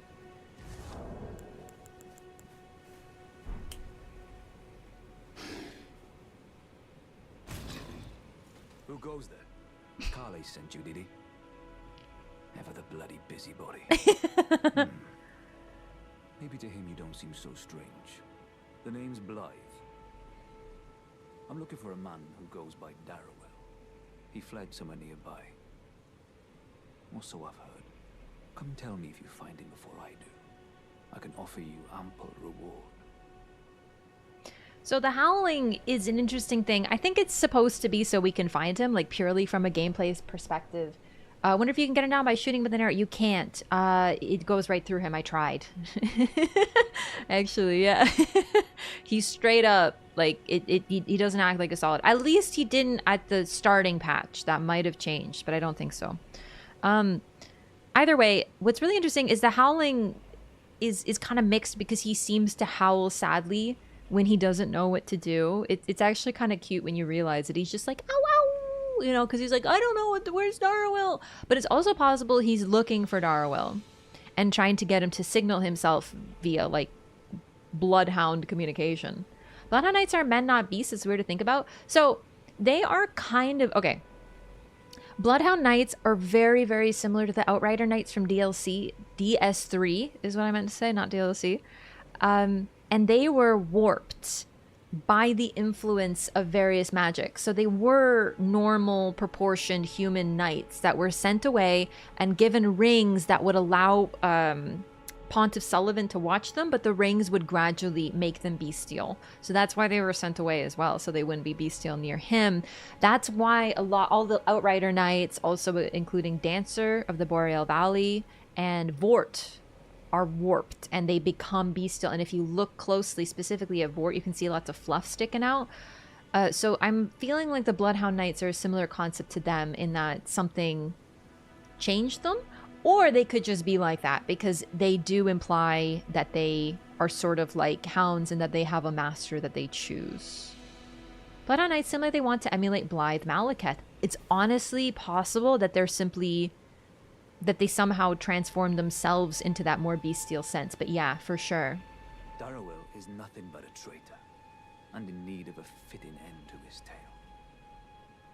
So Bloodhound Knights are incapable of betraying their master once they choose one. So what's interesting is someone in chat said this recently, and I'm 100% in agreement with this, but the idea is likely Bloodhound Knights served Caria Manor and Carians in general, the Carian royal family. Darrowell likely served Ronnie, but then perhaps because Ronnie slew her body, he betrayed her because that wasn't... the doll body was not his master anymore, so he somehow became a traitor. So Blaidd is obviously salty. Darrowell is nothing but a traitor and in need of a fitting end to his tale. And he will help us fight Darrowell as well. Ever use Blaidd's weapon? No, I've never done a strength build in this game. Well, not in PvE. I've used the strength... what is it? Knight Cavalry and those. But that was for PvP. I didn't really play the game with it. Remember what piece of Iroh mythology history Blaidd is based on? There was the... I forget what it was. It was not the Berserker, but similar to the Berserker in Norse myth. Like, basically half bestial warriors in Norse myth. But I forgot the name. It was like Ulf something? Ulfednar, that's it is. Yeah, the Ulfednar. Yeah, exactly. Super neat stuff. Miyazaki only gave Malekith a half bar of life, technically. Probably because he spends 99% of his time in the air. And you can't hit him anyway. I am so deeply intrigued by these to this day. They are eyeballs made of stone that stare upward and seem to be linked with Everjails. I wonder if these are something... because they're always around Everjails. Like, always.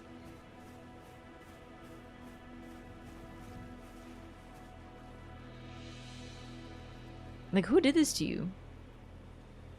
It's freaking weird. Like, they're gravity boys, but like, yeah, like, do you even do anything? Like, can you even hurt me? You're just living your life. Proto-wormy? Beastmen exist, so Bloodhound Knights seem to be just beastmen turned knights. Definitely, I just wonder, I really genuinely wonder what they look like. It's just the fact that Bloodhound Knights look so similar to Outrider Knights that I cannot erase the connection, you know? Hit him?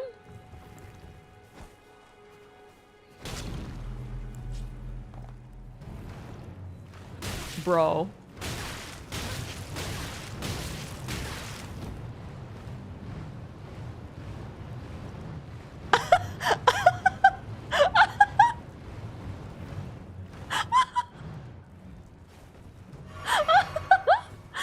Do it again. Do it. Oh! Oh my god, no! Help! Oh my god!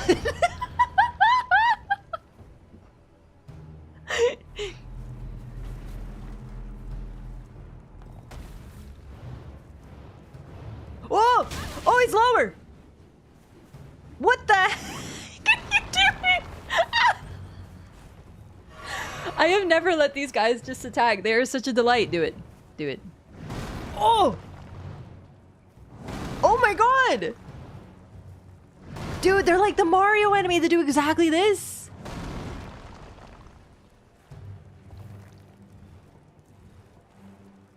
What's next? You got any more?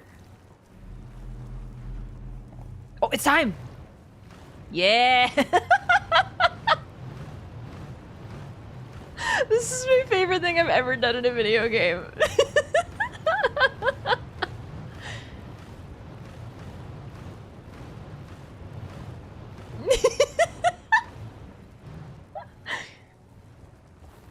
Is your eye closed? Let me see your eye. No, it's still open. He's just like meditating on like stuff and thinking.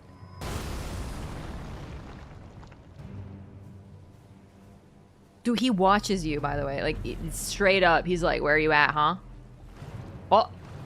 Oh! This is what a LOREATHON's all about.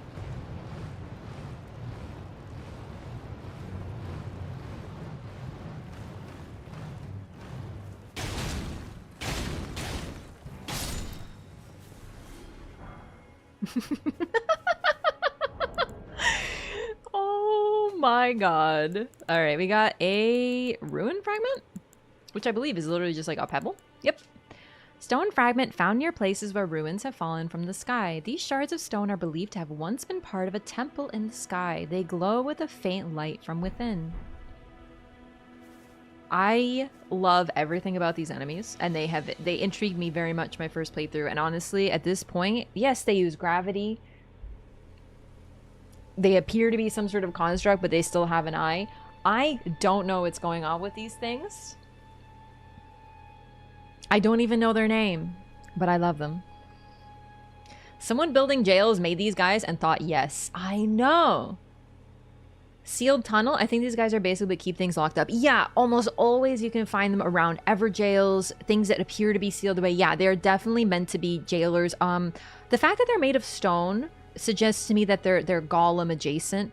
But okay, Zuli recently tweeted this concept, and it was like a wizard who is amazing at creating powerful golems but is terrible at sculpting, so he just has terrible designed monstrosities that look like a 5-year-old sculpted them. And like apparently there's a character like this in One Piece that like draws, and they draw terribly, but they bring the drawings to life. So it's played as a gag. But when Zuli tweeted this, I've been kind of rolling this around in my head, and I wonder if that's not these guys. Like, imagine imagine that someone's like, hey, we need you to sculpt like a golem that will protect the Everjails forever, but I can't sculpt. Make it happen. So they just took like little round stones, put a little eyeball in them, called it a day. Like a barrier or blockade. The thing is, what's interesting is they don't bother you. They will not attack you. A couple of them will explode if you come near them, but they're different. These ones, though, they're content to just chill. It looks like, and destroying them doesn't really seem to do much for the Everjail or anything. But I think what they're supposed to do is something about their power perhaps keeps this sealed. I mean, when you enter an Everjail, first of all, this glowing magic, the Everjails are very much in this cosmic realm. They are definitely put under what I would call gravity or cosmic magic in this world. So things like Estelle and Nebula, gravity magic, all the things associated largely with space are cosmic, is what I normally just sort of generally umbrella term them. And we'll see a little bit more when we go in to fight Darrowell. Everjails are pocket dimensions, but they are also jails, right? Like, yeah, for sure. They're definitely some sort of weird dimension where space and time appears to be not quite functioning, which is why it's so great to seal figures like Vike, apparently. Are the eyes all looking at the jail? So they, to me, always appeared to be gazing upward at something. Like, I think at one point way traced, like, they're facing the direction of it. But they look to be looking higher. Like, if I were to follow that gaze, it'd probably be looking up at the sky. Summon Caelid near the giant jar and summon that. Yeah, so they're... What's up with the giant jar area, we can address when we get closer and, like, re-examine that area. But generally, these particular ones... Because, okay, there are ones that appear like proximity bombs. And if you go near them, they will explode. These ones, though, these particular ones... And there are a couple, I think, sneaking around there, too. We'll have to look. But these particular ones are almost always around things that are sealed. Like these straight-up snaky ones that stand up and stare. See that armor set up like that? Yeah, it's just the altered cloak. It makes a huge difference in the appearance. Radon land is gravity-like. Onyx Lord also gravity. So Radon learned gravity, which is cosmic magic. He is not cosmic himself, but he learned cosmic magic. The Onyx Lords apparently, like a meteor landed on the ground, and then they came forth from those, according to the story. So they are, I would say, cosmic, adjacent at the very least. But yeah, gravity magic is all under the umbrella. It's just not everyone who necessarily learns it is from space. They just know how to use it. So yeah. Learn something new today? Yeah. Alright, gamers. I just gotta use the restroom, and then we will fight Darawil, progress that questline, and finally go to Stormveil.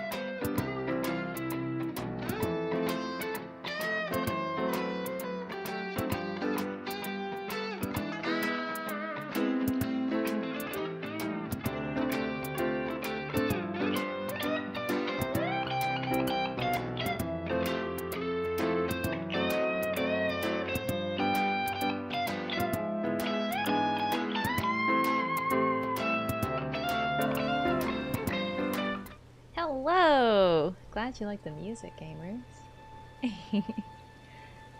Okay,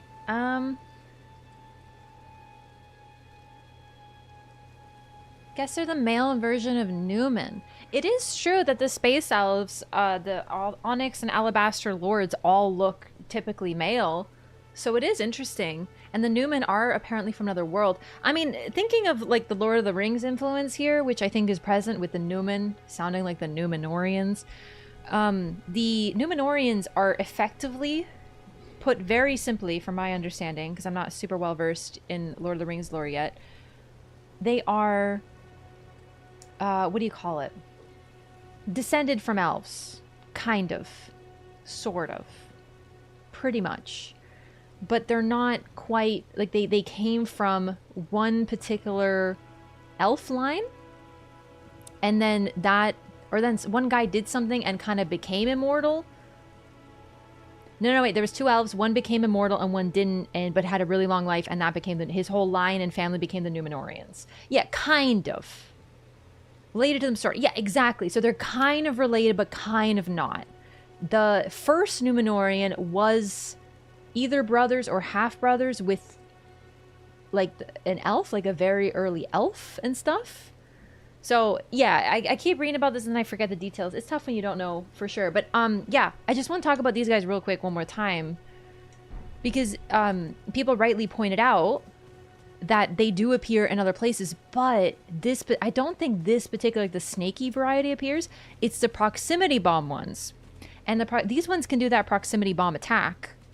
But if you get them to do it, they will recombine and be able to continue attacking you, right?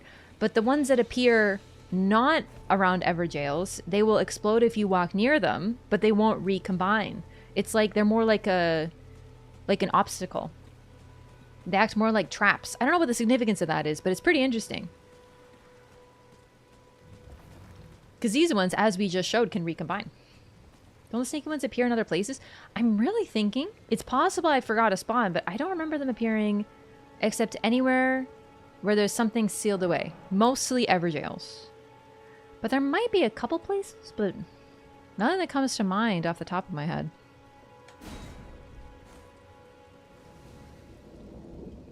Leading to the giant jar in Caelid. Is it the snaky ones? We'll go there. Because I don't remember that area super. I haven't been there in a really long time, except for when I'm invading people. By the great jar down by the big crystal. Walnut Caelid Canyon. Really near Nokron. Nokron could be sealed. But let's think about what else. The great jar.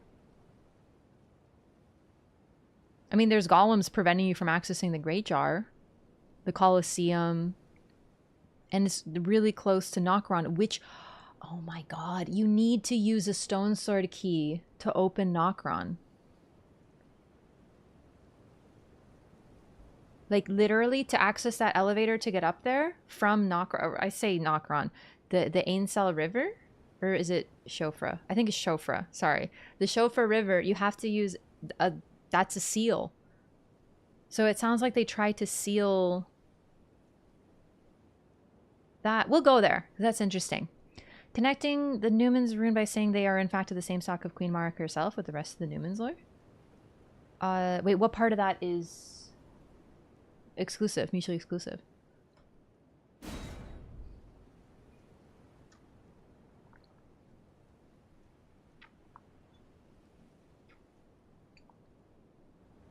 Darrowell, rotting in a cell is no true justice. No. This is where it ends for you. So, just before Blaidd gets angry, right here, let's take a look. Right there, that is where the enemy spawns from. That... Oh my god, it's look, rocks constantly floating. Hang on. Hang on. Can I... One moment, please. Hang on a second. Not only does it looks like a rift in space. Ow, Chrome! Flashbanging me.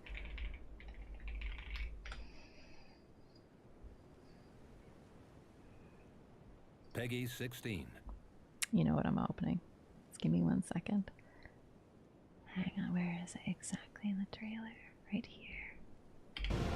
They just happen to be on the I know. Is it before or after? I just saw it.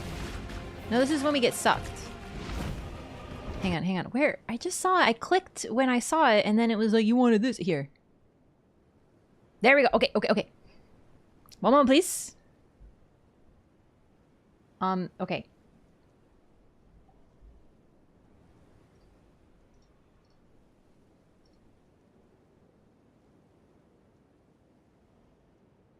Okay. Do you see how the rocks... Like, I'm not saying it's exactly the same thing, but I can't help but relate it. Do you see how here in the shadow... I talked about this in my Elden Ring gameplay trailer breakdown, whatever thingy. Because I thought it was really interesting how here it looks like the rocks are floating upwards. But only the rocks specifically that are in the shadow.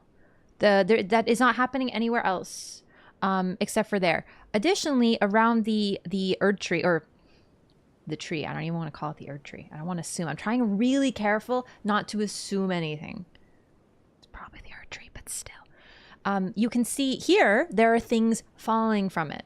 My camera's kind of covering it. Sorry, I've done this before, but boom. You can see things falling from it, right? But very clearly, here, there's no tree. Nothing can be falling from it. It's rising up. So look at this. And look at this. It's interesting. This is typical... Oh, hang on. This right here that you're seeing, sorry, because I'm seeing different things, is like the typical gravity magic stuff. I'm not sure this is something, but it is pretty interesting.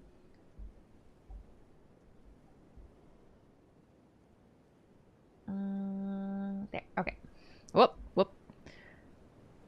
It's just really odd. I'm not saying they're locked in the same type of thing, but I don't know. It's just something that I want to point out because it's interesting. Also, these rocks are spectral. It really makes you wonder, what does the person, what does the being trapped in an Everjail see or experience? Farum-Azula's rocks are falling to the ground? Yeah, Farum-Azula does have floating... I mean, it is literally floating in the sky. And that particular thing in that trailer does also make me think a bit of Farum. I'm not saying it's the same thing, but it's interesting.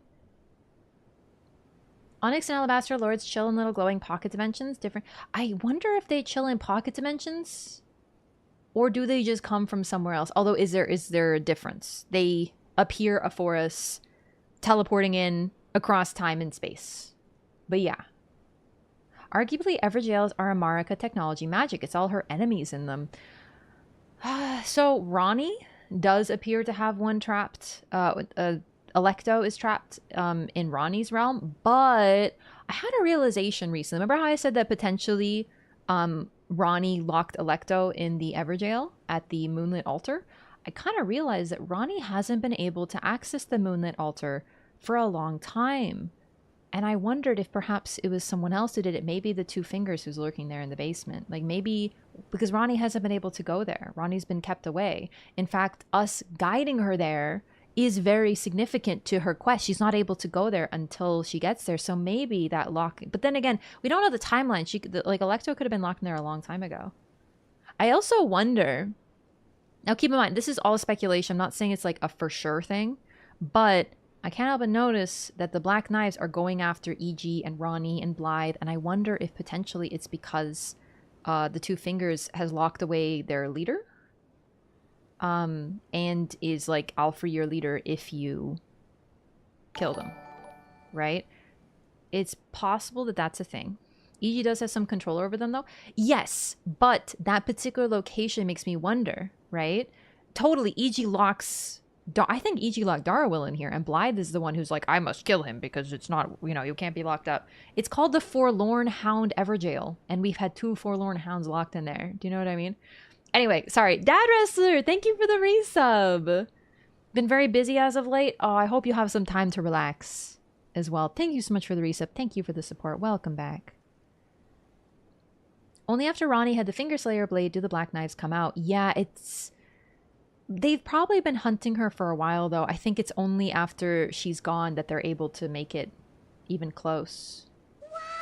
So, I don't know. I'm not sure, but it is, there's lots of things happening here, and because we don't know when things happened and who did what, we can't be sure. One possibility, Electo was upset by her daughter being killed, turned on Ronnie, sent her Black Knives after Ronnie as a sense of vengeance, like, I didn't even want to do this, you...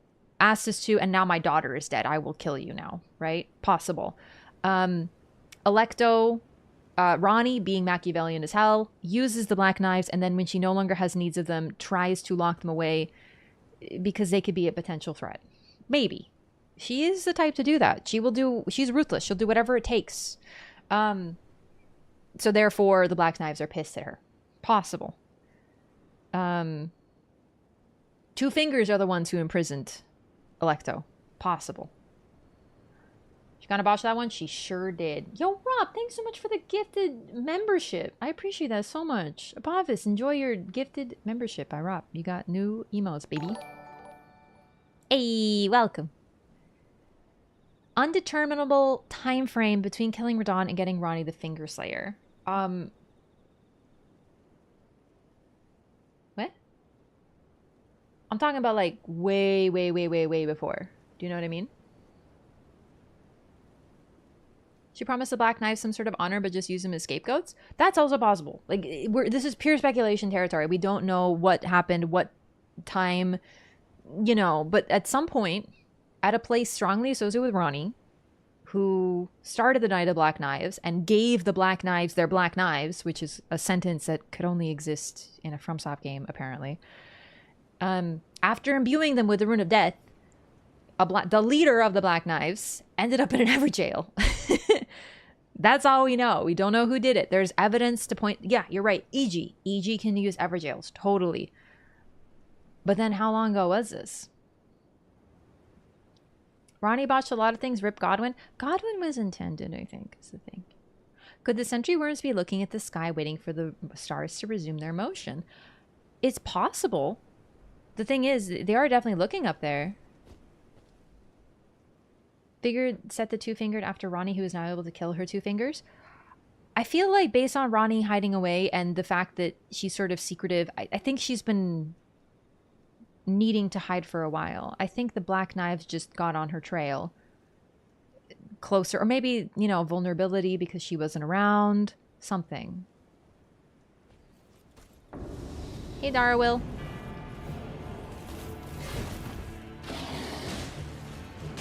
Dog fight, dog fight, dog fight. Oh, damn. Dude, Blaidd can literally carry you through this fight, by the way. Bro. Okay. No, no, no, no, no, no, no, no. No, no, no, no, no, no.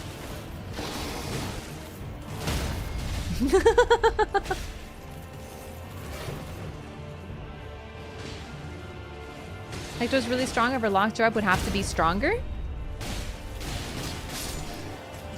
Ranni and I think the two fingers fit that build too, especially if they can create endless Blaidds, apparently. Also, just interesting, but when you beat the boss of an Everjail, you get kicked out, and the Everjail is closed. Also, your souls, or your runes, realistically, if you die, will always be outside of the Everjail, which is interesting. I didn't know Blaidd had a flask of Crimson Tears. He does. Even the baleful shadow that you fight in Ranni's quest that looks like Blaidd can also drink a flask. It's pretty interesting. Ordina is a huge Everjail with no sentry snakes. I wonder if that has something to do with Miquella. It is Miquella's... It is like the test to enter the Haligtree after all. And, it looks like the Black Knives went after him and potentially after him. I don't know why else they would be in the vicinity, but they went ahead and got their... Well, okay, at least one of them. So keep in mind, I haven't studied that Everjail. I don't know if it's just one Black Knife in there or if there's multiple, because I haven't used like the sentry torch. But it really does seem like he found a way to use that Everjail as like a trap. 3, if I recall correctly, at least 2. Yeah, I think there's more than one. So he trapped a couple of their souls in there, it looks like. I wonder though, because who do we see around? We see none of these things. Yeah. But we see tons of spirits of Albinaurics. And then when we enter the realm, they're solid. We can see their spirits wandering around, and then suddenly when we're in there, they're attacking us. So I wonder if he replaced the sentries with Albinauric spirits. Right. There you are. Had to work for it, but it's done. Don't say I'm not a man of my word. Here's your prize. I love you. Oh yes.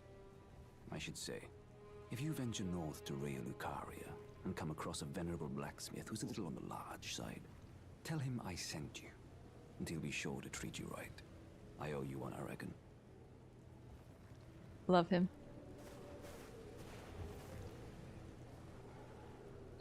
So, Man-wolf, yeah, clearly. But one thing is really interesting is he's also got teeth like, I don't want to say like a boar because obviously they're significantly smaller, but he's got those like under teeth that I always associate with like a boar. I don't know exactly what they're called. But in fact, his head kind of does look like a boar's head, all things considered. He's like a mix. He's a man-bear wolf. Like a tusk, he's got little tusks. Uh-huh. You can see the black knives with the sentry torch outside the jail, I think. That will be something to test. That is so neat. We will get there.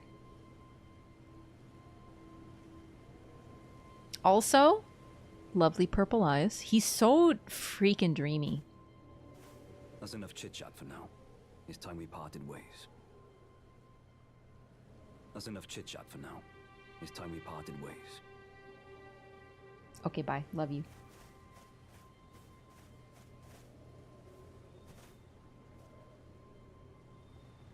Looking at his sword. I think it's called the Royal Knight Greatsword. We'll get it when we do his quest. Alrighty, so that's that done. And now we get the Bloodhound Fang, which I'm probably going to need to level a little bit to actually use.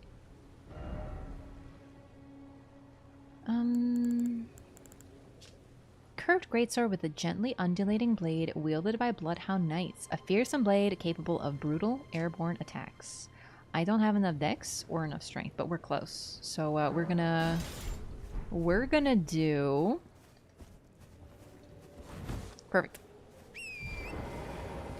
We're gonna do a little something. Walking around before you enter the jail. It's actually really nice detail, so it suggests that all of them are simply trapped. There it is. Smounter is good too? Yeah, it's just this weapon is capital S strong, you know what I'm saying? Every jailer before you've actually entered? Forgive me. I've been testing you. Did I go too far? To see whether or not grace truly does guide you, and whether you are fit to face the challenge that entails. Huh. It seems my worries were unfounded. Interesting. Torrent had your measure from the very start, whereas I merely pretended. There is but one other thing I can do to offer you guidance. I can take you to the Roundtable Hold. Not Roderika. Gathering place. Soon. Of tarnished champions. Guided by grace.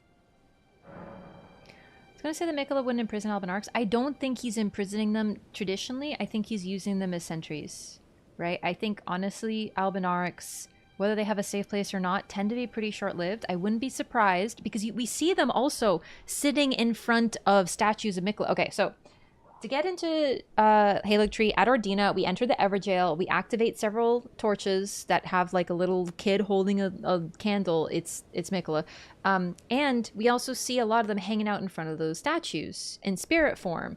So to me, it's... I don't know if they wanted to, but based on the fact that Miquella is able to compel quite a bit of loyalty, I really think that part of it might be that they volunteered to do it. Whether that was truly of their own free will, I don't think we'll know. Miquella wouldn't mistreat Albinarchs, I don't think. The thing is, when we have a figure who is known to get people to love him and do what he wants, we really have to question him a little bit. There's a whole faction of self-decapitators? Yeah, it's also possible straight up they gave him a home, so when they die, they agreed to protect their land. And yeah, Black Knives might be in there. I mean, honestly, they could just be doing what they did in life. Do you know what I mean? Also, Kazor, what's up? Test Sentry Torch at other Everjails and see if you can see anything now. Yeah, I'll have to pick it up when we get to Altus. But no, I don't know. I really think Miquella meant well, but I have this feeling based on the dialogue of the ghost that we encounter at Castle Sol, that Miquella is also capable of promising someone something if they do something for him. Do you know what I mean? So, for example, at Castle Sol, they say, "We have failed. I will never set my eyes upon it now. Your divine Haligtree." Why would he think that he would go to the Haligtree if he succeeded? It's possible that in order to... It was like a deal that was made. Like, okay, you will cause the eclipse, and if you cause the eclipse, then you can come to my Haligtree. It's possible Miquella says something like that. Or it's possible that there's another reason they're not able to enter the Halig tree and it's nothing, it's totally benign. I don't know. But that line always stuck with me a little bit. Like, why is he in such despair? He says, sorry. He basically apologizes to Miquella. And says that they weren't able to accomplish the eclipse and that's why they can't enter it. Breaking the seal in half for whatever reason. It's possible they were just trying to get the seal. Totally. But I don't know. Something about that line just sat with me because that seemed to predate it. If they succeeded, would they be allowed to take the elevator? I don't know. Okay, bye. Thanks, Melina. Wait, what do I need to level again? I'm level 22. Alright, we're gonna do some forbidden rune popping.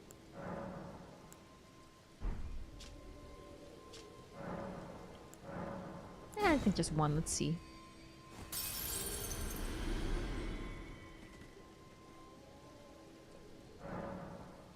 Ronnie and Godwin dying at the same time because Godwin represents the sun and Ronnie the moon. I mean, we have been missing a sun figure. Okay, 1 dexterity so we can use it, and then 1 more vigor. Beautiful. Never seen an Albinaurix in the Halig tree, so that's interesting. But we do see Loretta, who apparently guided them there, and she is quite loyally guarding Miquella and the true entrance to Elphael and the Halig tree. So I think there's something to be said about that too, is clearly she was happy with the ending for the Albinaurix, and Latenna seems quite happy when we take her to the figure at the Consecrated Snowfields too. It's you again. Her young yet towering sister, which is the weirdest sentence of all time. About Blaidd! Ah, then you met Blaidd, did you? Wonderful. I'm glad I pointed you in his direction. He's boorish, blunt, and couldn't find his nose with both hands. But he's a good egg. I think the two of you are sure to find the best in one another.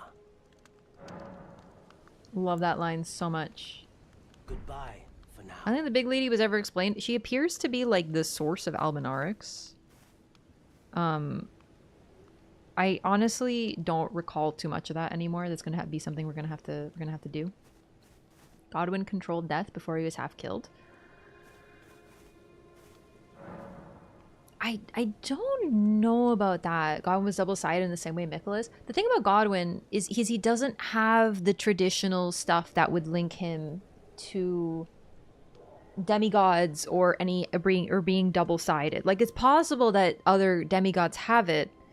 I mean, Mohg and Morgott are twins born of Godfrey and Marika, so clearly, like, the idea of a twin. But I honestly argue that Miquella and Malenia aren't traditional twins in the way that we think of them, right? Mohg and Morgott, twins, yes. But Miquella and Malenia, the other twins, seem to be almost like distilled versions of their parents, and were also born of Erebus, a combined being, and thus were cursed. A lot of people do argue that Mohg and Morgott were also cursed by the Omen curse. That is another argument to be made, but I still feel like there's a distinction between them. Maybe Godwin was cursed with a darker half or something along those lines. Yeah, for sure. It's totally possible. And at this point, we have figures who are combined many traits. So saying that Godwin controlled death and also befriended the dragons and also was the golden and also that, like, yeah, okay, that's totally possible. It's just we don't have that information yet to be able to really conclude, I think. Do you know what I mean? Malekith always hold death. Malekith only held death once it was given to him. He was used as a vessel to seal destined death after he defeated the Glowmite Queen. So Malekith defeats the Glowmite Queen, who holds destined death. Marika takes it, seals it in Malekith, and that's it. So I'm not certain. Olmec is only perceived as a curse. Yeah, that's exactly what I'm talking about. That's what I argued last stream, is basically I do not think that the Omen are cursed, and that people link it to a curse is Radigan freaking propaganda. So, you know. Butter from one parent? Yeah, I agree. I totally agree, Dad Wrestler. Talk to Blaidd and get the reward? Already did? Yeah, that part I did. We talked to him. Okay, I just want to level up this weapon. That's why I came here. And now let's go see if we can't defeat Margit. I think that idea is due to the Golden Order. Exactly. So therefore, Godwyn and Marika had twins, true twins, who happened to be Omen. And otherwise, it's fine. What do you think Marika's betrayal of Malekith per his remembrance was? I actually realized it a couple streams ago where I was just like, oh my god, it's probably... I think personally that is the strongest evidence that Marika worked with Ranni for the Night of the Black Knives, because Ranni stole the Rune of Death from Malekith, and I think that the betrayal was Marika telling her how to do it. Or instructing her, giving her hints, information, whatever, but it was due to Marika's information or help that Ranni was able to do that in the first place. That would be quite a betrayal. Yeah, it really is. It really is. Poor Malekith, especially when we see Ranni and Blaidd, like the loyalty that Blaidd has for Ranni is heartbreaking, considering, like, juxtaposed with Malekith, he was probably very similar. Wait, I still can't... I don't have enough strength, do I? No, I have enough. Let's... hang on. What's the problem? I need 18... No, I forgot. I thought it was double. It's 1.5, isn't it? I did my math wrong. That's my bad. I didn't notice the X. I'll be right back, okay? Wait, I'll take this. I'll be right back. I goofed.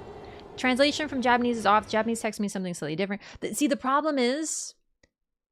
okay, listen, I totally love looking at the original language too, but I don't speak Japanese. I don't read Japanese. I have to work with the English. That's just how it is. If someone wants to give me a translation, for sure, but then you gotta trust that translation, and translation is an art. It is not easy.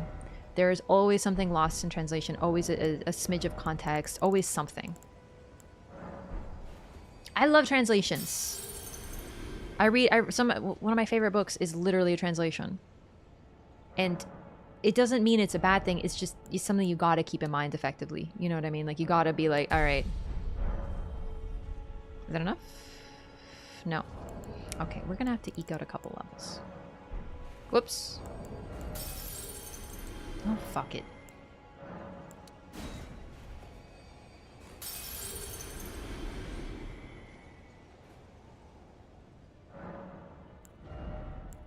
Mm. 13 should be enough? Question mark? Yep, we're good. And then I'm gonna spend the rest on something. Maybe at Kale's, like buy out a couple merchants or something. I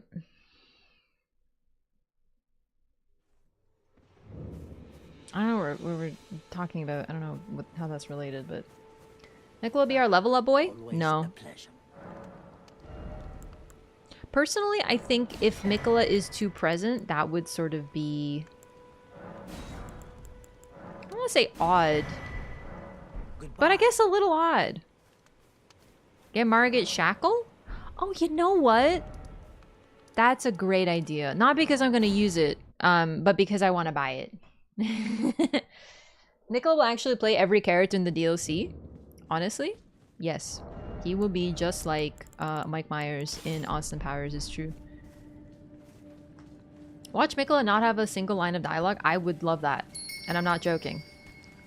I love Mikola's mystery. And I think that that was always the most intriguing part about Mikola. And to lose that, while understandable, would also be a little bit of a pity.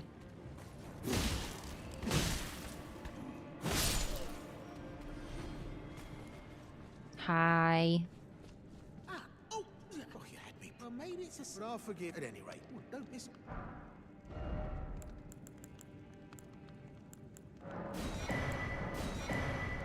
Boom, perfect. And I'll buy a foot. And then, I don't know, like just one of these. Okay, bye!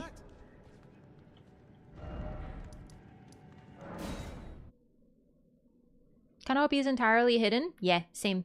People think that that's the NPC we heard talking at the end of the trailer, and I'm like, well, like, we're supposed to be following Miquella's footsteps. It would be a little stupid if Miquella told us, go ahead and follow me, or I'll be right behind you, and then suddenly we're behind him. You know what I mean? Like, it'd just be weird. Your blonde now looks really good. LMAO got him. Thanks. True. Real. I don't think Miquella would be the level up boy. Also, like, trust me, I would love. I've been begging FromSoft for a level up boy, period. Okay, ready? See how freaking strong this weapon is? Alright, that was like a little unfortunate, but I swear it's strong. Oh! Unfortunately, its holder is not necessarily. You bitch!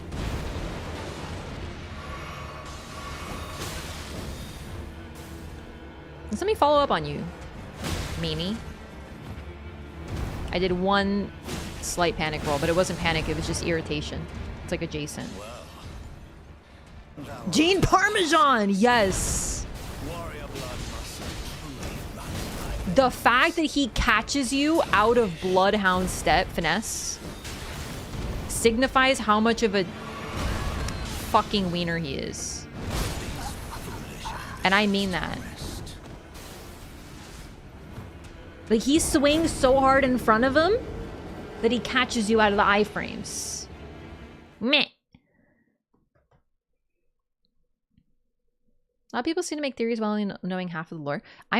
One thing I'll say about that is I don't ever want to, like, disparage someone's interest in lore. I was talking about theories overarching for the lore 5 minutes into the game. And to be honest, a couple of my ideas were right. That is more about the game's storytelling. But talking about the game and being like, oh my god, what if they're doing this, is one of the most exciting parts. And a budding interest in lore should always be encouraged. You know what I mean? Honestly, some people probably think I'm a wackadoodle. I get people in here who are like, you're looking way too far into it. It's just a sword. And then you get people on YouTube who are literally looking at every single piece of architecture in the entire game. You know what I mean? Like, everyone is like a different scale for these things. Too.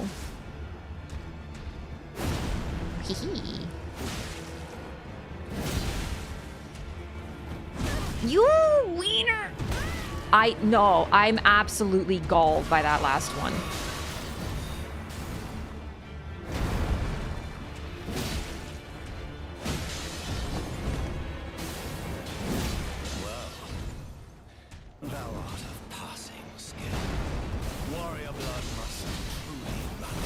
Oh, that was sick though. Sip on my bevy. Oh! That was almost very unfortunate. He almost didn't even finish his dialogue. This is a +1 Bloodhound Fang. Like, yes, I leveled myself up using cheat runes, you know what I mean? But, like, realistically, though, depending on your starting class, you can get, like, 2 levels and use his weapon. Level it up once with something I got. The hands of the fell omen shall brook thee no quarter. Sorry, I talked over his dialogue a little, but basically he was talking mad shit.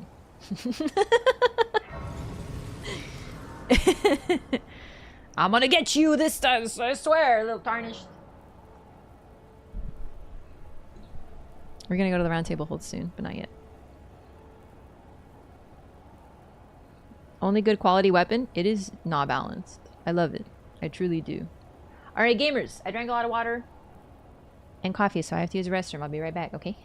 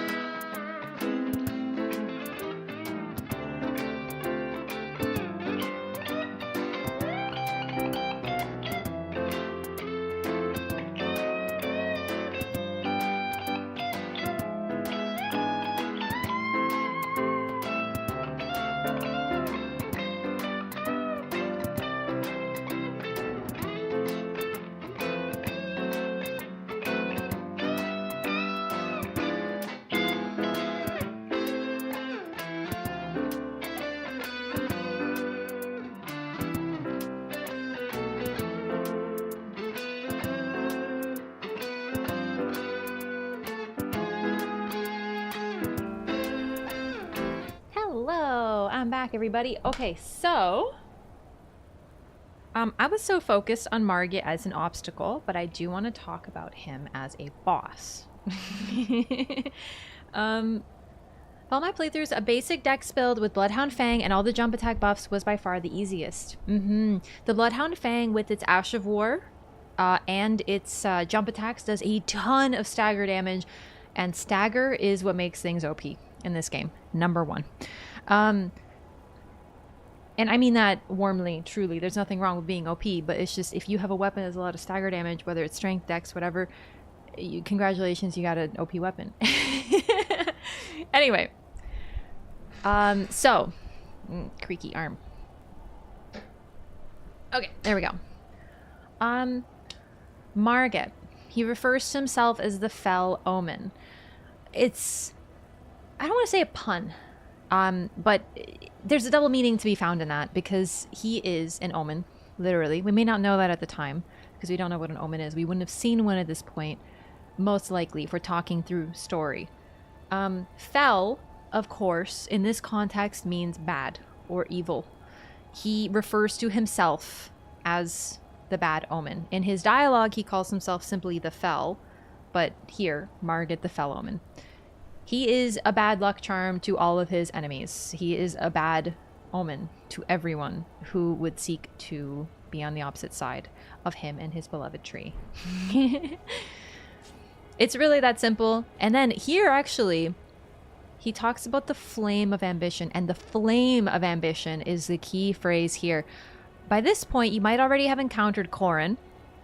I sure had. And his magic prophecy, his spell that implies a prophecy about the Earth Tree burning, and every prophet who's received that prophecy, that concept of the tree burning, is kicked out and exiled, even though it's not their fault. They are trying to hide something.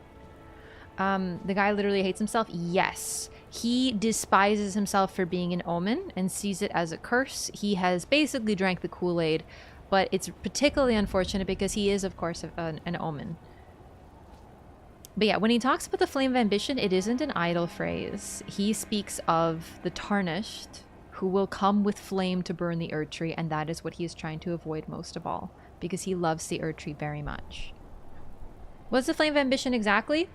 It's basically, we have ambition to become Elden Lord, but the flame part is sort of like once we realize we can look into it with the double meaning that we come with a flame. Yeah. Yeah, Moog is much worse for sure. Also, yes, I did dye my hair. Someone asked. Yeah, yeah. I got it. I just got it done this week. It's really fun. What makes him so different from Moog? Ideology.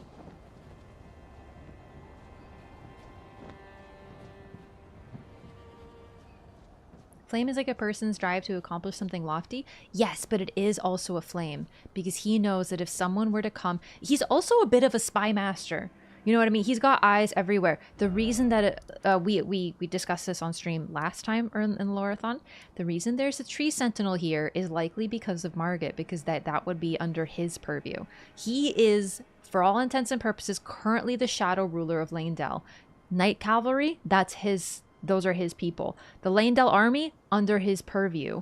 He literally projects ghost versions of himself all over, and he appears as a commoner when he attacks us outside of Leyndell. He likely has been watching everything. The man knows a lot more than most people probably, than other people in the world. He's been around for all of it. He's been, I don't know, he's like the spy master type figure with a lot of information. So I genuinely think he knows quite a bit, and he probably knows about the prophecy. He probably knows about people who want to burn the Earth Tree. He knows what the role of the Tarnished is. But generally, when he talks about the flame of ambition, it's just that. It's like a spark, the ambition that drives you forward. But the flame there is also pretty key too. So right here, I remember there's a Trina's Lily up here, and I think a couple Trina arrows. Yeah, Trina's Lily. This, I believe, is one of the earliest ones in the game you can get. I just want to take a look at it.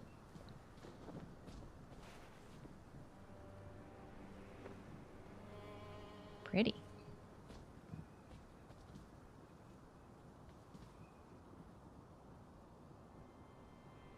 It's interesting. Trina's Lily. think I'm going to keep a couple of those around in the world, but of course I want to read one for lore at least. A light purple water lily that is on the verge of wilting. Exceedingly rare to find. A symbol of faith in St. Trina, dulls the senses, preventing agitation. Light purple. Yeah. And a water lily. Interesting. It's really funny to me because it don't look shit like a water lily. Looks more like a lily of the valley, like a giant lily of the valley. I think the St. Trina arrow is over there, which we get later, but I'm not certain. Essentially because he disguised himself as a commoner in the valley. Yeah, so Spymaster, it's kind of the vibe I get from Morgott. Like, he's not in the sense of being involved in everything, because truly he wants to protect the Erdtree, so he sends people out to make sure that folks will stay away. That's why he's here. The reason he is the first boss we encounter. Now, I know not technically, you can find other bosses everywhere. And you don't have to go to Stormveil, but the game is guiding us to Stormveil. This is supposed to be kind of the first boss. If this were a linear game, Margit would be your initial wall that you have to beat. This is by design. He is preventing you from accessing the weakest of the Shardbearers, Godric. So the people of Leyndell found out they were protected by an omen. Could it have helped the perception of omens is going against the Erdtree? I don't know, mainly because there's not really many people of Leyndell left at this point. Does he know what Moga's been doing with Miquella's egg? I honestly am uncertain of that. But personally, it seems to me that as long as people stay away from Leyndell, he is cool with whatever they do. Not cool, I don't want to say cool, but his focus is the Erdtree, and he sees himself as this protector who must not leave it. So for him, protecting Leyndell and the Erdtree are his only goals. If everyone stays away and no one tries to assault Leyndell, they are cool by his book. But he likes to keep an eye on what's going on. He's not ignorant. He doesn't close his eyes. Yeah, he plays defense. Amazing phrase. Exactly, Solemn. One-to-one. He plays defense. But he keeps an eye on what others are doing because, yeah. But he's doing his own thing. Hope the DLC wouldn't be based around Miquella. What's your thoughts on the trailer? Honestly, I'm hoping that okay, so I did talk about how I hope that Miquella will take on a role similar to Marika, in that he will be like the architect of our experience through the story. That he will be sort of guiding us, and his hand will be in everything, but he will not be depicted. And depending on how they do this with us following Miquella's footsteps, I might have gotten my wish already. So I'm not sure. We don't know yet. But, you know, it's sort of like people read what they want to, right? So I want the DLC for us to be following Miquella and getting into other shenanigans, but all along, it's been guiding us the way he wants, kind of like Marika in the base game. Everything we do is following what Marika wanted. Everything. Our entire gameplay experience is the guidance of Grace and Marika guiding the Tarnished onward. So, but we don't see her, right? And that's what I love. I love the mystery of that. And there's so many questions to be asked in that, and I hope Miquella is similar, because I think that is the best way to take a character that is mysterious and keep them so. And people wanting every question to be answered and wanting every character to be Miquella and every piece of dialogue to be Miquella and every voice to be Miquella is like, do you not know why we love him so much? It's because he's mysterious. If they answered every question, come over here, would you? And that would ruin it. So anyway, I'm hoping I'm right. Basically. I don't think he's going to be chill about us killing Malenia. I don't think Malenia is dead. I like the implication that Marika might have supported Miquella's ventures, considering we see sights of Grace at the Haley Tree. Come over here, would you? Okay, stop talking, Gostock. I'm busy right now. I truly believe that she would have, in her own way. I also wonder, why is Miquella... This is my main question. Why is Miquella following Marika's footsteps? Or, yeah, why? Like, what does he want? Does he want information? Does he want to find her? Is she in the Land of Shadow in some way? You know, is her spirit in one place while her body's in another? Like, what's going on? Why is he there? Does he want to know why she made the choices that she did? Is he trying to answer questions of his own? I am so intrigued. So genuinely, I don't know. I'm so intrigued by the pieces that they've given us already. Now, of course, like I said, I'm reading what I want into it. I'm seeing what I'm seeing, right? So people who were like, the DLC is gonna be Mikola, he's gonna talk to us all the time. Yeah, I understand why people think that too, because they want that. They want to encounter this figure that they're so curious about and have been for a long time. Nothing wrong with that either. Hello, stretchy boy. Is it just me, or is he larger than the other nobles? No, he's the same model, right? Is he? There. Come over here. Are you an extra long boy?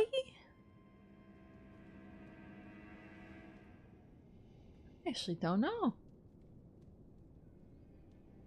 Feel the Trina Lily's flowers and St. Trina incantation. We explore Mikola's female counterpart. Trina is probably likely going to be involved. Come over here, would you? Also, I want to talk about that incantation, but once I start talking about the butterfly incantation that has taken over my entire sanity, we're not going to stop. So I don't want to get too far into it, but I want to talk briefly about how that incantation literally uses Nebula.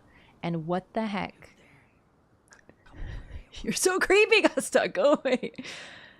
It's Estelle's attack. It's Nebula. It is literally Nebula. The sound is the same. The animation is the same. The color is slightly different. It's a faith-based incantation involving butterflies and cosmic magic. This was not on my bingo card. Come over here, would you? I don't know what it means. The light and the hand that I tweeted about, yeah, I see that, but I don't understand what the heck with sleep or Trina or swamp or rot or gold has to do with space. So far, we haven't seen it. And I want that incantation more than anything. But why is it space? I'm so intrigued. What combination of two butterflies equals space? Do you know what I mean? Like, what the heck? Hey. You're tarnished, aren't you? What gave it away? My eyes? I would advise against taking the main gate into the castle. It's tightly guarded by hardened old hands. Oh, try the opening right here. The guards don't know about it. You'll breach the castle. Are they stupid? Undetected. Nah, I'd win. Fair enough. You certainly don't have to trust me. Well, if you must go through the gates, I'll signal them to open. But of course, I'd advise against it. Honestly, maybe I should do Gostock's little mini quest. It's just I'm really eager to get to Roderika's quest, but I think we can try to show this off. I think I can get a couple of his points, but I don't remember the triggers. This is a very niche thing, but basically Gostock will follow you throughout Stormveil, and he will steal your runes if you die. He will steal a small percentage of them. So I remember it was this huge mystery, at least for me, when I was playing through the first time. And I noticed that when I would lose in Stormveil Castle, I would get less runes. And I was really confused as to why. It's Gostock. He's taking them from you. He is following you and taking them from you, and you can spot him at a couple points, and you can talk to him, and he just goes... This is why. That's why he advises you to take the long way. Because the front gate... You just run through and you're pretty much clear. But the long way around, he has a lot more opportunity to steal from you. No, I wasn't crazy. You were not crazy. He is stealing from you. It's him. We aren't fighting Muling at full goddess. She is still... yeah, she's not fully goddess. Absolutely. I love that. I love... Okay.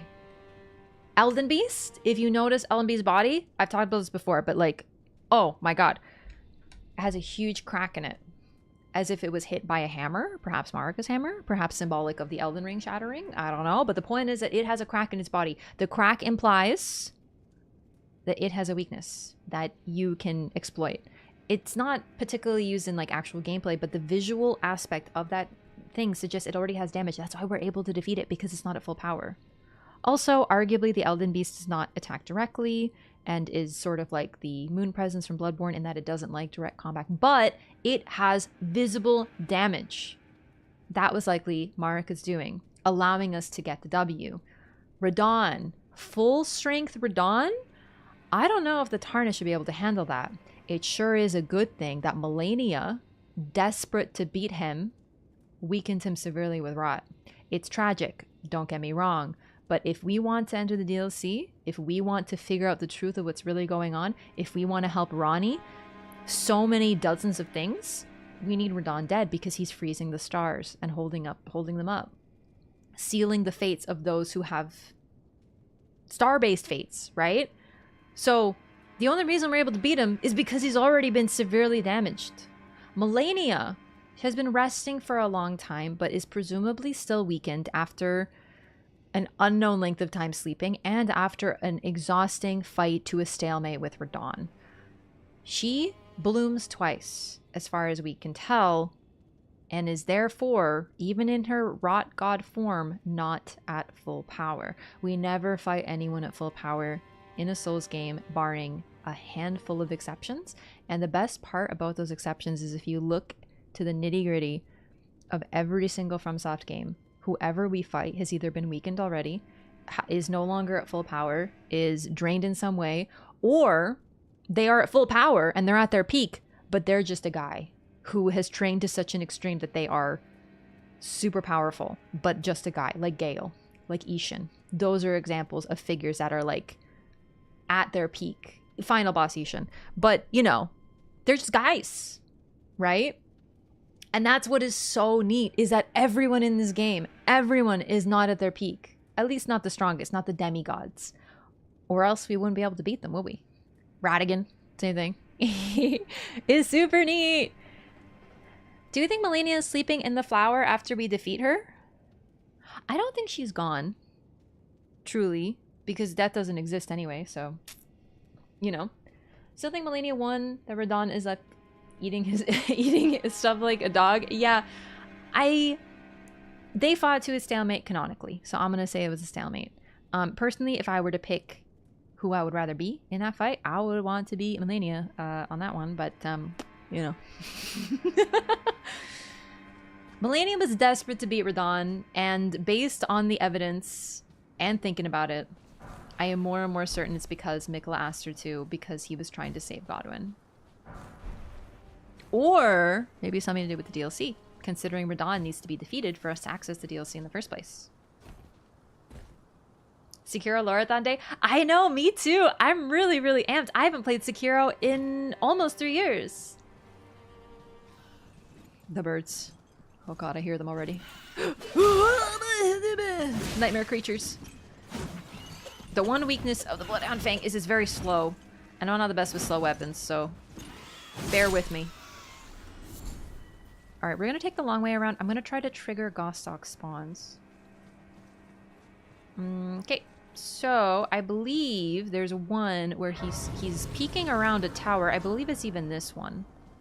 But I don't, or one of these towers, I think. But this one I wasn't able to get to spawn personally. Dragon's Dogma LOREATHON went. Hopefully I'd like to do that too. Honestly, I really was looking forward to playing Final Fantasy actually too. The remake or whatever, the sequel. But time, man. I'd like to make time for Dragon's Dogma though, because I really was enjoying that game.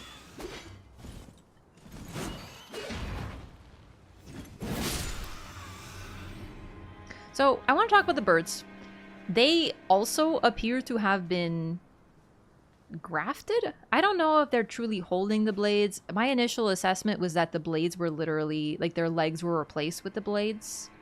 It's possible they're severely wrapped up too with all this rope and all these implements. But their wings, which I can't show you because it's flipped on its back, but its wings are manacled. These birds have been imprisoned. They are not, and there's also a lion with similar additions made to its body that do not look particularly painless. Godric's not a good dude. Was she desperate or pissed he broke the arm she just reattached? Based on the fact that she, in the lore, it says that Malenia gave up her pride in order to try to defeat Radahn, right? Which means she didn't want to bloom, but she was so desperate to weaken Radahn that she bloomed. The only reason she would be so desperate as to do everything it took, even including giving up her pride, would be if Mikla asked her to do it. Or if Mikla was in danger over it. Alright, this one, once again, I don't know what this one is, so we might just have to skip this one. Stormhawks, I thought. Yeah, I think they're Stormhawks that were like, I mean, body horde, I guess. Like literally, like they turned them into a body horror nightmare.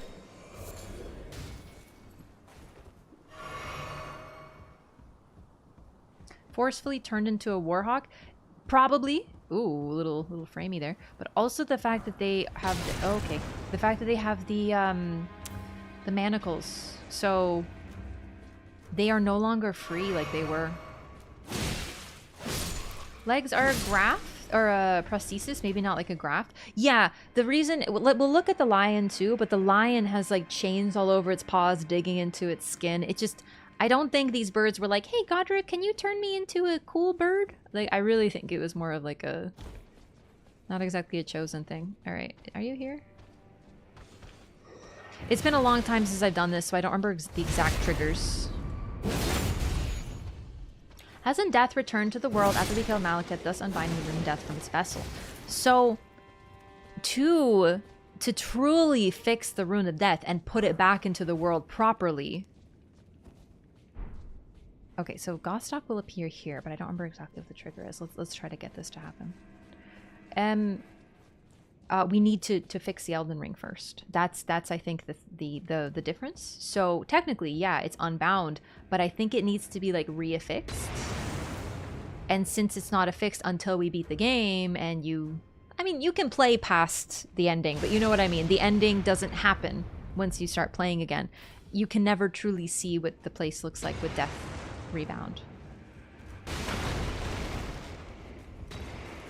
It's one of those gameplay over lore things, because imagine how boring it would be if after you beat Malekith, enemies stop respawning and you can perma-kill bosses. You know, it wouldn't really work for a game, would it? Nefeli had some connections to a Stormhawk of her own. Yeah. Folk form in the Badlands, you said bonds these birds. Yeah, yeah. No, there's a lot of links between, I mean, she uses the Stormhawk axe. We know there was, oh, St. Trina's arrows, here they are. Perfect. Is anyone gonna attack me here? I was hoping to pick these up. I knew there were some here. I just couldn't remember exactly where. They look like lilies. They're beautiful. I love their intricacy. Arrow carved to resemble a withered water lily. Afflicts targets with a powerful sleep effect. Priests of St. Trina use these arrows to spread their teachings. The sweet oblivion of sleep can become quite the habit. Kind of makes it seem like opium. You know what? Okay, listen. I actually cannot believe I never made this link. I don't know. I'm sure this has been talked about, because this is like, what if the Trina's Mist is analogous in some ways to opium and opium addiction? St. Trina's lilies are said to have a sedentary effect. It puts you to sleep. It can be addictive. Even the smoke and the haziness of it that is traditionally depicted is the sign of like opium. And opium, if I'm mistaken, like besides being really addictive, like deeply addictive, when you suffer the sleep effect in this game, you lose your FP. It drains your FP just like Frenzy does, implying there's some effect on your mind or intelligence. It drains you mentally as well, which, I don't know, I've always thought that was pretty interesting. You don't just fall asleep, you don't just take damage, you don't just do a little stun animation, you also lose FP. So it's pretty interesting. Yeah, no, the smoke and the mist is like an obvious thing. I've just never made that link before.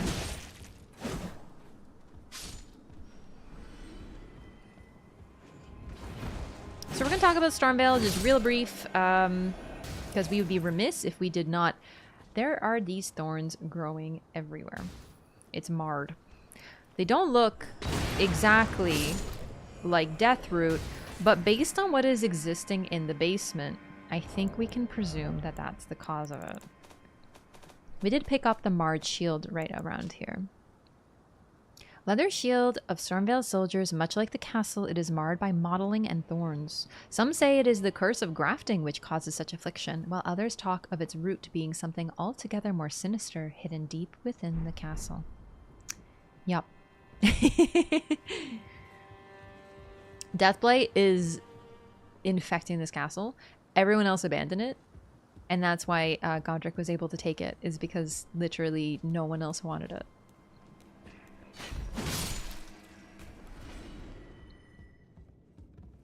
very on the nose. I mean, yes, but my first time through here, it's really hard to find that basement.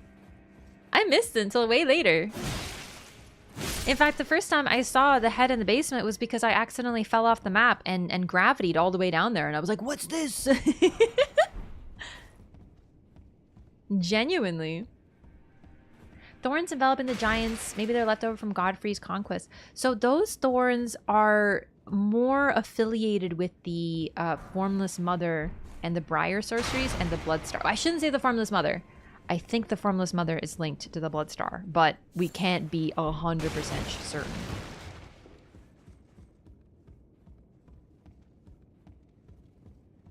But Briar sorceries are those of the guilty. Their eyes were gouged out, and in that darkness, they found the Bloodstar, and that is where these Briar sorceries come from. Godric decided to hide in a rotting castle? Yeah, pretty much. Okay. You stay over there, mister. I don't remember this exactly, and I'd really like to show this off. So I'm gonna try...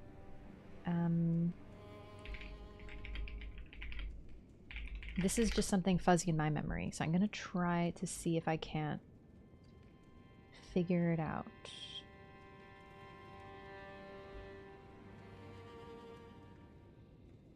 And also, I want to see the triggers.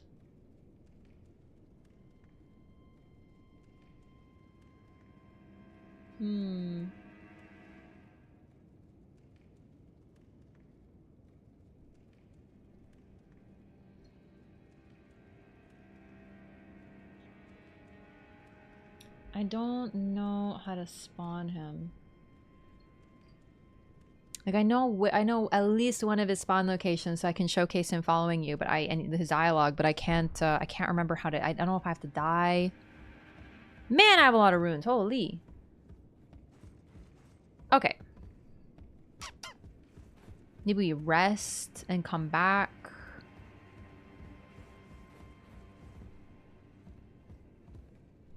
Apparently, original story, Millicent was supposed to be Muling with amnesia. Yeah. I did hear something about that. Where's this Banished Knight? Oh, I forgot. Right, this! I totally forgot. Guess who locks you in? It's freaking Gostock.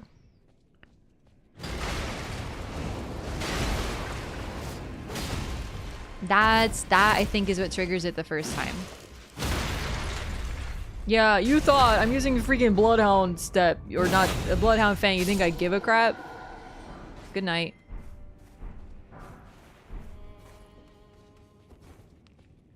Easy video game.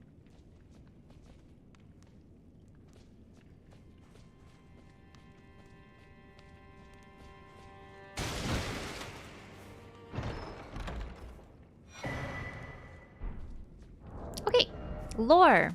Oh, I should put on a talisman. I've been wearing exactly none this. Oh, I only have one. Curved sword talisman. A talisman depicting a curved sword and a swordsman. Enhances guard counters.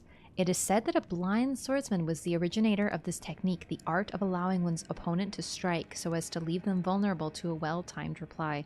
This is exactly the gear that we are wearing. This is the warrior start. This is that same legendary warrior. Okay. Rusty key as well. Hang on. Opens a locked door in Stormveil Castle. Yep. Then we got the Banished Knight helmet, altered, which I think is a chance drop because I was looking everywhere for this. There's a little dragon on your head. Isn't it cute? I wish the weird like visory thingy didn't do that weird flippy thing, because this is otherwise like a really cute helmet and I love the intricacy of it. I believe this was actually in the DS3 art book or something, like it was cut, so it's pretty cute, but we did get it, so let's read it. Thick full set of armor covering the entire body, this helm was worn by knights who, whether by misfortune or misdeed, were forced to abandon their homes. These fierce warriors were each and all accomplished. Perhaps that is why, despite their territorial losses, they were still named knights. There's quite a few wind-using banished knights in Stormveil, and I wonder if they're just leftovers from what was here, or they didn't have another place to be, so. Oops.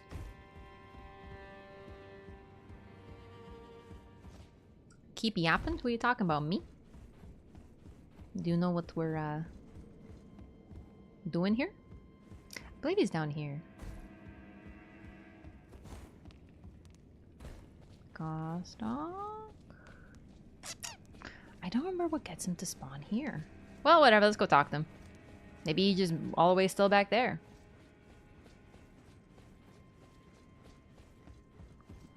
I cannot believe how much stronger I feel using this. Oh, there he is! There he is! Yes! Okay, wonderful. I didn't get him to spawn here last time. I'm very excited. How do I get up there, though? I actually don't remember how to climb this freaking cliff. Never seen him there? I remember, is it literally just... No, that's like how you decease. How do you get down there? Do you oh, you go here and then you go uppies? Oh, no, it's here, you silly goober. This is one of his spawn locations.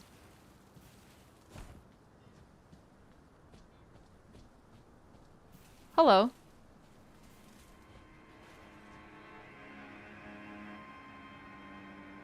You know, you can really see the resemblance with Godric when you see him like this, huh? Hello. Oh, you. Oh, great. I'm glad you're here. Just a small reward. I was saving it for you. Please, it's all yours. A grace mimic. An item used for trickery. Good, now let's be on our way, shall we? Wouldn't want the guards to spot you. Hop along, will you? What'll happen if the guards catch you strutting about? What would happen if my finger slipped and I clicked the R1 button? Hop along, will you? What'll happen if... I'm really glad I was able to showcase that, because I wasn't able to do it last time. I couldn't get him to spawn here. Yo, Spiritual Machine Gaming, thank you so much for the raid. Welcome in, gamers. It's stupid how the unaltered chess piece isn't obtainable. Is it not? Oleg deserve more love. I try to love Oleg. I use him quite a bit. I feel like it's the best we got. Tell him he owes me runes. Best he can do is a grace mimic. How's that? Haven't been able to play for a couple days. I'm addicted to this game. It's nice to be back, like, with new stuff. How's it going? What are we up to today? Oh, I think this is where we use the rusty key, by the way. It's this. Yes. Okay, so Gostock will spawn up ahead, or just back down there, but I do not remember what the trigger is for this one, unfortunately. So maybe I should have rested. You know what? Let's rest. Let's rest and go forward. I don't know what the best thing is. I just don't want to push too far forward. I think I'm going to rest back where he's here, and he'll probably move. And then maybe he'll end up down there. I don't recall, but we'll try. It's also possible that you simply can't die during that Banished Knight fight in there. Or Gostock won't appear. No sphere at Final Fantasy X. Oh, I don't know what that is, because I haven't played Final Fantasy X, but it sounds fun. Gostock, Godfrey, Godric, Godefroy, yeah. Alright, let's get a couple levels. I would like to raise... Honestly, I think I'm just going to push Vigor, but we will be pushing Faith, because I do want to use some... I think I kind of want to actually try to use some incantations. Alright, are you still there?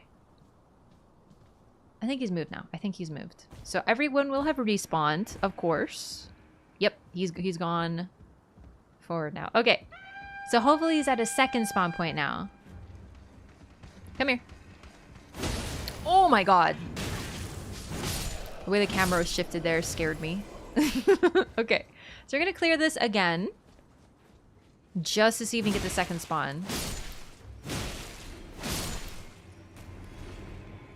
Incantations more like stinkantations. Got him. Oh, I fell. It's not here.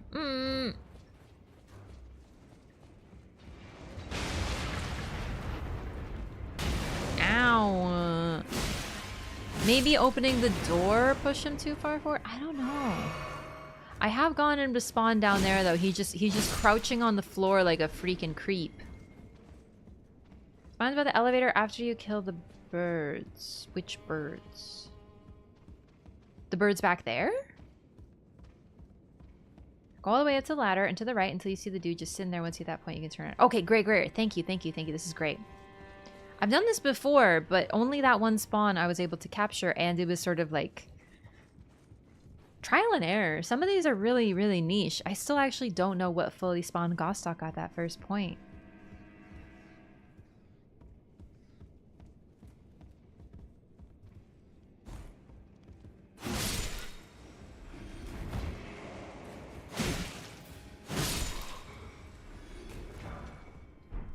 All right, is this enough? Like, is it this guy? And now he should be down there? Oh, I got another commoner's headband altered. That's what I'm wearing right now. That's sick. Oh! I forgot. Alright, let's go back.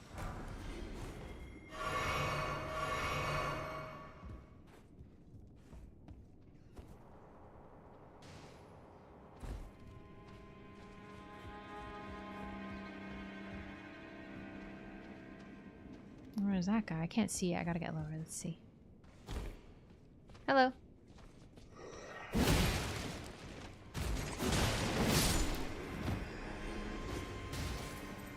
No, I think I have to... Oh, do I have to rest, maybe? Because I feel like characters don't spawn too easily unless you rest and change the world state.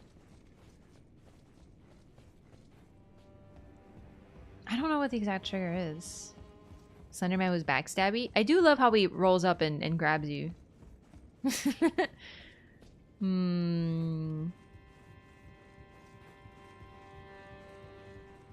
Maybe I rest and then I backtrack? I don't know. It is unobtainable?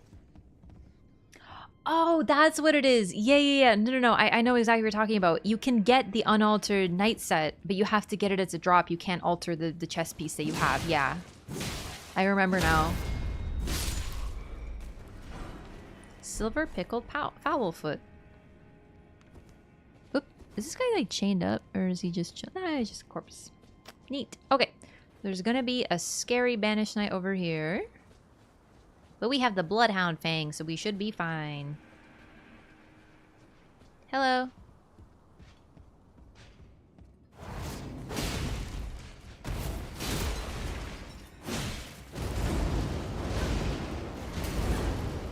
You are just so mean.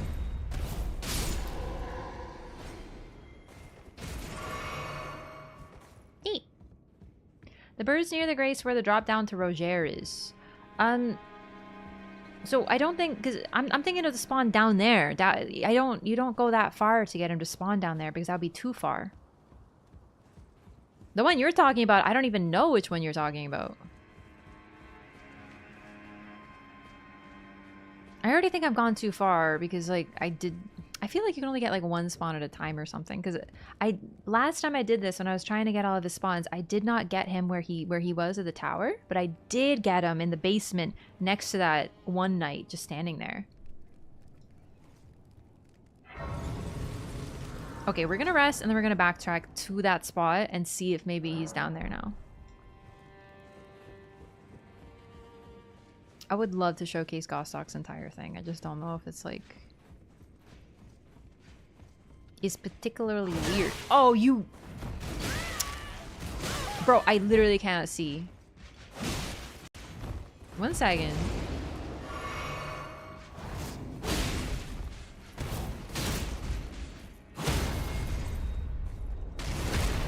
Kill the birds at the door. You are talking about a different spawn point than I'm talking about. So give me a second, because you are talking about one ahead. You're talking about where he spawns above Roger, correct? I'm not talking about that one.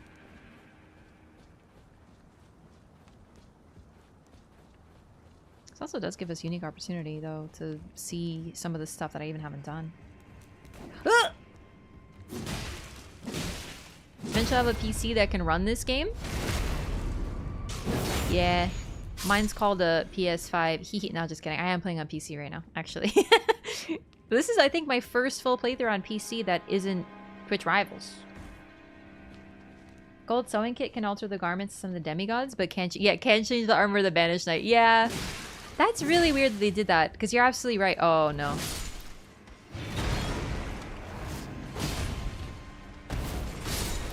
Gostock. No, he's not here. I just don't think it could be those birds up ahead, because I don't remember going that far and then finding him here. Maybe it is. So I just looked online because I was trying to figure out if anyone knew the spawns for Gostock, and someone said that he spawns above Roger and talks about how his job is to clean corpses or something. I've never seen him spawn there. So that's really interesting. Either way, listen, my priority is Roderika. Because once I get Roderika done, I can go to the Roundtable Hold without worry.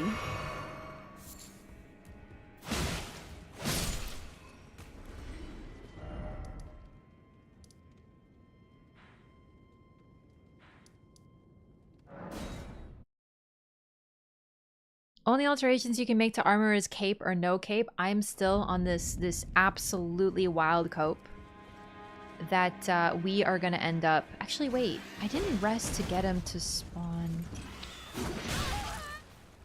To get him to spawn behind me, but there was a world shift change. There was a cutscene. Yo, the Warhawk's Talon! Oh my god, that's a lucky drop. Wonderful. We get some lore. Let's get it. Okay, I love this weapon. Talon swords are affixed to the legs of Stormveil's Warhawks, but this one has been repurposed for human use. The blade is thin and lightweight, so as not to obstruct the hawk's mobility. It says affixed, so it almost implies the Warhawks wanted it, but it's the fact that they're like shackled suggests no. Wait.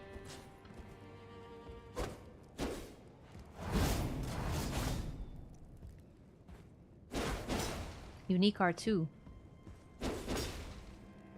I think that's the signature of this weapon, is that particular R2 is unique. Beautiful weapon, very intricate, covered in wings.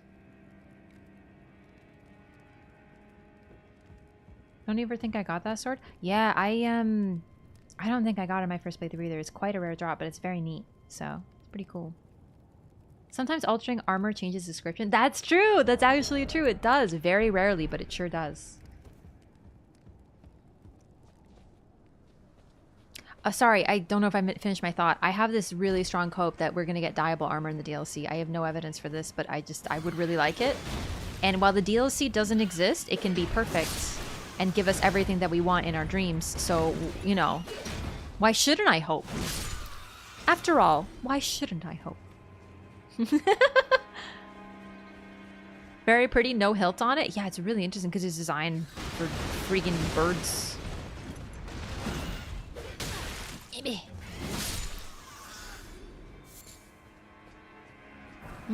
Okay.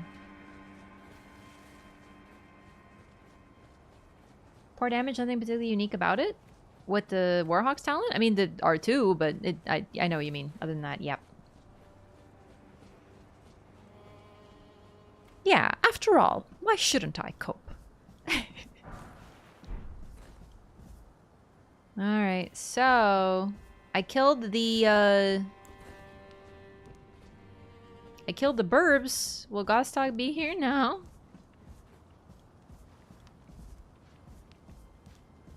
I don't know, I might just give up on Gostock because he's a freaking nerd. And we got at least one of his spawns. Now go back to the elevator. Okay.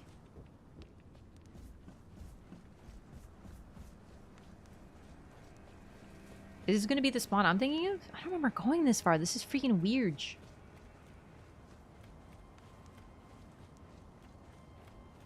Getting everything I can think of. Oh, that's a great idea, Hesty. Like, why not? Do it. I feel like I want to get a DLC character ready, but it's going to be like earlier in the game because I want to try going the DLC with Melina. Anyone thinks it's not good, isn't good with straight swords? I don't know. I think everyone has weapons that they're good with. And people can like a weapon or not like a weapon for any reason, you know what I mean? That's all.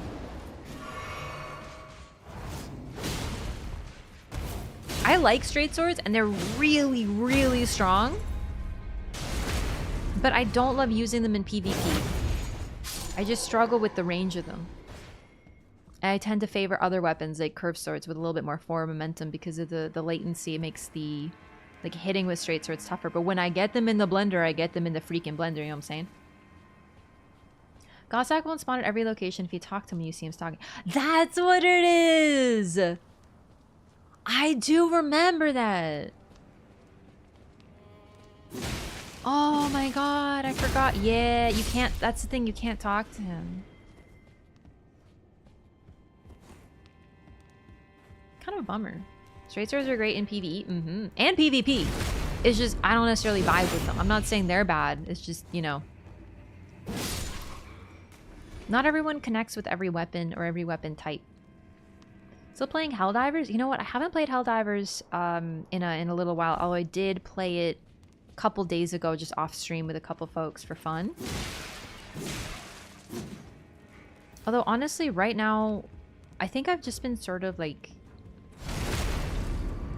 not quite social out, but like a little... I've just been kind of exhausted because I'm always like trying to get something ready for, you know, the DLC or this, or planning the LOREATHON. Also, I had like a medical appointment this morning, so it's just, I had a lot to get ready for. And then the other day I got my hair done, so I had to wake up for that. So I'm like really tired, so I haven't wanted to play it. I've just been playing Persona because I can just turn my brain off for that game.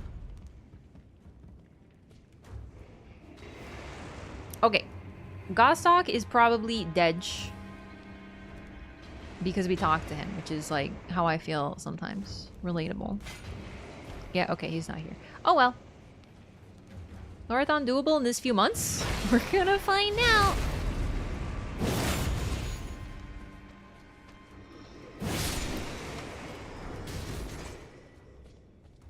A smithing stone too. That's so nice. It's true, that doesn't really look like Deathroot. It really doesn't. But based on the implication, I think it's supposed to be. It does look way more like thorns we see of the guilty. Maybe it's a bit of both. Who knows? He will always spawn location 3 even if you talk to him, has unique dialogue. A location 3 being Roger? Above Roger? Oh, you know what? I did it to myself. I let that happen. I almost got cooked. Stop cooking me! Jeez Louise.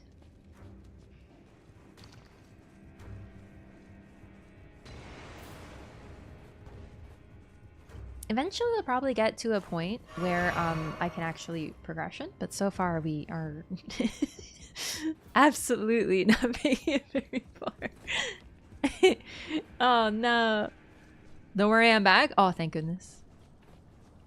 We can make progress now. Buy the Rampart Tower Grace. Okay, great. Well, do we rest or like what's going on?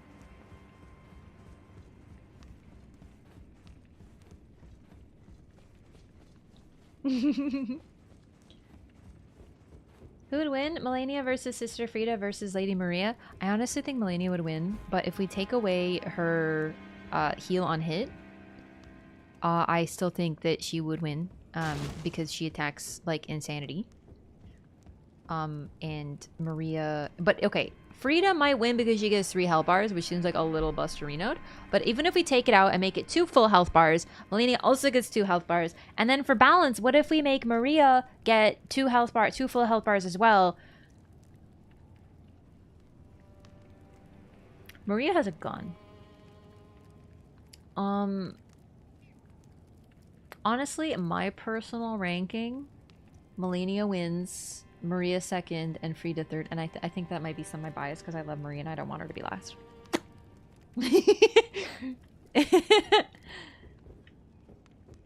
Why Melania is at Bork Lifesteal? It's in her Great Rune. It's in her Great Rune. There's something about it, I believe.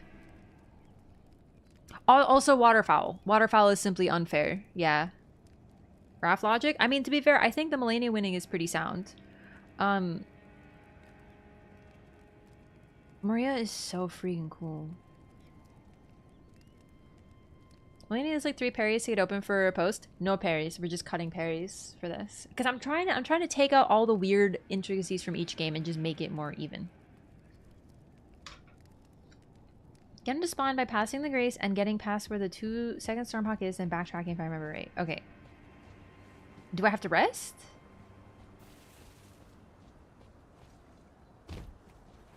Gostok's freaking weird, dog. Don't call it lifesteal, it's not. The heal on hit. Yeah, it's not lifesteal, it's just heal on hit. Absolutely true. True, Melania is very susceptible to freeze, right? And Frida uses ice. Could be a bad type matchup for the two of them. Also, Melania and Frida can probably both be Blaidd. And Maria, for that matter, probably. Maria has a gun that's even less fair. The gun is like the only thing that she has at this point. It's a good gun. Nashandra win. I genuinely love your enthusiasm. I disagree though. Chandra is not a combat type. She fights when necessary, but she avoids it. She reaps what has been sown. She literally uses a scythe, dude. She's a reaper. She reaps what has been sown, what others have sown. And what she has sown, she reaps. Frida also uses Black Flame so she can keep reapplying the frost. Unbalanced. True. I'm gonna rest. Because I don't know where the heck this Gostok figure is at this point. Godfrey or Gwyn? I think Godfrey would grab tiny little Gwyn in his bare freaking fists and snap him like the puppet he is.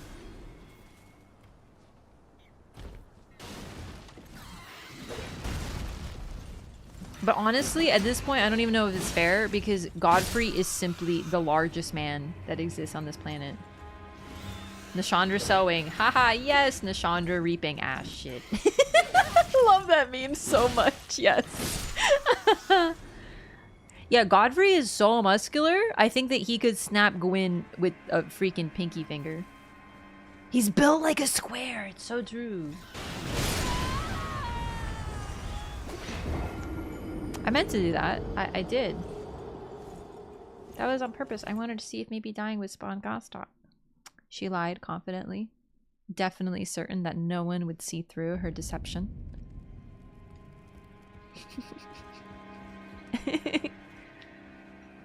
Alright, I don't know where this freaking dork is at though. Like for real though.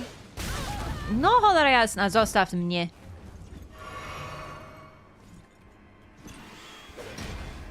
What's the lore on that death? Nothing. Oh, okay, listen, I'm on the cope. I thought those like roof tiles were feet. I thought those were Gostok's gorgeous, pale, sickly legs. What's the lore on your face? Oh, thanks for asking. I applied a BB cream today. If I were to do lore on my face, I would probably just show you like a makeup video, like a routine, you know? But everything would be like, my blush should be like, the blood of my fallen foes or something, you know?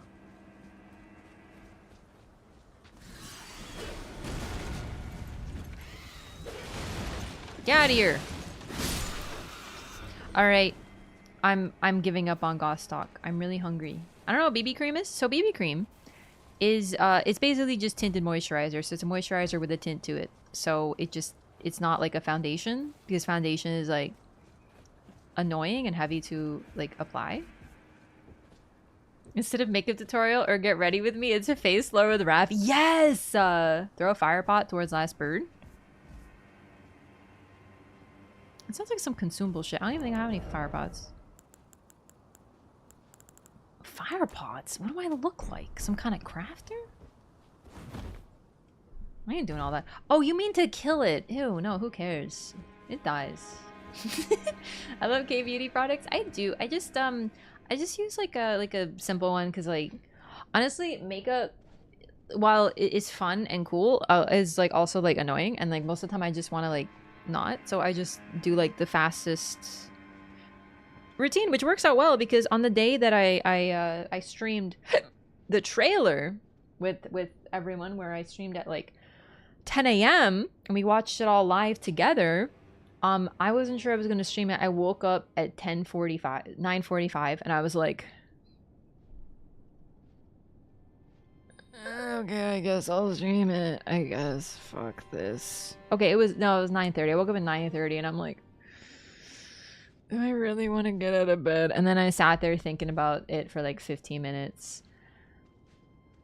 And then I was like, I should do it. Everyone's so excited. And then I hopped out of bed and got ready to stream in like 5 minutes.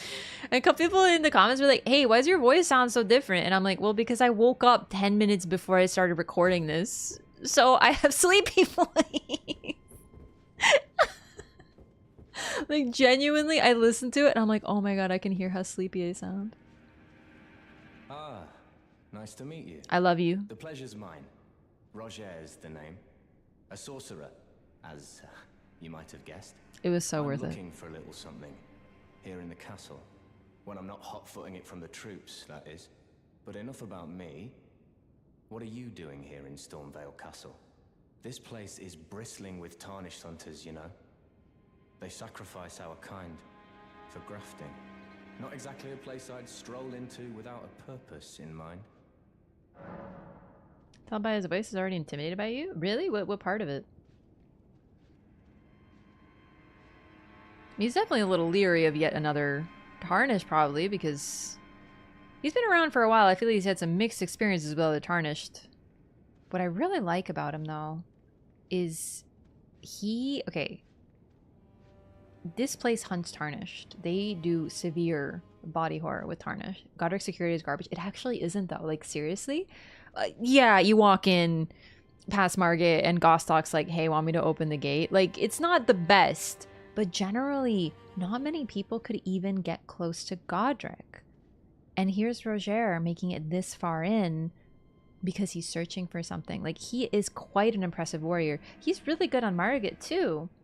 You can summon him, of course. I did, yeah. And generally, he has a +8 weapon. He's pretty advanced for another Tarnished, right? Canonically, he gives it to us, so we get it, right? But I don't think I've ever not told him. I'm wondering what he says. This might lock me out of something, but I think it's worth a test. Of course, I understand. Why place trust in a perfect stranger? Be safe then, stranger. Watch you don't get sacrificed, eh? I'll do the same. I know, like, in a video game and we're the protagonist and we can respawn, it's no big deal, but for everyone else, if they walk in here, they are liable to get their arms and legs severed and attached to another being. It is deeply, deeply disturbing. And there's crucified folks everywhere, severed corpses all over the place, body parts hanging. It is a nightmare. And this guy made it in here and actually decided to come here to look for something. This guy's insane. Something bothering you? Or are you just trying to pass the time? I'm curious how you ended up inside this castle. Yeah, so I really like that. You can hide things, but eventually you have another chance. See how Roger gets his legs injured? Yes, we were going to go over that. I don't mean to sound so happy about it. I'm really bummed about what happened to Roger. Speaking, actually, this is the character I was waiting to meet before we discussed further about those who live in death. So, Roger is genuinely probably the only one who's trying to do right by those who live in death. I don't necessarily know why, but he seems to actually truly care about them. He is interested in the history. He's interested in the story of what happened the night of the Black Knives. For all we know, maybe he's got an ulterior motive, but from everything we see, his main interest is studying those who live in death to hopefully cure them. He talks about how it's not their fault what happened to them. They're not cursed by the Golden Order. They're not some like reprobate sinners or whatever. They are simply unfortunate people who got afflicted by those who live in death. They didn't choose it. They didn't sign up for it, with the exception of a character like Lionel, who wanted to, who worked with Fia, or us if we do the Fia route.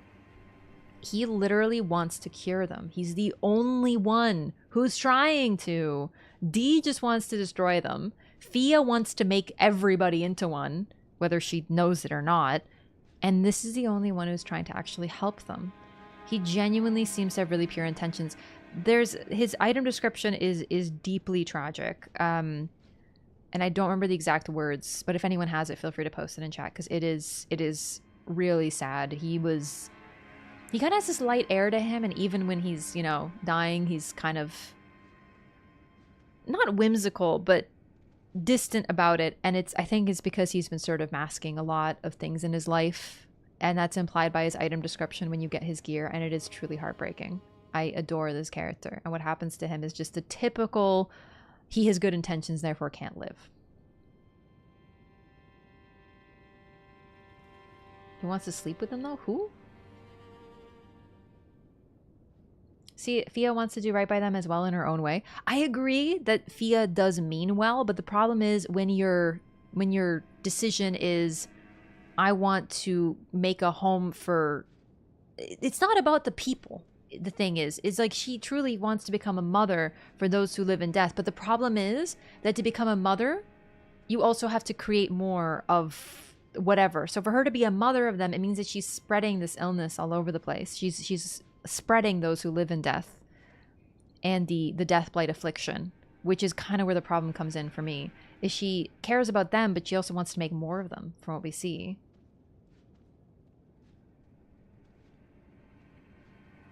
Ah, there it is. Thank you, Ethan. Roger spent his entire life behaving with utter detachment. No one noticed the anger, grief, regret, or fear that existed along with it. So that's the thing. He's detached. He's distant. He's like, yeah, it looks like, my fighting days are behind me. Here's my sword. But beneath all of it, there's more. She wants to help the death blighted by spreading more death blight, essentially kind of weird. Yes, for her, it's supposed to be like a merciful thing, like giving them a place, giving them a home, which juxtaposes her with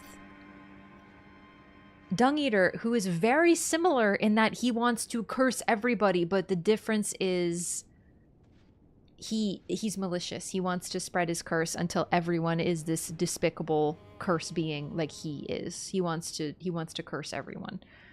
Both of them involve cursing everybody, but one does it out of misguided love and one does it out of malice. It's actually pretty interesting how they're very similar, and their cutscene is essentially the exact same thing with minor differences. All three of them are, but you know what I mean. Only good NPC is Nephili. Nephili is great too. Why is Rogier affected by the image of cursed Godwin when messing with the thing but you? The player can whack it many times and nothing happens. Rogier even warns you not to mess with it. Because that's what happened to him. Yeah, yeah. Number one, story. It is... I don't know, we're the protagonist, baby. It doesn't affect us. Nothing happens to us. But it could also be that Roger was targeted by Fia. I don't know. I'm really not sure. Fia seems to have some extent of control over those who live in death in some way, shape, or form. Maybe not directly them, but the followers, yes. So I really wonder why he was death blighted by it. Also, it's possible that he was doing something to it that's a little bit more... intensive, because he's studying it, right? So he maybe attacked it further than we are capable of, right? Maybe he tried to take a skin graft or a sample or something that aggravated it. We don't know. It's just like an implication. No, the thing about Roger is it's possible that Fia gave him a hug, which is why he appears after as a boss, as Fia's champion. Sorry, I just want to say thank you. Before I get, thank you so much for the $3, and JLs, thank you so much for the Prime as well. Welcome in. Sorry, before I lose myself in the lore theory. Sorry. Prequel to other Souls games, which each ending leading to a different game. Like, if people want to engage in the whole each game is connected thing, go for it. That's just personally not my interest, so I don't delve into that. But still, yeah, no, I have seen discussion about that. But more connections is always fun, and if people derive joy from making connections between the endings and the games, then I support you. Let me guess, people say the Dung Eater's ending equals Dark Souls 2 because it's crap. I'm just putting that out there. I don't agree. You know I love Dark Souls 2, but I'm just saying I can already see people saying that. That's just me. Anyway.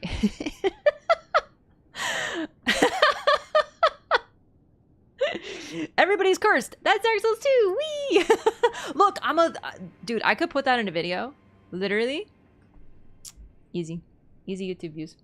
No, just kidding. Okay, sorry. Roger, right before, when he's deeply afflicted by the death blight and is very much suffering, the last words he says to us before groaning in pain and then eventually vanishing, dying, are, I have the feeling that I'm about to slip into a fathomless slumber and that I will be a problem for you, and I apologize for that. Something along those lines. I don't remember the exact quote, but generally that is like the concept of it.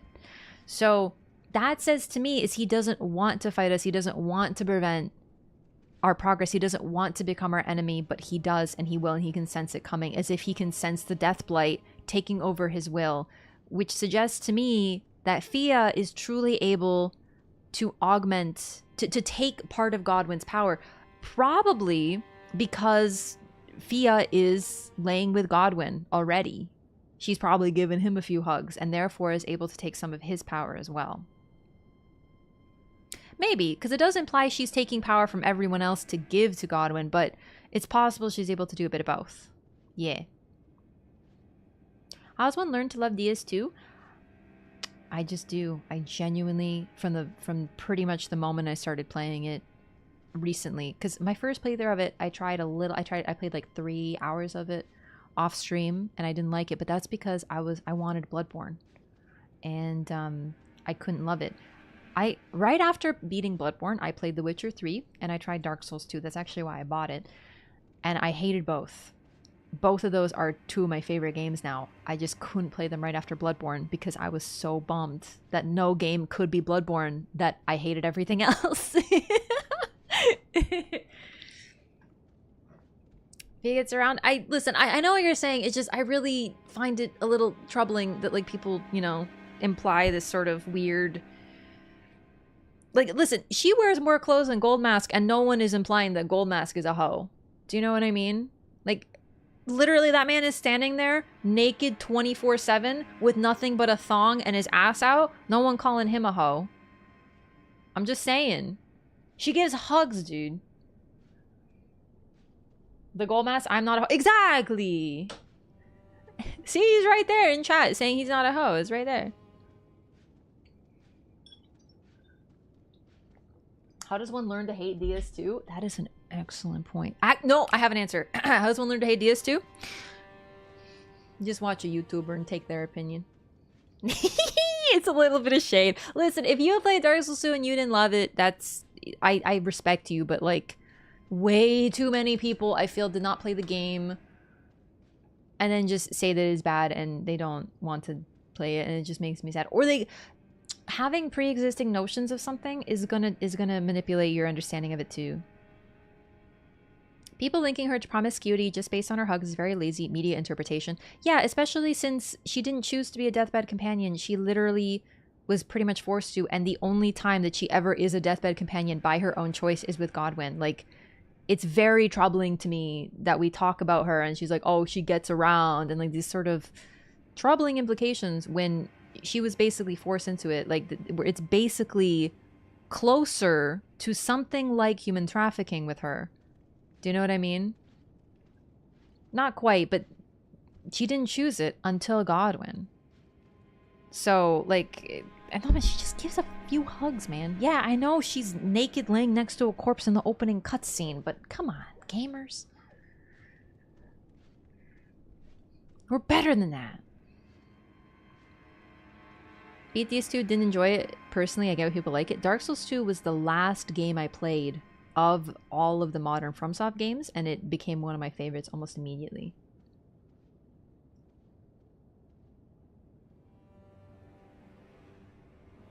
Ended up liking it more? Yeah. No, I went into Elden Ring with trying to have very little expectations, except for the fact that I'm going to probably love it because I love everything FromSoft that did, and that's it.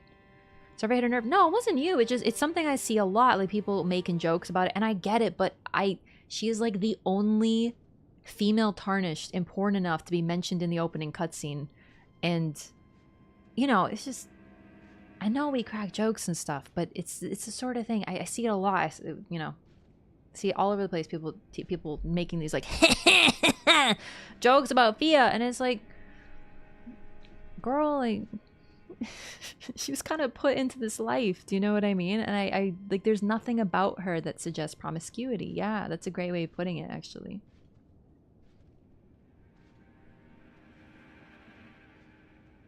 Unwavering blind faith. I don't know.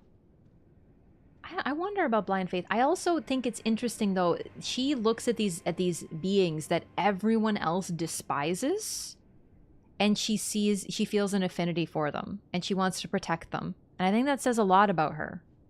It's interesting that literally we're talking about undead corpses. And Godwyn is not looking so good. And she sees something worth protecting, and in a way it's actually kind of beautiful. It's too bad that she's freaking bonkerinos. What does Fia dream about? Fortisex. Anyway, Roger has been waiting for me to tell him what I'm here for like probably 15 minutes. Let's tell him. Challenge Godric and lay your hands upon a great rune, are you? Yes. You can see it then, I take it. The guidance of grace. This is important. Well, enjoy it while you can. I'm tarnished, like you. But unlike you, I've seen neither hide nor hair of this guidance for the longest time. Still, I won't forget how it felt when I first came here, to the lands between. I'm privy to a few magical battle arts. Would you care to learn one? As a fellow tarnished, once guided by grace, I'd love to help you out, if it please. Maybe this is something to do with the anger and regret that he feels. Anger, fear, and regret is what caused him to lose his grace. To me, he could see it. So he had great potential, but he wasn't able to use it. And I think the reason he lost the ability to see it is he didn't want to follow it anymore, because where it led, he couldn't handle it. Something along those lines. Not quite, but there's something about him having seen it and then no longer seeing it, right? Like something occurred. It could be something internal, like he lost the flame of ambition and he wasn't able to see it anymore. Or maybe something outside of his own control. Sorcerer Fia originally not wanting to be a deathbed companion. Thought she wanted to, was interrupted by the guidance of grace. Now I was trying to continue. She says something along the lines of, like, she loves it, but hang on, there's a line. I think it's dialogue, which is why I don't remember it super well. But she says she implies, or even straight up says, it is a vocation that isn't chosen by the person. Do you know what I mean? She says basically that deathbed companions, like, do you find it distasteful where I am from? It's a sacred act. And then she implies that to be a deathbed companion is not to choose it. We'll get her dialogue when we go to the Roundtable Hold. Maybe he couldn't bring himself to sacrifice his maiden? I mean, we never see him with one. Yo, take it easy, Spiritual. Have a good night. Okay, we got Glintstone Pebble, Carian Greatsword, and Spinning Weapon. I don't think I have enough. Do I have enough to buy all three? I think I do. Let's do it.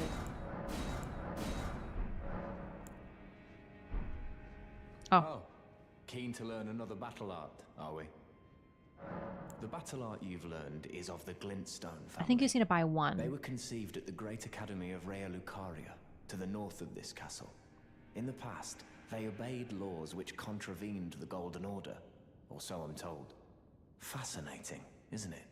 That the Golden Order was pliable enough to absorb practices that contradicted itself in the past. With the Order broken, twisted, and in need of repair. Radigan. Such adaptability is more important now than ever.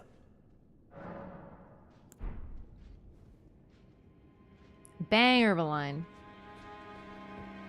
Something about our people, like you're born to a certain class, some being deathbed companions. Yeah, or it could be an inherent ability that certain people are born with, that they can take power from one and give to another. But it says okay. the Radiant Baldaquine's Blessing says that a deathbed companion may produce but one of these in their lives. And something along the lines of it's the one that is produced by choice or something, which implies that the other times it wasn't. Do you know what I mean?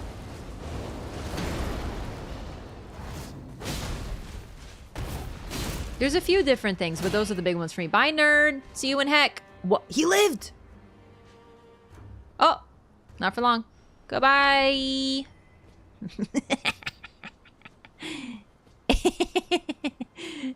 We're almost there.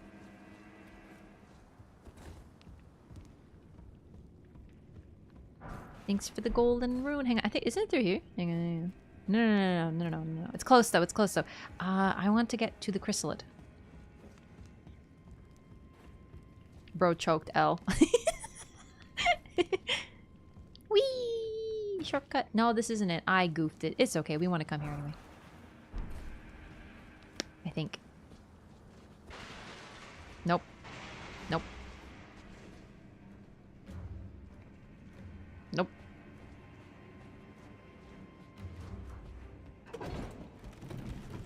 No one's ever accomplished a feat like this. Don't talk about feat, you'll summon them. Sneak onto Roundtable Hold and not get caught? Who, Roderika? Hang on. I never remember how to freaking get to the gosh darn chrysalids. That's room with dogs? Don't worry, we'll get there. I always get there. I just have to take the raft route. It's very, very, very special. Oh my god! Found it! What did I tell you? We took the raft route. Oh, you little thief.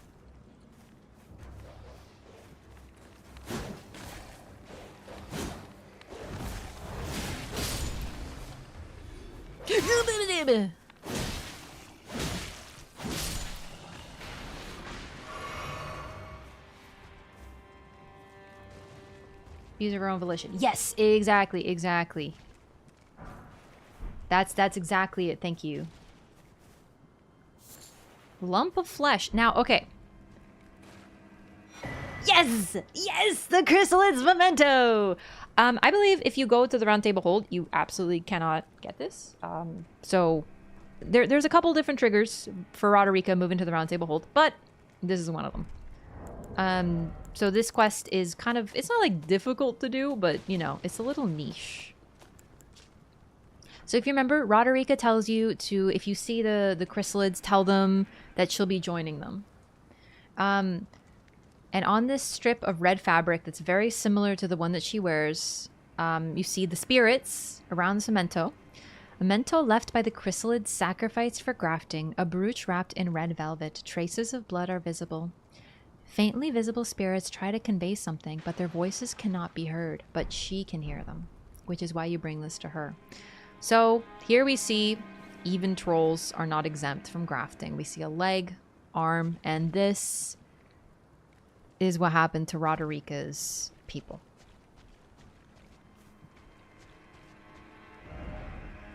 So let's go to Roderika because basically all of this has been to get that. It's a lot of chrysalids. It sure is. Yeah. And we can give this to her. Later, Blood. Thank you so much for 36 months. Welcome back. Thank you for 3 years. Oh. Godric's chest as a troll is actually interesting. Yeah, we gotta take a closer look. Welcome back, Lunar Blood. I'm blonde now. Hang on. Maybe I'm trying to summon them? True. Hang on, what are we talking about? Chrysalids? What is a chrysalid? So, Roderika tells us that the chrysalids, when your arms and legs are cut off, you become a chrysalid. And yeah, she was going to go after them to sort of join them because she thinks she's a craven who has nothing else to offer, and she has mega survivor's guilt, so yeah.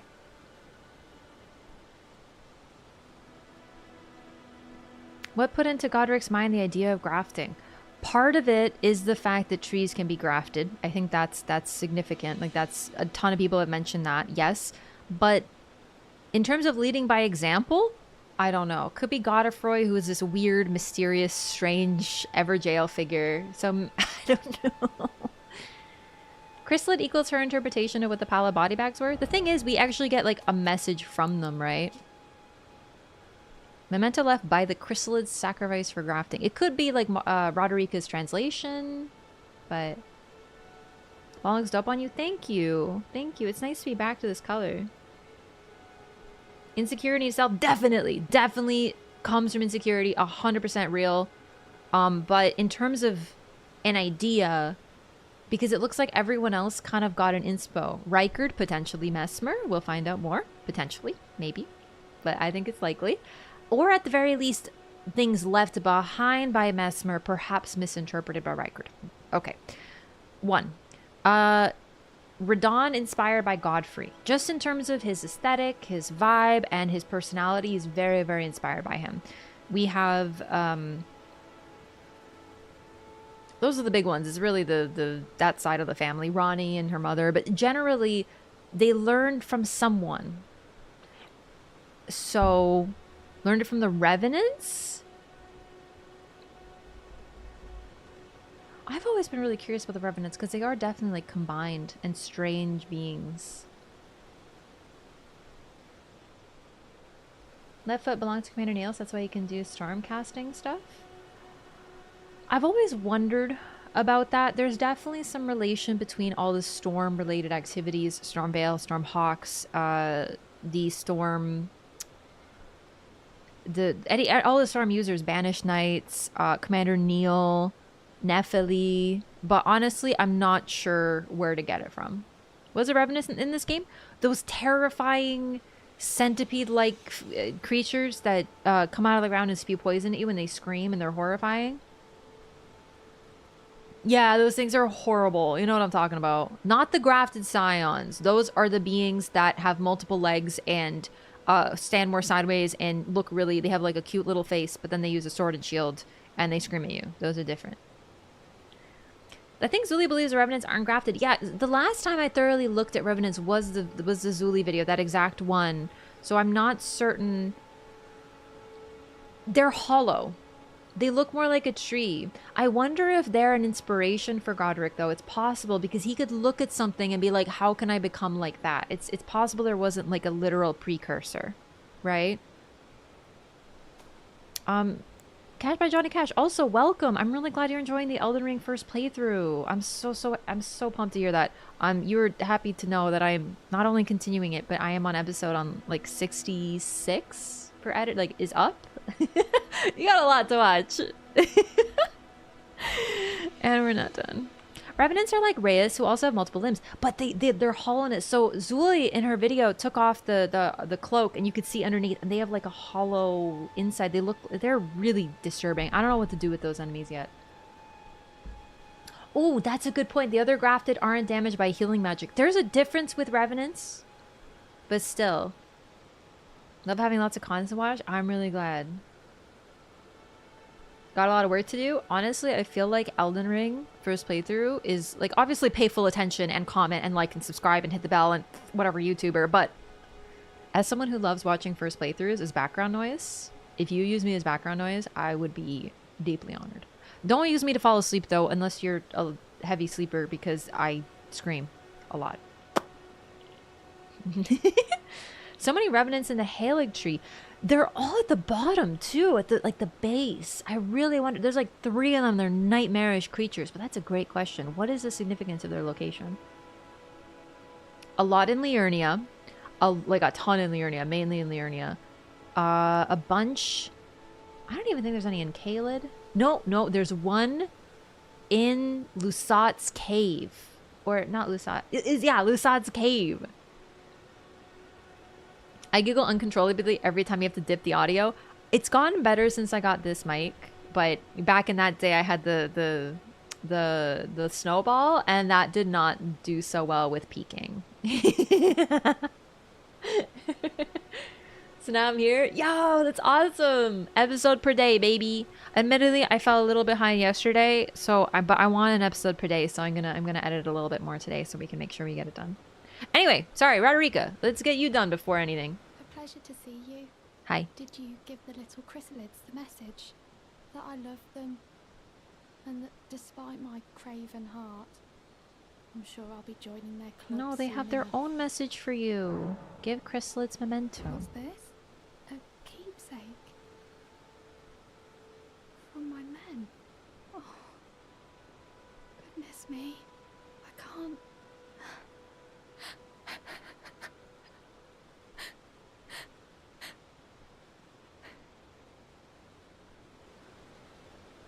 They all believed in me.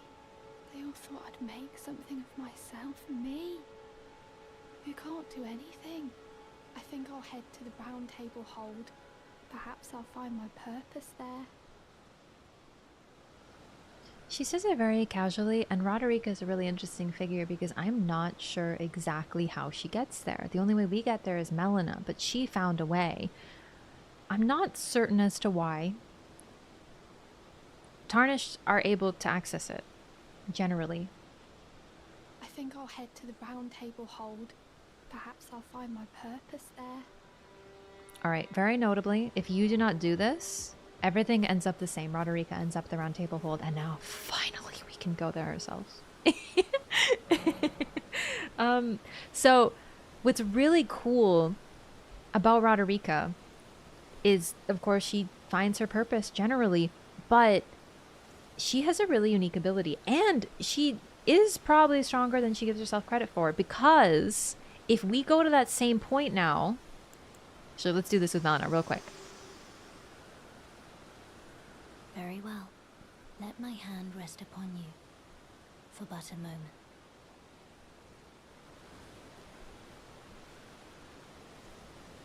We go. Oh my god, holding hands. You know this means you have to get married now, right?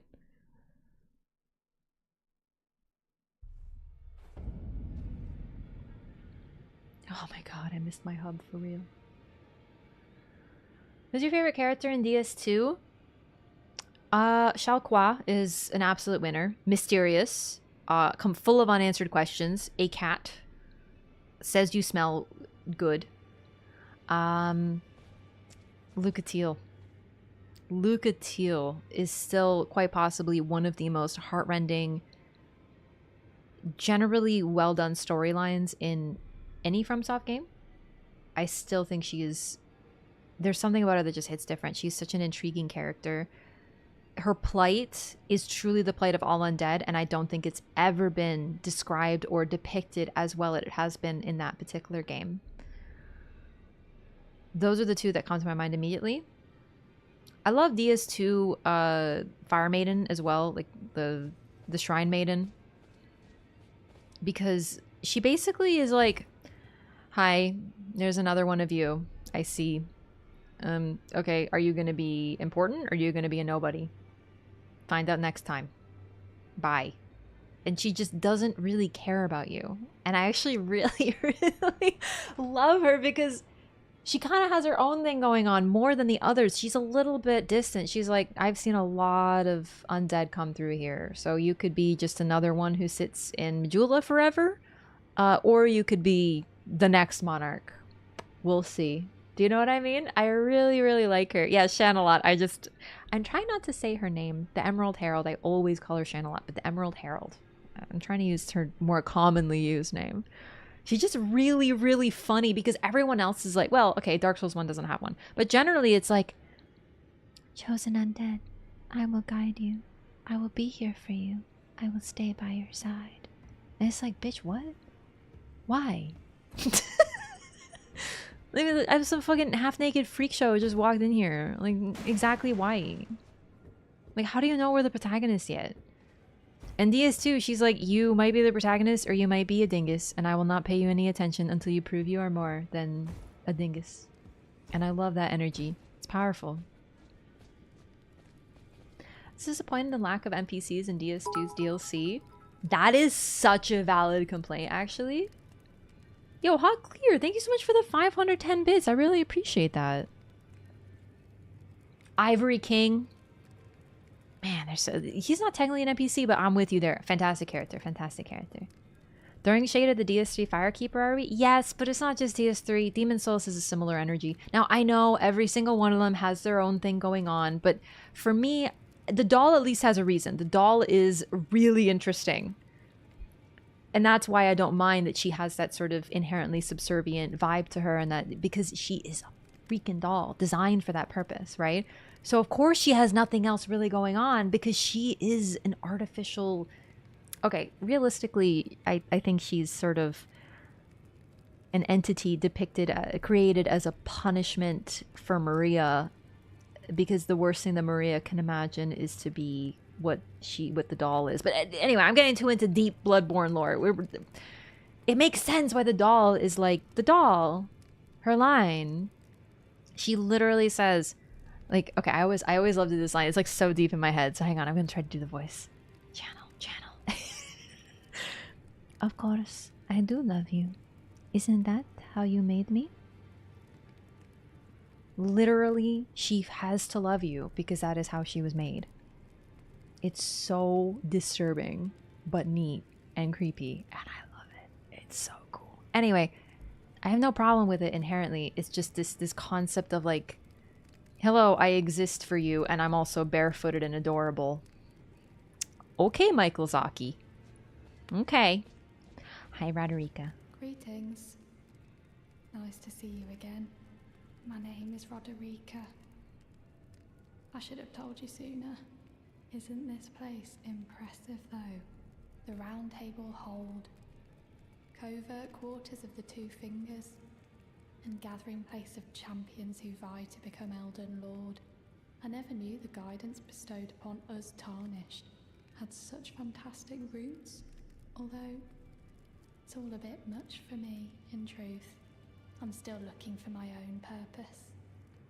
I love the word vie, by the way. It's one of my favorite words of all time. Like, I love vying and to vie. It's so cool. Look at her eyes. She's so pretty. Pay attention to this eye color, because I have this feeling it's going to be significant at some point. Is she really tall?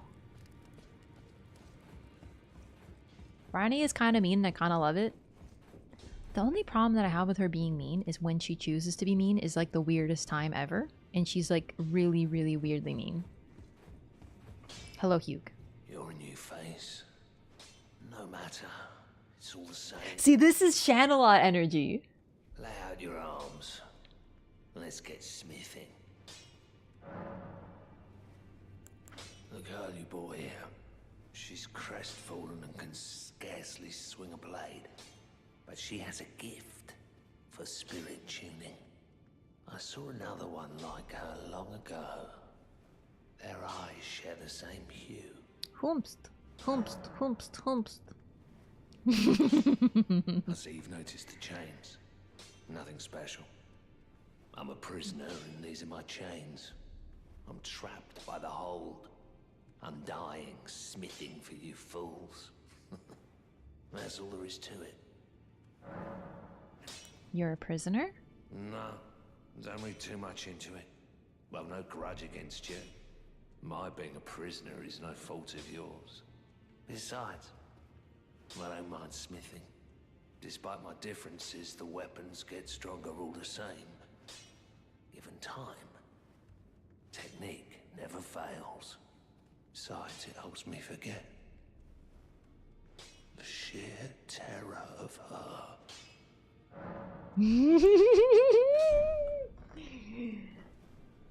That's my mom. You good? Anyway, Hughie. All right, let's take a look at him because we will have to remember that this... Remember, look at the face. Ignore the beard. Look at the face and imagine the beard moved up to the head and you will realize it's the exact same model as the Misbegotten. Except I believe he's got a weird tail. I don't think the others have that. They have a normal tail. He's got like a 3 broken fingers for an ass. I'm also glad he lives. He has to live because that's kind of like his curse. You know what I mean? I'm a prisoner, so you're a prisoner? Nah. In all seriousness, I don't think... Because, okay, he could be answering, no, don't read into it. but I genuinely don't think he's a prisoner in the traditional sense.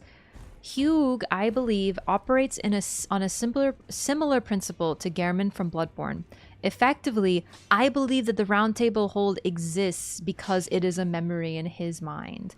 He was here a lot. We can pick up his hammer in exactly this location in the real Roundtable Hold. Clearly, this is a pocket realm, a remembrance.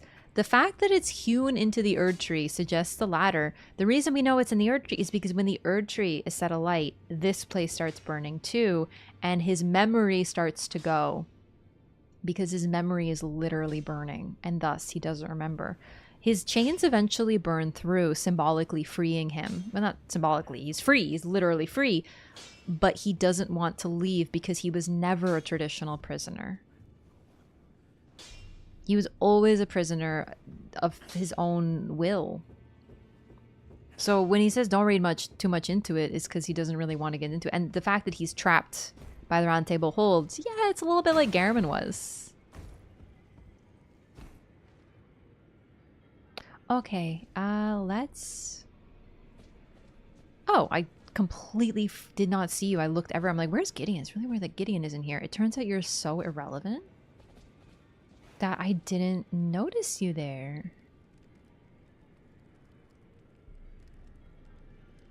I'm just kidding. Oh, this is a rare occasion. Hi. I can't remember the last time a new Tarnished made their way to the round table. Yeah, he's a nerd. I bet he reads books or As your something. Senior, I bid you welcome. It is safe here. What does this mean? You want me to call you Senpai? Let down your guard. I just want to take a moment to talk about his armor. His beard is made of ears. He's got eyes on a crown. And he's got an eye on his thumb. Interesting.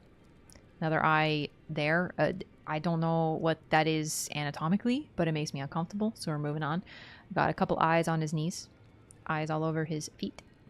He literally holds an eye over here, like the eye of Estelle. And enemies like it, that he covers, so you can't really tell that it's an eye. He's literally the eyes and ears of the world. Whoops. Sorry, I was trying to do a dramatic zoom in and out, and then I did it too fast. His helm always reminded me of owl. Yeah, actually. Oh my god, sorry. It's so excited. It looks like a snowy owl to me. I always thought he was genuinely so cute. It's just his personality ruins it. Evil character in the game potentially is an in-spammer. I wouldn't say he's the most evil character. I definitely think he's something of a wiener. But if we're talking about the most evil, I think we're gonna have to give that title to someone like Celavis or Moog. But he's definitely up there in terms of wanting to cause harm to just about everybody and not caring about anybody except for like himself. So he's definitely not a good dude. But yeah. I don't think so. I don't think that he's like meant to be like a reference. I think it's just he thinks he's better than everybody and he uses a bunch of spells. You know what? No, he is a ganker. You're right. You're absolutely right. He still sucks though, for sure. Iona Scepter is also a globe. He's literally grasping at the world. What? Oh, I mean like the hand is holding. So why do you say it's a globe? Because like I don't see the patterning on it. I always thought, like, initially, yeah, but once I actually saw it... Well, unless you're saying it's the eye of Estelle, of an Estelle-like creature, making him, like, clutching a star or something. Do you know what I mean? Do you have his armor custom tailored to fit his manga-addicted hunchback? I wonder, he does have a lot of mobility. Dung Eater is a jerk, too, but you know what's crazy? You know what's actually crazy about Dung Eater? Is that I think he's actually like maybe even or like a little higher than Gideon. Gideon's like around the same level. Although Dung Eater wants to curse everybody and make them real stinky with his weird butthole soul eating magical powers. Gideon wants everyone to maintain the status quo and be trapped in this cycle forever because he's scared of what would happen if Marika were actually replaced as the vessel and a Tarnished became Elden Lord. So it's kind of like either way he kind of wants to curse everybody for an existence that they don't necessarily want. Worsen, Gideon, Celavis, Pydia, Moog. I don't know that I put Pydia. Pydia, yes. Actually, you're right. No, you're right. Pydia and Celavis are pretty equivalent. Moog, Gowry, Godric. Gowry, yeah. And Shabriri. Yo, Dashing, great to see you. How's it going? Welcome in. We're Lauren today. Don't know enough about Shabriri to say that. He framed all the nomads and got them imprisoned for eternity. Also, they would, in their despair, accidentally summon the Frenzied Flame. And all the Frenzied Flame stuff can be traced directly back to him. So, yeah, no, Shabriri's up there for sure. Mod testing for Demon Souls. Oh, wait. Demon Souls, what? Please tell me what this entails. Is that what we determined about Shabriri? Yes. We haven't gone into the details yet, but that's basically the general consensus with him. Description for a scepter mentions it. Oh, I forgot that. We have to get that. Hi, Lauren. I'm Onryo. Dang it. Hi, Onryo. Thank you for the 100 bits. But also, how dare you for the pun. Or dad joke. More dad joke. Hello.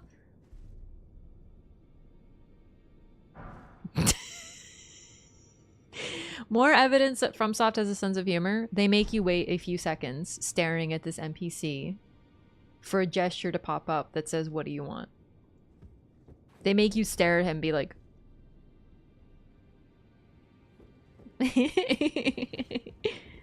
Hello. I would like this. Thank you so much. Yay. In case I do some faith. Shabriri is just a frenzied flame demon. I would say Shabriri and Gowry are pretty equivalent because they both seem to be able to possess or ride other beings. Gowry is a lot more like Harbinger from Mass Effect, you know? That like is sort of my assessment there. Still bombed Ensha was a guy. I thought Ensha was a girl too, but Ensha's a weird one because I believe that Ensha, despite being described by other characters as male, does use the body type B. I think it might just be for the lines in the armor. But also, yeah, me too. I'm also still bummed. Beta testing a friend's mod for Demon Souls. New spells, lures, miracles. Oh, that's so cool. Demons convert. That would be really cool. That sounds really fun. Well, thanks so much for the raid, everybody. Everybody, welcome. We're just doing a Loreathon. I am starting my Loreathon with Elden Ring. ! Loreathon. For more information. Do I really want to talk to you and deal with like a 10-minute long hug animation? You know what? Not right now. I would like to make my character. This character is default.jpg because I didn't want to deal with sliders. I have finally made it. Ari Ensha, they do a lot of gender bending in this game. Exactly, yeah. No, I think there might be something more to it. It's just I go with what the other characters describe Ensha as, effectively. Yeah. But no, you're absolutely right. Demons on the list too? Yes. So I'm going to play Demon's Souls remake though because I haven't played the original. And when I do play the original, I want to give it special focus, but I have to get through Elden Ring, Demon's Souls, Dark Souls 1, 2, 3, Sekiro, and Bloodborne before the DLC comes out. So we're going to want to move it along. You know? All right. I am going to link these sliders. I got these sliders from YouTube. Because I'm terrible at making characters, so I'm just gonna link here. If you want to see what sliders I'm using, it's this. Can't see the face? I know, not yet. I'm not working on it yet. Here you go, gamers. This is the sliders I'm gonna use. It's the sexy prisoner. I thought it was cute. So let me... This isn't going to be like the easiest thing in the world. I'm going to have chat closed a little bit. But I just wanted to share because this is not my character. I'm going to use these sliders. I thought it was cute. So let's see if I can do this. This is not the funnest thing to do on stream. So I was hoping I would do this off stream, but I just got here and I'm like, let's do it. Okay. All right, very nice. Yes, very, very... Oh, wow, that prisoner sure is sexy. Yep. Oh, dear, I just realized... Well, no, this shouldn't be bad. Okay. Type B. I don't know how to read that. Yes, show me the sliders. They're just panning. No, show off. Yeah, absolutely. Show off. Show off what you did. You're absolutely right. Okay.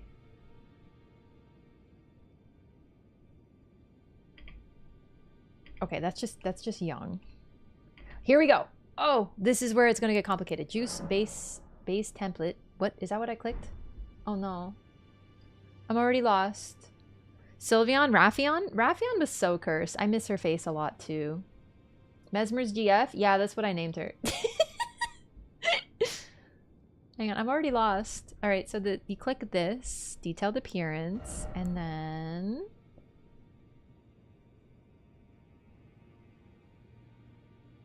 the second one is 1. Okay. Oh, that's the voice. No, that's fine. I don't care about the voice.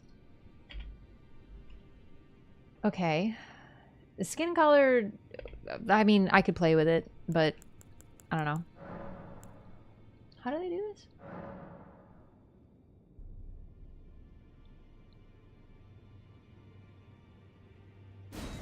Something like that.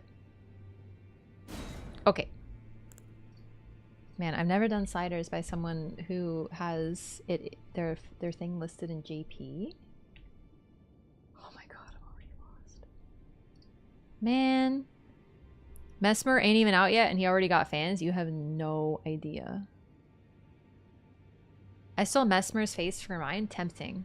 Mesmer got people acting up. I'm not gonna apologize for who I become when that man comes out. Looks like an emo Radigan. Yeah, but like hotter. Okay, and then we have this. And this. Is this hair? Yeah, I know what hair it is. Oh, this is important. Hang on. Oh my god, doing this on PC actually sucks. You know, I might... You know what? I'm gonna do this later. I linked it, whatever. I'm gonna do it later. This actually is gonna suck to do on stream. So just, for now... Yep. I'm gonna do this off stream. It's way more annoying because I have to click back and forth. I have to keep closing chat. You're not saying the Mesmer has superseded Malenia as your object of greatest obsession, right? I am. You want to know why? And I don't necessarily like this about myself, but I am the way that I am. I love evil. And the thing about Malenia is she's a little bit more typically good. You know? She's like, I want to follow my brother and create the best world or whatever that he thinks, and I believe in his dream and all that stuff. And you got Mesmer, and he's got snakes around him, and he's got that evil dragon eye, and he seems inherently bad, and he's like dark and twisted, and I'm like, oh yeah, yep, give him to me at once.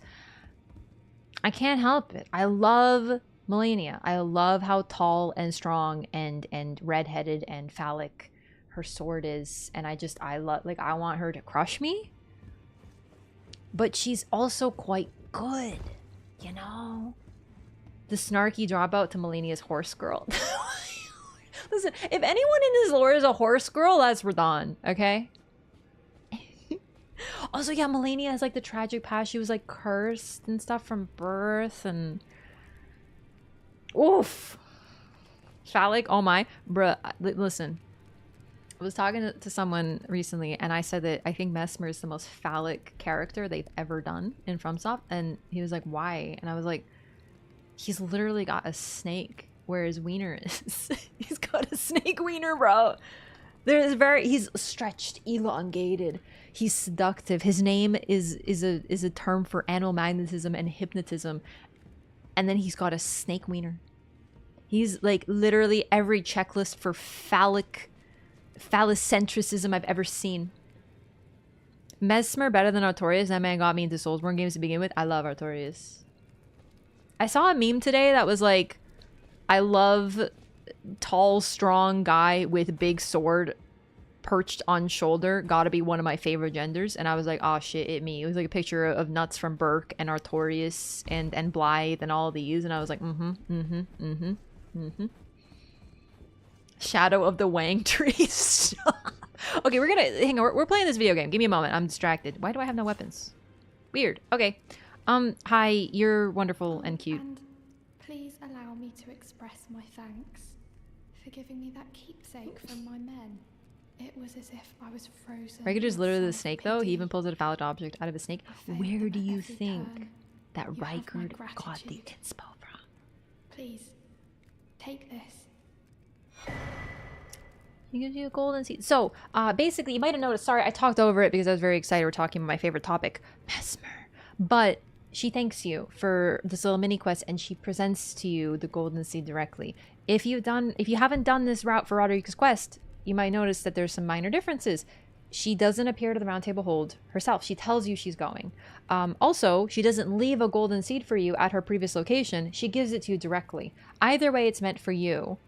But in this case, she gives it to you because you did it directly. She's a very important NPC. She is your source of spirit tuning. She's the only one. There is no alternative. Therefore, FromSoft coded her quest to be basically unmissable. The result of everything is the same, barring dialogue. But unfortunately, that also made her quest a little difficult to do because it's so easy to accidentally step out of Limgrave and then she moves to the Roundtable Hold automatically and you lose her. You don't lose her, but you can't do her little mini quest. So that's a bit of a bummer. But there's a reason for that. Can't imagine finding Rykard sexy. The thing about Rykard is in the canon, he is indeed totally sexy and seductive, and he seduces everybody. So, yep. Yeah. It's all a bit much for me. Wonder if the little snake is gonna attack like the coil shield. I hope they have like a grab that they just like shh, yeah, like both of them together, like snake, you know. Tell her what the blacksmith said. Telling me I possess some kind of gift. Yes. I don't believe you. But if I do have this talent, and goodness knows it would be my first. Aw, Roderika. I suppose I should try to hone it, shouldn't I? I'll ask Master Hugh to teach me. Certainly he does appear intimidating and holds no love for us tarnished. But I know he's trapped here at the Roundtable Hold. So, I can tell. He's a gentle soul underneath it all. Aww. Isn't Rykard good looking on some of his older portraits? Yeah, in his cameo and in his portrait, he does, like, he's got the high cheekbone. He kind of got that, like, silver fox thing going on because he got the high, like, he looks a little older. He's got the high cheekbones, got that nice beard, you know, like, he's just like a different, he's like for a different type. But canonically, he was very seductive. If I do have a talent for spirit tuning, and goodness knows that would be a surprise, I suppose I should try to hone it, shouldn't I? I'll ask Master Hugh to teach me. I'm gonna be real, I don't see, like, there's something wrong with being a twink. I just don't see Mesmer as one, because when I look at him, yes, he's lanky, tall, thin limbs, but he's like stretched out. When I see him, I see corrupted monster, not twink. Do you know what I mean? Like when I look, I'm just like, yep, I just feel like you have to maybe have like a little bit of gentleness in the feet. Like if Mikola were older, yeah, that would be like Griffith. If we're talking about Griffith, that would be like, yes. Bro, I looked up Griffith for a picture and I was like, dude, my man, the lips, dude. A little bit spicy Genichiro. Dude, Genichiro's hot. But yeah, you know what I mean. I just don't get that vibe from Mesmer. Do you know what I mean? Yo, take it easy, Suga. Have a good night. Maybe it's Godfrey who got inspired by Sarash. You know what? That's an excellent point. Godfrey has... yeah, I think we talked about this last time. I'm sorry if someone told me this and mentioned it and I forgot. But Godfrey literally has Sarash grafted onto him. Perhaps that's where the inspiration for grafting came from. Because if we look at Godric... he grafts animal parts onto him as well, notably the dragon head. He takes the dragon head and grafts it. That might be where the inspiration came from. Also, we have, of course, the grafted scion. Thanks to Zuli, one of Zuli's videos, she takes off the armor and studies the body. It's really hard to see the scion. They move so much. and they attack constantly, but generally you can see that they actually have other animal parts attached to them, suggesting that the grafting is not just tarnish but also animals. And I wonder if it started with indeed Godfrey. Yeah, Mesmer got that zest to him. Man, I do love zesty. Zesty is a good term. Mesmer, I bet Mesmer, listen, okay, if I were to relate Mesmer to a food, I feel like he would be freshly made takoyaki that you eat and then you burn your entire mouth and it hurts real bad. I love takoyaki. Godwin Twink? I no, because he's like very broad, muscular. I think that like separates the, you know. I feel like a twink has got to be very petite, skinny, you know? Especially in his current form, Godwin is different. Mesmer is clearly spaghetti coated. Okay, you're right, actually. All right, hang on. I want to do something a little more. What else are we doing? Sorry, I'm starting to lose the plot. I'm getting tired. Specifically the way he leans back after impaling the tarnish in the trailer like he's stretching. I am so deeply from the bottom of my heart pleased that this many people are also losing their sanity over my boy Mesmer. Like, I don't think you understand. I feel so seen. Would you say that Mesmer is rather mesmerizing? I would, and I have, and I talked about lore.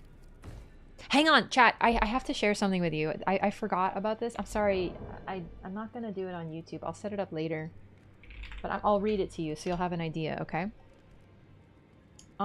Does anyone happen to have that unhinged comment saved?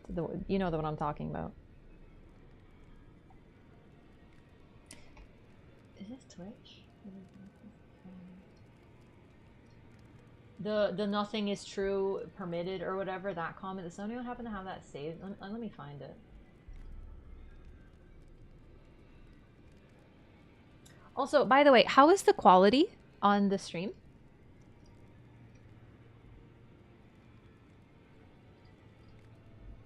Because I think literally it was simply Twitch throttling me effectively.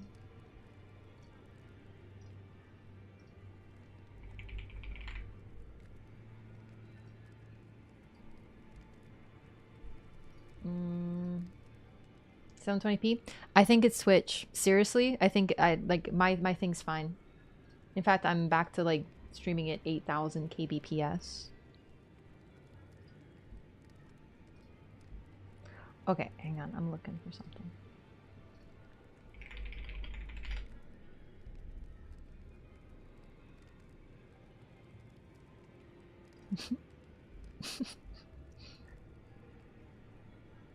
Okay, hang on. This is very important.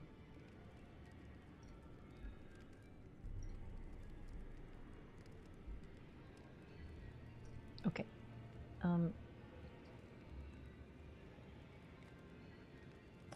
Can I open this here and then yeah, sorry, I'm doing a bit right now.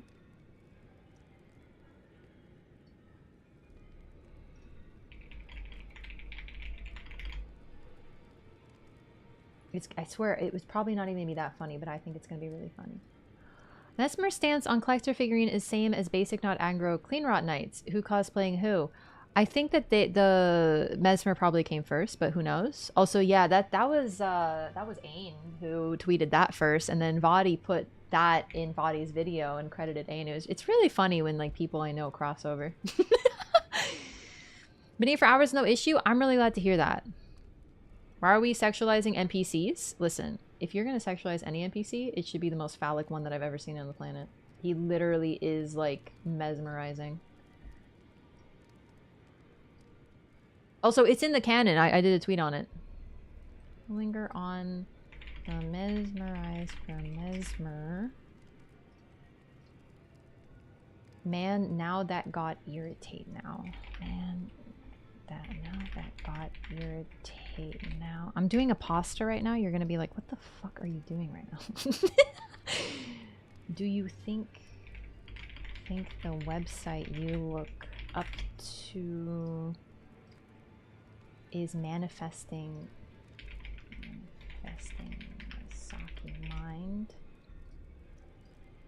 is it? Where is it? It's really hard to... Don't talk. Talk about Mesmer name.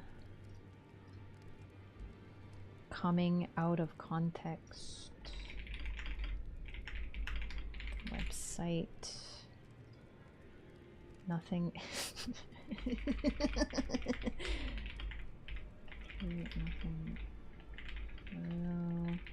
Is recorded. Okay, beautiful. Okay. Oh my god, that was so much work. It was literally like 2 sentences. Save. There we go. Okay.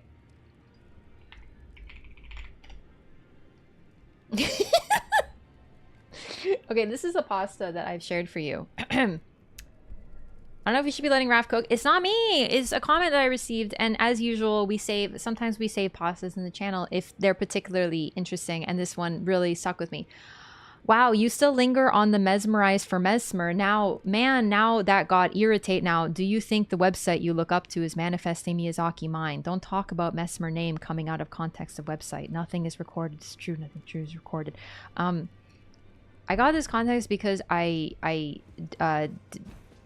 showed a definition of the term mesmerize and where it came from, and I talked about Franz Anton Mesmer. I used a website that I like, Edamon Online, as the definition, but you could look it up and get whatever. I just wanted to credit the website, I guess, and I got that comment, and I've just been sitting there thinking about how like, it's such a good comment, dude. It's like my favorite. So I wanted to add it as a pasta, but I forgot until now. So now it's for all of us to share together. We have a couple other good ones. What's the other one? Is it DLC? God, what's the one of the person who was like that we can't talk about it because we don't know DLC yet or whatever?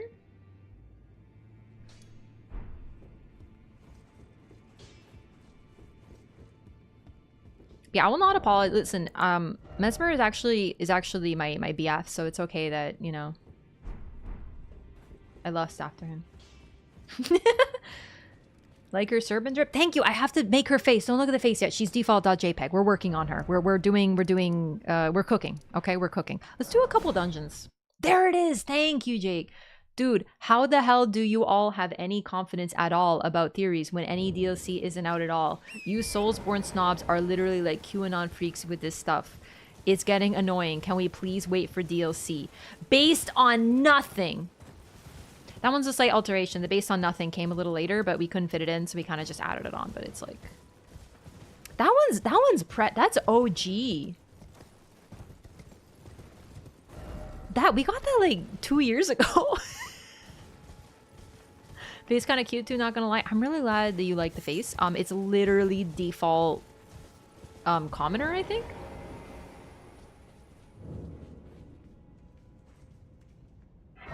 Yeah, that was really early on. I don't think it was the first month or so, because I remember I think I was doing PvP at the time.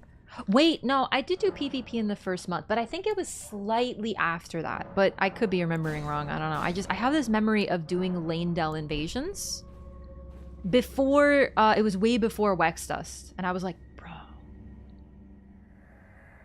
Hey, what up, baby? A proper death means returning to the Erd Tree. Have patience until the time comes and the roots call to you. So this is a spirit. He is now in this form and is likely still kind of doing what he did when he was alive. And what's really interesting is every single one of these spirits, I know this has been talked about a lot, but I always like to point it out, they are surrounded by mushrooms. Mushrooms represent decay, but also interconnectivity. Mushrooms have really complex systems that can mimic neural networks. And I wonder if this isn't perhaps not quite a projection, but someone still waiting to return to the Erd Tree.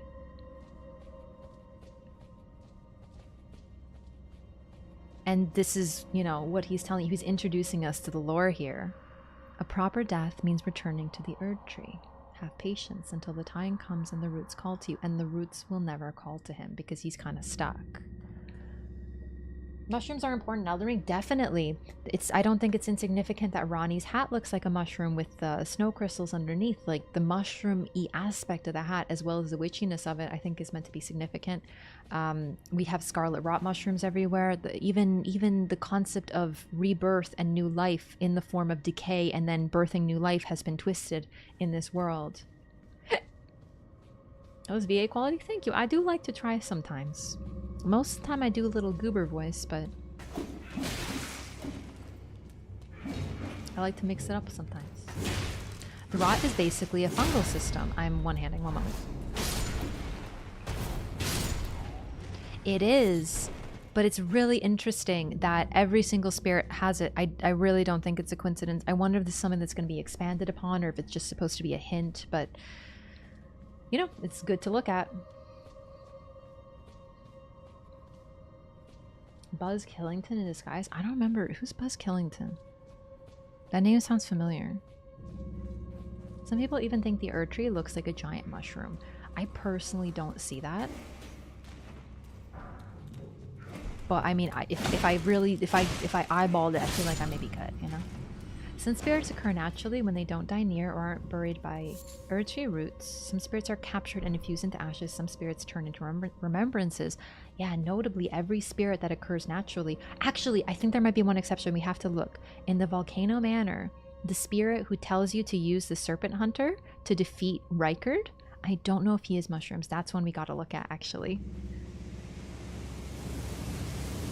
But every single other one that I've looked at does. So, yep.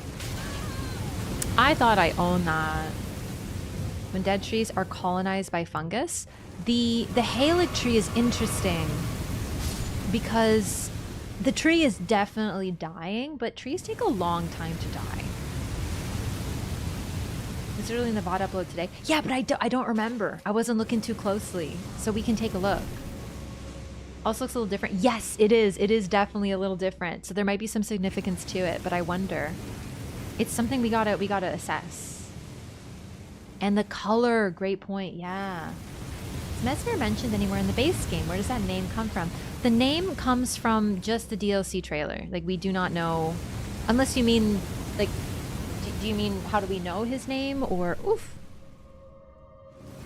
In the trailer, it's there, but there's evidence of like coiled snakes, dual snakes, double-headed snakes everywhere. And I think all along it was a reference to Mesmer, but we didn't know because we didn't have all the pieces of the puzzle yet. But the name itself, no, not mentioned.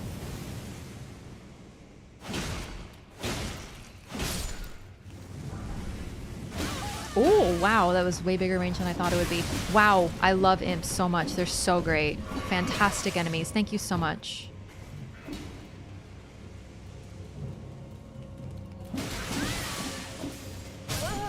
Nothing like 5 imps in a small room. It's fine. It's fine, dude. It's whatever. It's not like I'm upset or anything. It's whatever. Mesmer is born after the Fire Giant War in Rykard, given that people are theorizing Mesmer to be the child of Marika and Radigan. I believe that Mesmer is way older, and I still have questions, and I'm not fully cemented in the theory, but I think based on the impaled bodies at the mountaintop of the giants, that Mesmer was not only around, but old enough to be involved in the Giant War. Mesmer is called the Impaler. After Vlad the Impaler, likely, probably. We can't be sure, but come on.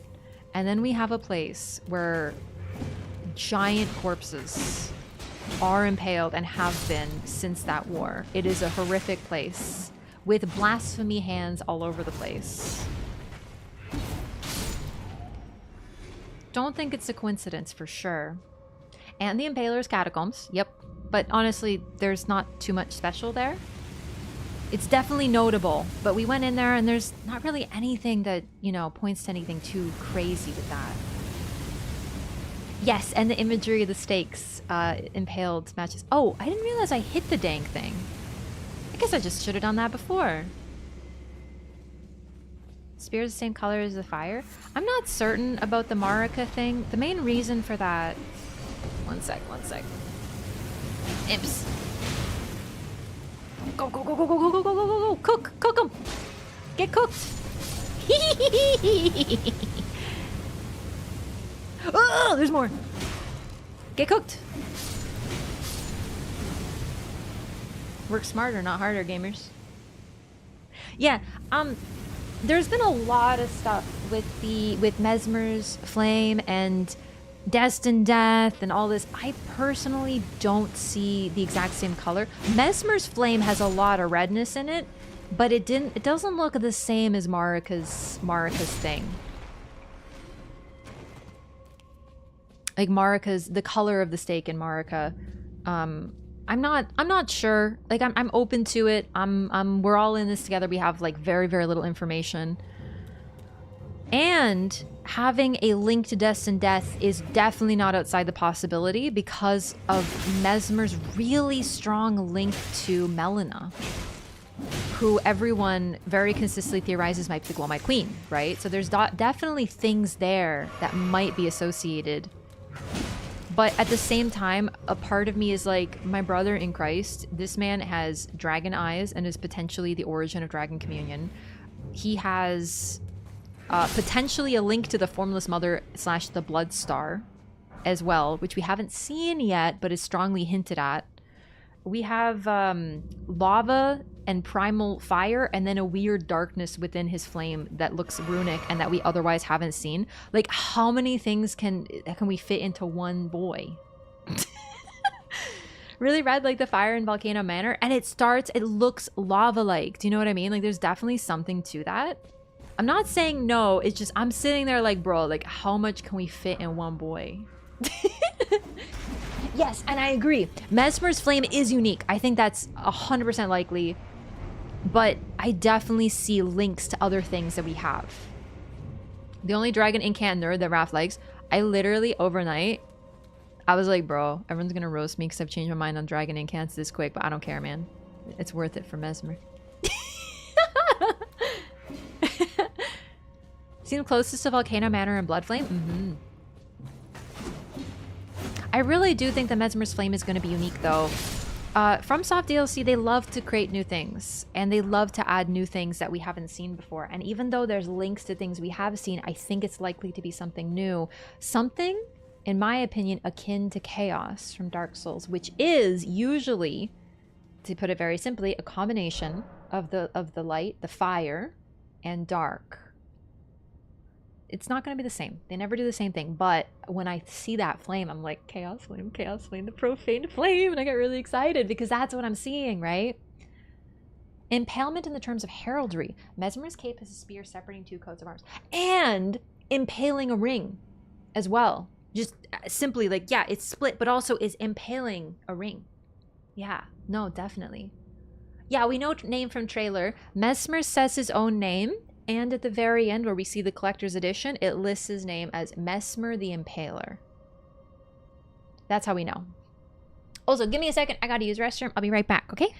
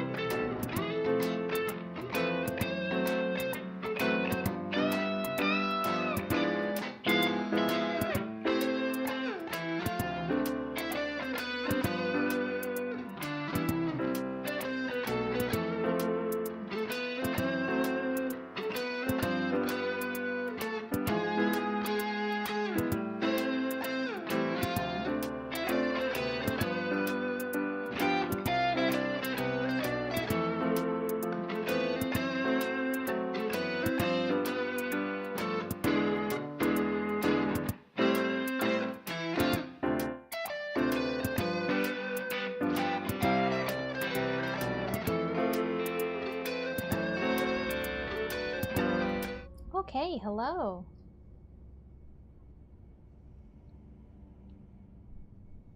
Was he working together with Marika and Godfrey during that time? Yeah, definitely, especially since he fought on the front with Godfrey, because that would have been his side. Honestly, I don't know. It's just the War of the Giants was so ancient, and I see this figure like impaled, and I can't not think it was related.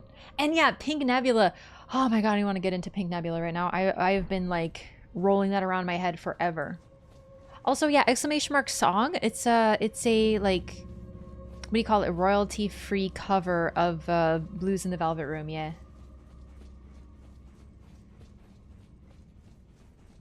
Trust me, I don't know how Mesmer makes sense.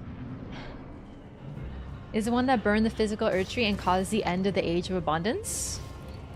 That would be a reason to be imprisoned in your own realm. Although, once again, I want to put forth the theory that the use of the veil over the Land of Shadow could be double. I freaking hate these things.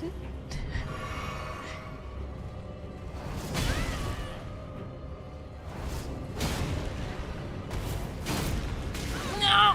I'm getting cooked.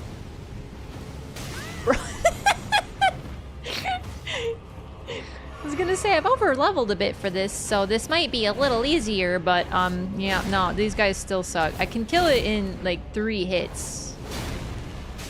All things considered. Especially using the Ash of War. But damn, he's beating my ass. I'm still not sure what Mesmer did. It's possible that simply what he did to the Giants was even too extreme. Maybe it was the eating of hearts, the dragon hearts. Noble Sorcerer Ashes. Let's read this. It's also possible it was something that he was sort of born with. Because here's the thing. Even though... Okay, keep in mind. He has 2 lines of dialogue in the trailer. And they could be read as sardonic. But... okay. His introductory cutscene, which it looks like... It has him placed in front of a statue of Marika. I believe it's Marika because it's got the same armbands. Holding a baby protectively toward her chest like this and smiling. We never see a depiction like that. I think that baby is Mesmer and I think that's Marika. That is the statue that frames him in his introduction. Or at least what looks like his introduction. It's hard not to see him as genuinely caring for his mother. And truly asking, like, he's not being sarcastic. He's not being sardonic, potentially. And asking, would thou truly lordship sanction in one so bereft of light, you know? So hype for this DLC. I know! Maybe he's the first son. I think it's likely. Any connection to Deathblade in him? We get impaled and we get Deathbladed. Yes. Once again, I think this is trying to put too much into one boy. Right? We got blood. We got dragons. We got snakes. We got Deathblade. We got did I say Bloodflame already? You know what I mean? I don't see it personally. It's similar. Yeah, you do get impaled, but there's only so many ways that goo can stab out of you. Or thorns can stab out of your skin, you know? But there is the Briar sorceries as well, which are affiliated with the Blood Star. Thorns. They're both different types of thorns. You know, it's like that. But then again, you can make a link between grafting, what Godric does, and what Riker does, because they're both different forms of taking other people's bodies, specifically Tarnish, and making them a part of you, consuming them to strengthen yourself. We can make links between those 2 things, even though they are otherwise depicted as distinct. Anyone play on PS5? I normally do. I'm sure a lot of folks do. Okay, Noble Sorcerer Ashes. Spirit of a nobleman who once asked to be given a place at Raya Lucaria to learn glintstone sorceries. His talents were insufficient to be worthy of donning the stone crown, however, and he is only capable of using the most rudimentary sorcery. He basic. PS5 guy, you do. I mean, if you didn't, I think you might have to be banned. Just kidding. I really wonder. Okay, I still truly, genuinely think, like, sure, Mesmer could sort of be attached to his mother despite his mother rejecting him. But I also believe that the veil covering the Land of Shadow is also meant to be protective.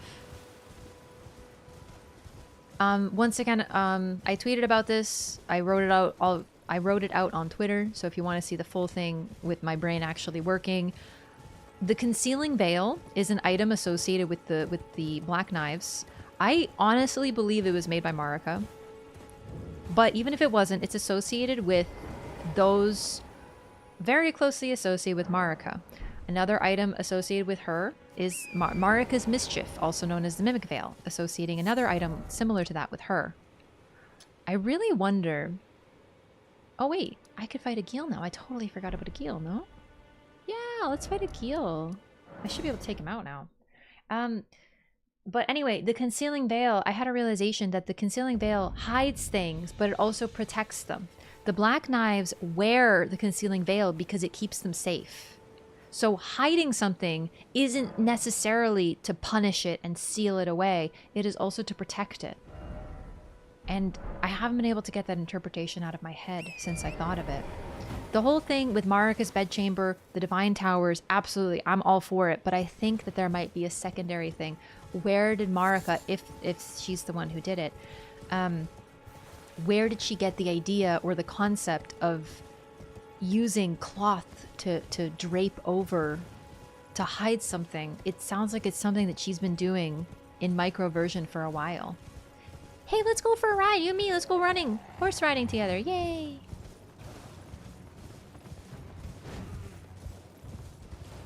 Her homeland, maybe? Personally, I think yes, but generally, I'm just saying I think she's made things like that before. Do you think the giants are related at all to the Crucible? Not directly. The giants are sort of a strange anomaly because they are associated with things that are anathema to the Great Tree and the Crucible. But it's like... Okay, we gotta die to the dragon so we can respawn and summon Yura. So give me a second. There is a notion that Marika is linked to the assassins. For sure, I'm 100% there. But yeah. Okay, we're gonna intentionally die, wake up at the stake of Marika so we can summon Yura and do that together with him. But yeah, everything comes from the Crucible, so therefore the giants would have to be linked to it. Yeah. Everybody else just jealous of Mesmer because he too steezy. I haven't heard the word steezy in a long time. Yes, that's actually true. DLC might mean into a lot of fate scaling stuff, but I don't know. But we do also have a figure strongly associated with Karya. I don't think that seated lady with the hat. I really think that Karya is going to have a presence too. He is, though. He is. He's very steezy. Okay, Yura will come. Let's go. This should hopefully be easier. Except it took me 4 hits to take out that thing. I rolled too early, but I lived. Radagon may be ashamed of his lineage as he may be from the Crucible. Radagon is really interesting because he is self-hating, yeah. Because everything comes from the Crucible. It's like hating life. It's like hating history. It's like... You know what Radagon's like, actually? But this is the problem, is Radagon's actually quite intelligent. But the thing about Radagon is he's sort of like someone who denies evolution. Because it's like, how dare you say that I used to be a monkey or whatever, right? Like, that's the energy that Radagon has.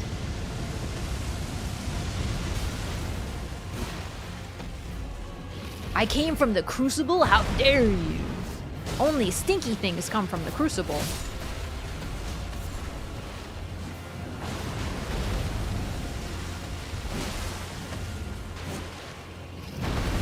It's so hard to hit this thing. Like, I hit it really hard, but I can't hit it. It's always moving and flying.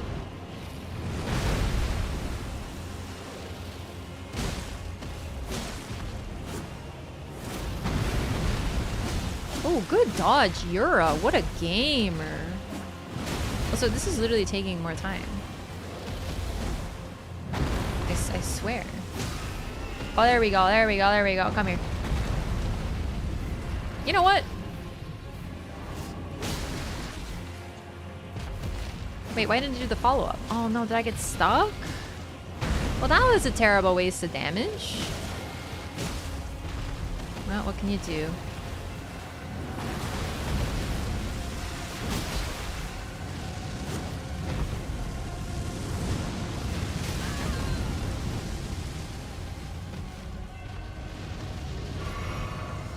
Nicholas Eclipse, which needs the star cycles to resume.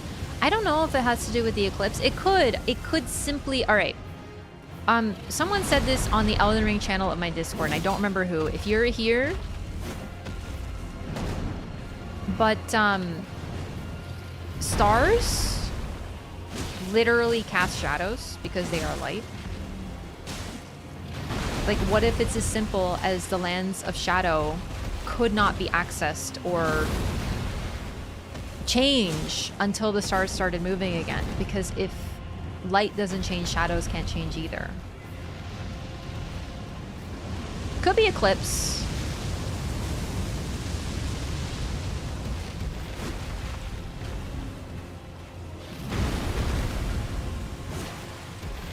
Especially since that's the last thing that Melania did, is fight Radahn. Radahn's homies are in the DLC too? Who do you mean?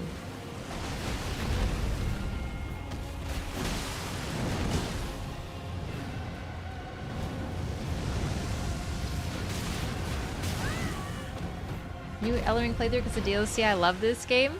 I'm so glad to hear that. Bro.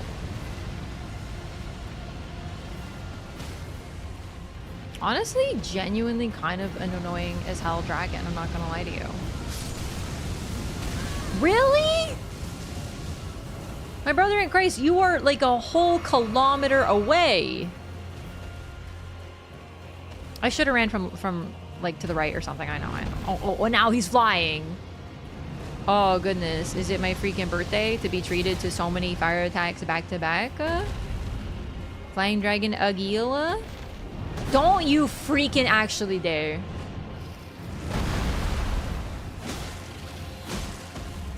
Just take the L. Hold it. Take the L. Don't fly. Oh my god.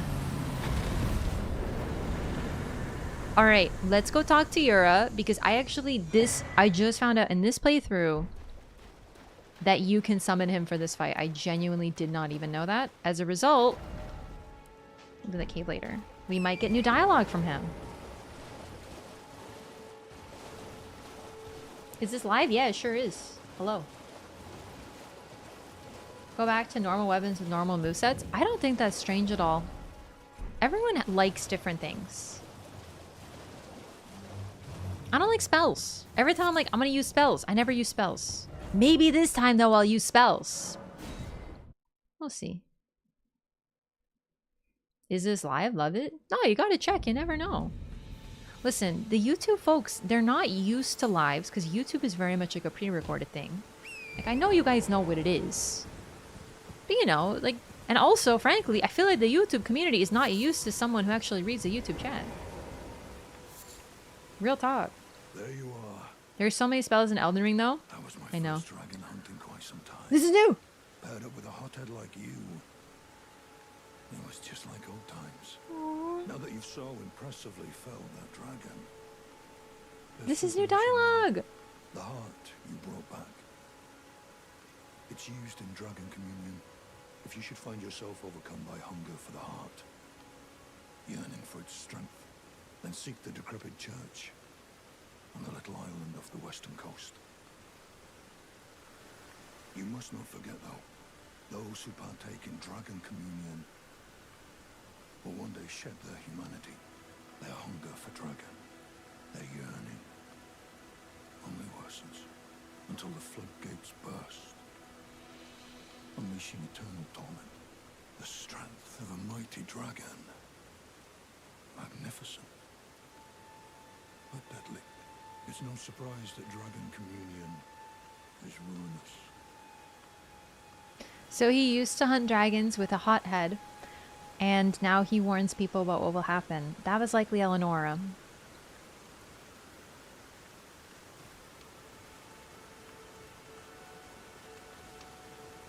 That was a really nice dialogue. I've never gotten it before. This is really fun. New to YouTube streaming? No, genuinely, it's not welcome. I'm glad you asked, because then I could be like, yes, it is. Hello, welcome. I'm not roasting, trust me. The first time I went to a stream and I was like, I can actually talk to the person that I see, right? And they're literally right there. I was like really confused. The first stream I watched was someone that I watch off and on for years, and I always watch YouTube videos, and it was really weird to see them and realize that the person that I see in that video is someone that I watched in videos and they are currently right there. That is weird. It was weird. The Drake Knight lady? Yes, exactly her. Also a partaker of the Cess blood. Moog's blood. So it's really interesting. Jim was watching Ouroboros play Bloodborne. That's so cool. Can't even tell when Twitch streams are reruns sometimes unless they put in the title. Yeah, you know what? On Twitch, you're not going to find too many... at least I've never seen a restream. The only person I've ever known who does restreams on Twitch is Lobos, and that's only when Lobos is on vacation. Like, otherwise, never. Oh, I should make sure we exhausted his dialogue. I'm just so excited about this whole concept. Hello. You must not forget, though, those who partake their hunger until the floodgate of strength. It's no surprise. Yura, like, dragon communion causes great harm eventually, and your suffering will be immense. And then there's me. Freaking poggers, dude. Let's eat a dragon heart. Does this dude have the dragon eyes too? Might be why he covers his face. So, I don't think so, but we can double check because Zuli has a video that unmasks all the NPCs. That would be a Zuli thing. And I'm pretty sure no, but it's been a minute. Hell yeah, brother. Hi, Oro. This is gonna be your DLC character? No, so this character, I'm gonna be, I want to beat the game and get a lot of lore, so I'm not going to bring this character to the DLC. I want a fresh character that still has Melina, that's done minimal stuff in the base game, to sort of keep as much lore opportunity for changes in the base game. So, gonna make a new one around the DLC, but I can get that pretty quickly. Strangely, neither here nor Eleonora does. It's not that strange when you realize that Dragon Communion eyes are overwritten by every other one in the game. It's actually really difficult to get Dragon Communion eyes to appear on your character because if you get the Vare questline done, or if you get the Frenzy Flame, or really anything else, it'll overwrite them. They have like the lowest priority for appearing. In fact, I don't think I've ever gotten the Dragon Eyes because I always push Vare's questline because I'm always setting up a PvP character. So the fact that Eleonora doesn't have them makes sense when you realize she probably started with Dragon Communion. And I wonder if that's why Yura knows so well about the Dragon Heart power and the yearning for and the hunger. I wonder if he witnessed that with her. She wanted to sort of break the curse, so she started using the Cess blood. So I think with Eleonora it makes sense. With Yura, I wonder if he just saw it through someone he loved and didn't eat the heart himself.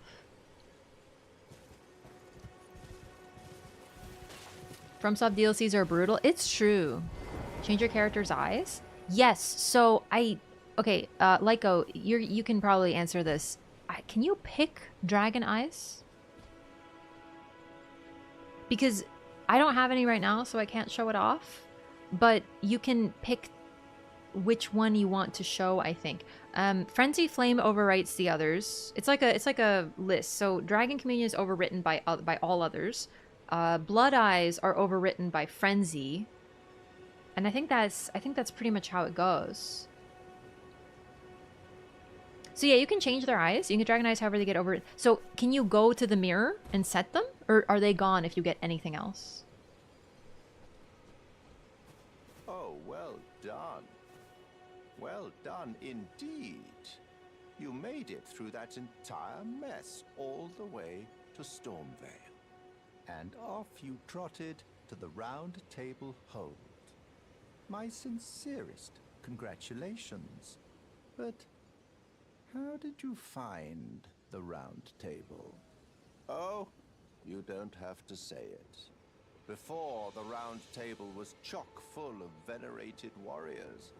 But now, it's home to puff chests and has-beens. I fear you've been terribly disappointed. I don't blame you. But still, the Round Table has its perks. Why not earn a seat? Fly straight and true, so to speak. It is actually really ridiculously cool to consider how many NPCs are in Limgrave that tell you about different factions. Vare is blood. Golden Order, Hunters of Those Who Live in Death is D.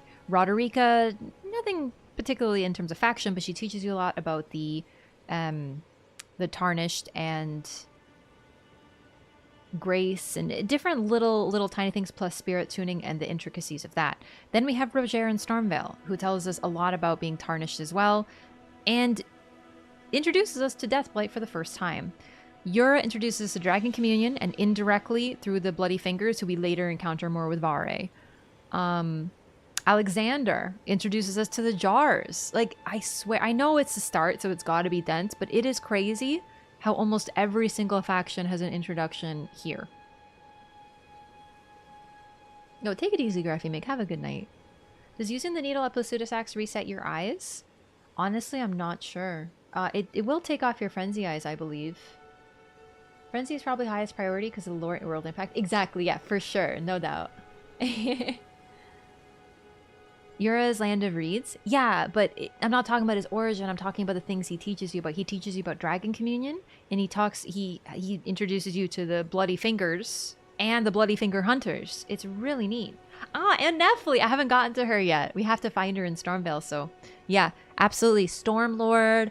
And also, eventually you learn a little bit more, but she teaches you about the Roundtable Hold and its intricacies. Kale's Quest? Right, Kale's Quest. Blaidd with Ronnie's faction. Patches! Oh my god, it's crazy. You may not meet them all, you don't need to, but generally it's unreal how many factions are introduced just in Limgrave, but you may not know yet. Yeah, Yura's a complicated fella. Yeah, I don't know Kale's questline, unfortunately, but Blaidd with Ronnie's quest, he's here, he's introduced there. Yeah, I think we'll say I don't need a seat because he gets mad at us, ironically. Yes, I see. Perhaps it's just as well. Besides, you are maidenless. One can only do so much with the materials provided. But then again, if you should realize the error of your ways, I'm always willing to hear you out. So he is literally the antithesis to the Golden Order and the Two Fingers, but yet he wants you to obey them for a while. It's really funny with him. Oh. Have you decided to have a go after all? At joining the Round Table proper? I think it's because he wants you to meet the Two Fingers so that you can see them and he can be like, they're a little troubling, aren't they? Ah, then you're interested. A wise choice indeed. Vare likes to play a long game? To join yeah. the Round Table proper, you must acquire a great rune and request audience with the Two Fingers in the inner chamber. The fact that he gets that annoyed with you for basically agreeing with him? Of the grace that guides your kind, the Tarnished. Yes. Pay them a visit, so that you may see for yourself. Challenge Godric the Grafted, Lord of Stormveil, to acquire a great rune. Decrepit he may be, but a demigod he remains. And of course, an inheritor of a great rune. Worse yet, I hear old Godric's acquired a ferocious new toy to graft. So, prepare for the worst. I completely forgot. Vare actually has additional dialogue for you if you talk to him before you fight Godric. Like, if you go between Margit and Godric, you get this. So I'm glad we came back. But yeah, it tells you about the dragon. Not in so many words, but yeah, I completely forgot. I've gotten this before, but it's been a minute, so that was really nice to get to showcase. He introduces you to a lot of different things. Time constraints, wanting to go a different direction, many possible reasons. I know, that's what sucks about cut content, is you really don't know why they cut things, right? They could cut it because they think it reveals too much. They could cut it because they want to change it. I don't know. I think some of the things in the DLC will be influenced by cut content. That tends to happen, but it tends to be different than the form it was in, because it's almost like they have time to refine the idea. So we'll see. All right, gamers, I'm gonna call it for tonight though. It's been a long one and my brain is mush, and I still have more I need to do tonight for tomorrow's Elden Ring first playthrough video. So yeah, thank you so much for watching. The lore through will continue. I can't believe really how little we did today. Like actual progression wise, but I'm really happy with everything we got to show. I found new things that I haven't even done before. I've never summoned Yura to fight the dragon. I had no idea that was a possibility, because I always wait to fight a Gil till later, and I've never died to a Gil and gone back to the stake and seen his sign there. Still gonna be on Elden Ring and the DLC comes out. Oh, it's true. It's gonna be the longest playthrough. I'm telling you, we'll start through the game. Just you wait. I'll be back on Saturday with more Elden Ring. Oh, there we go. All right, gamers, thank you again. They're worshiping it. Yeah, we actually got to go over that today. So that's something I knew, but it's always nice to go back and think about it, because now I know why. I thought they were just worshiping him in the sort of way that they worship destructive beings, but looking back now, I realize that they wanted to die, right? Because death is a freedom that they don't have access to, and that's why they wanted to be burnt, right? So that's what's so interesting about it. It's like, I don't know, you realize things as you go through these games again, basically is what I'm trying to say. We couldn't get Gossok to work too well, but he's a very weird entity. So we'll work on that. Mayhap next time.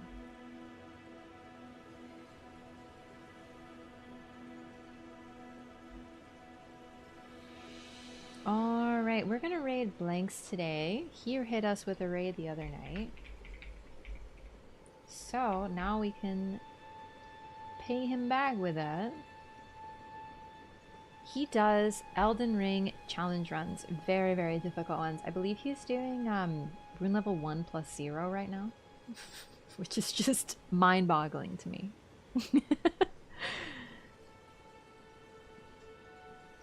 Either way, stick around for that. And YouTube, no raid, but take it easy. Have a great night. And thanks so much for hanging out and chatting. I'm still pretty new to the YouTube streaming scene, so it's always nice to I don't know, get to talk to new folks that I don't normally get to see. You know, it's cool.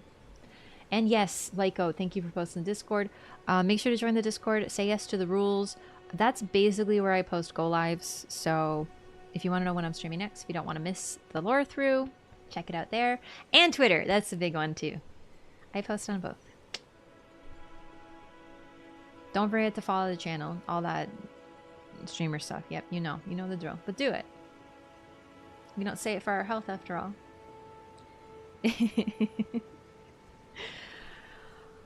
Take it easy, sleep well. I hope you're all lored out. I always sleep better after I lore, I swear. It's like my brain is too tired to do anything more. Looking forward to that. Good night.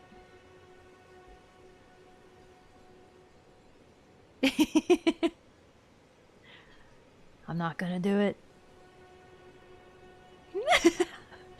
Bye.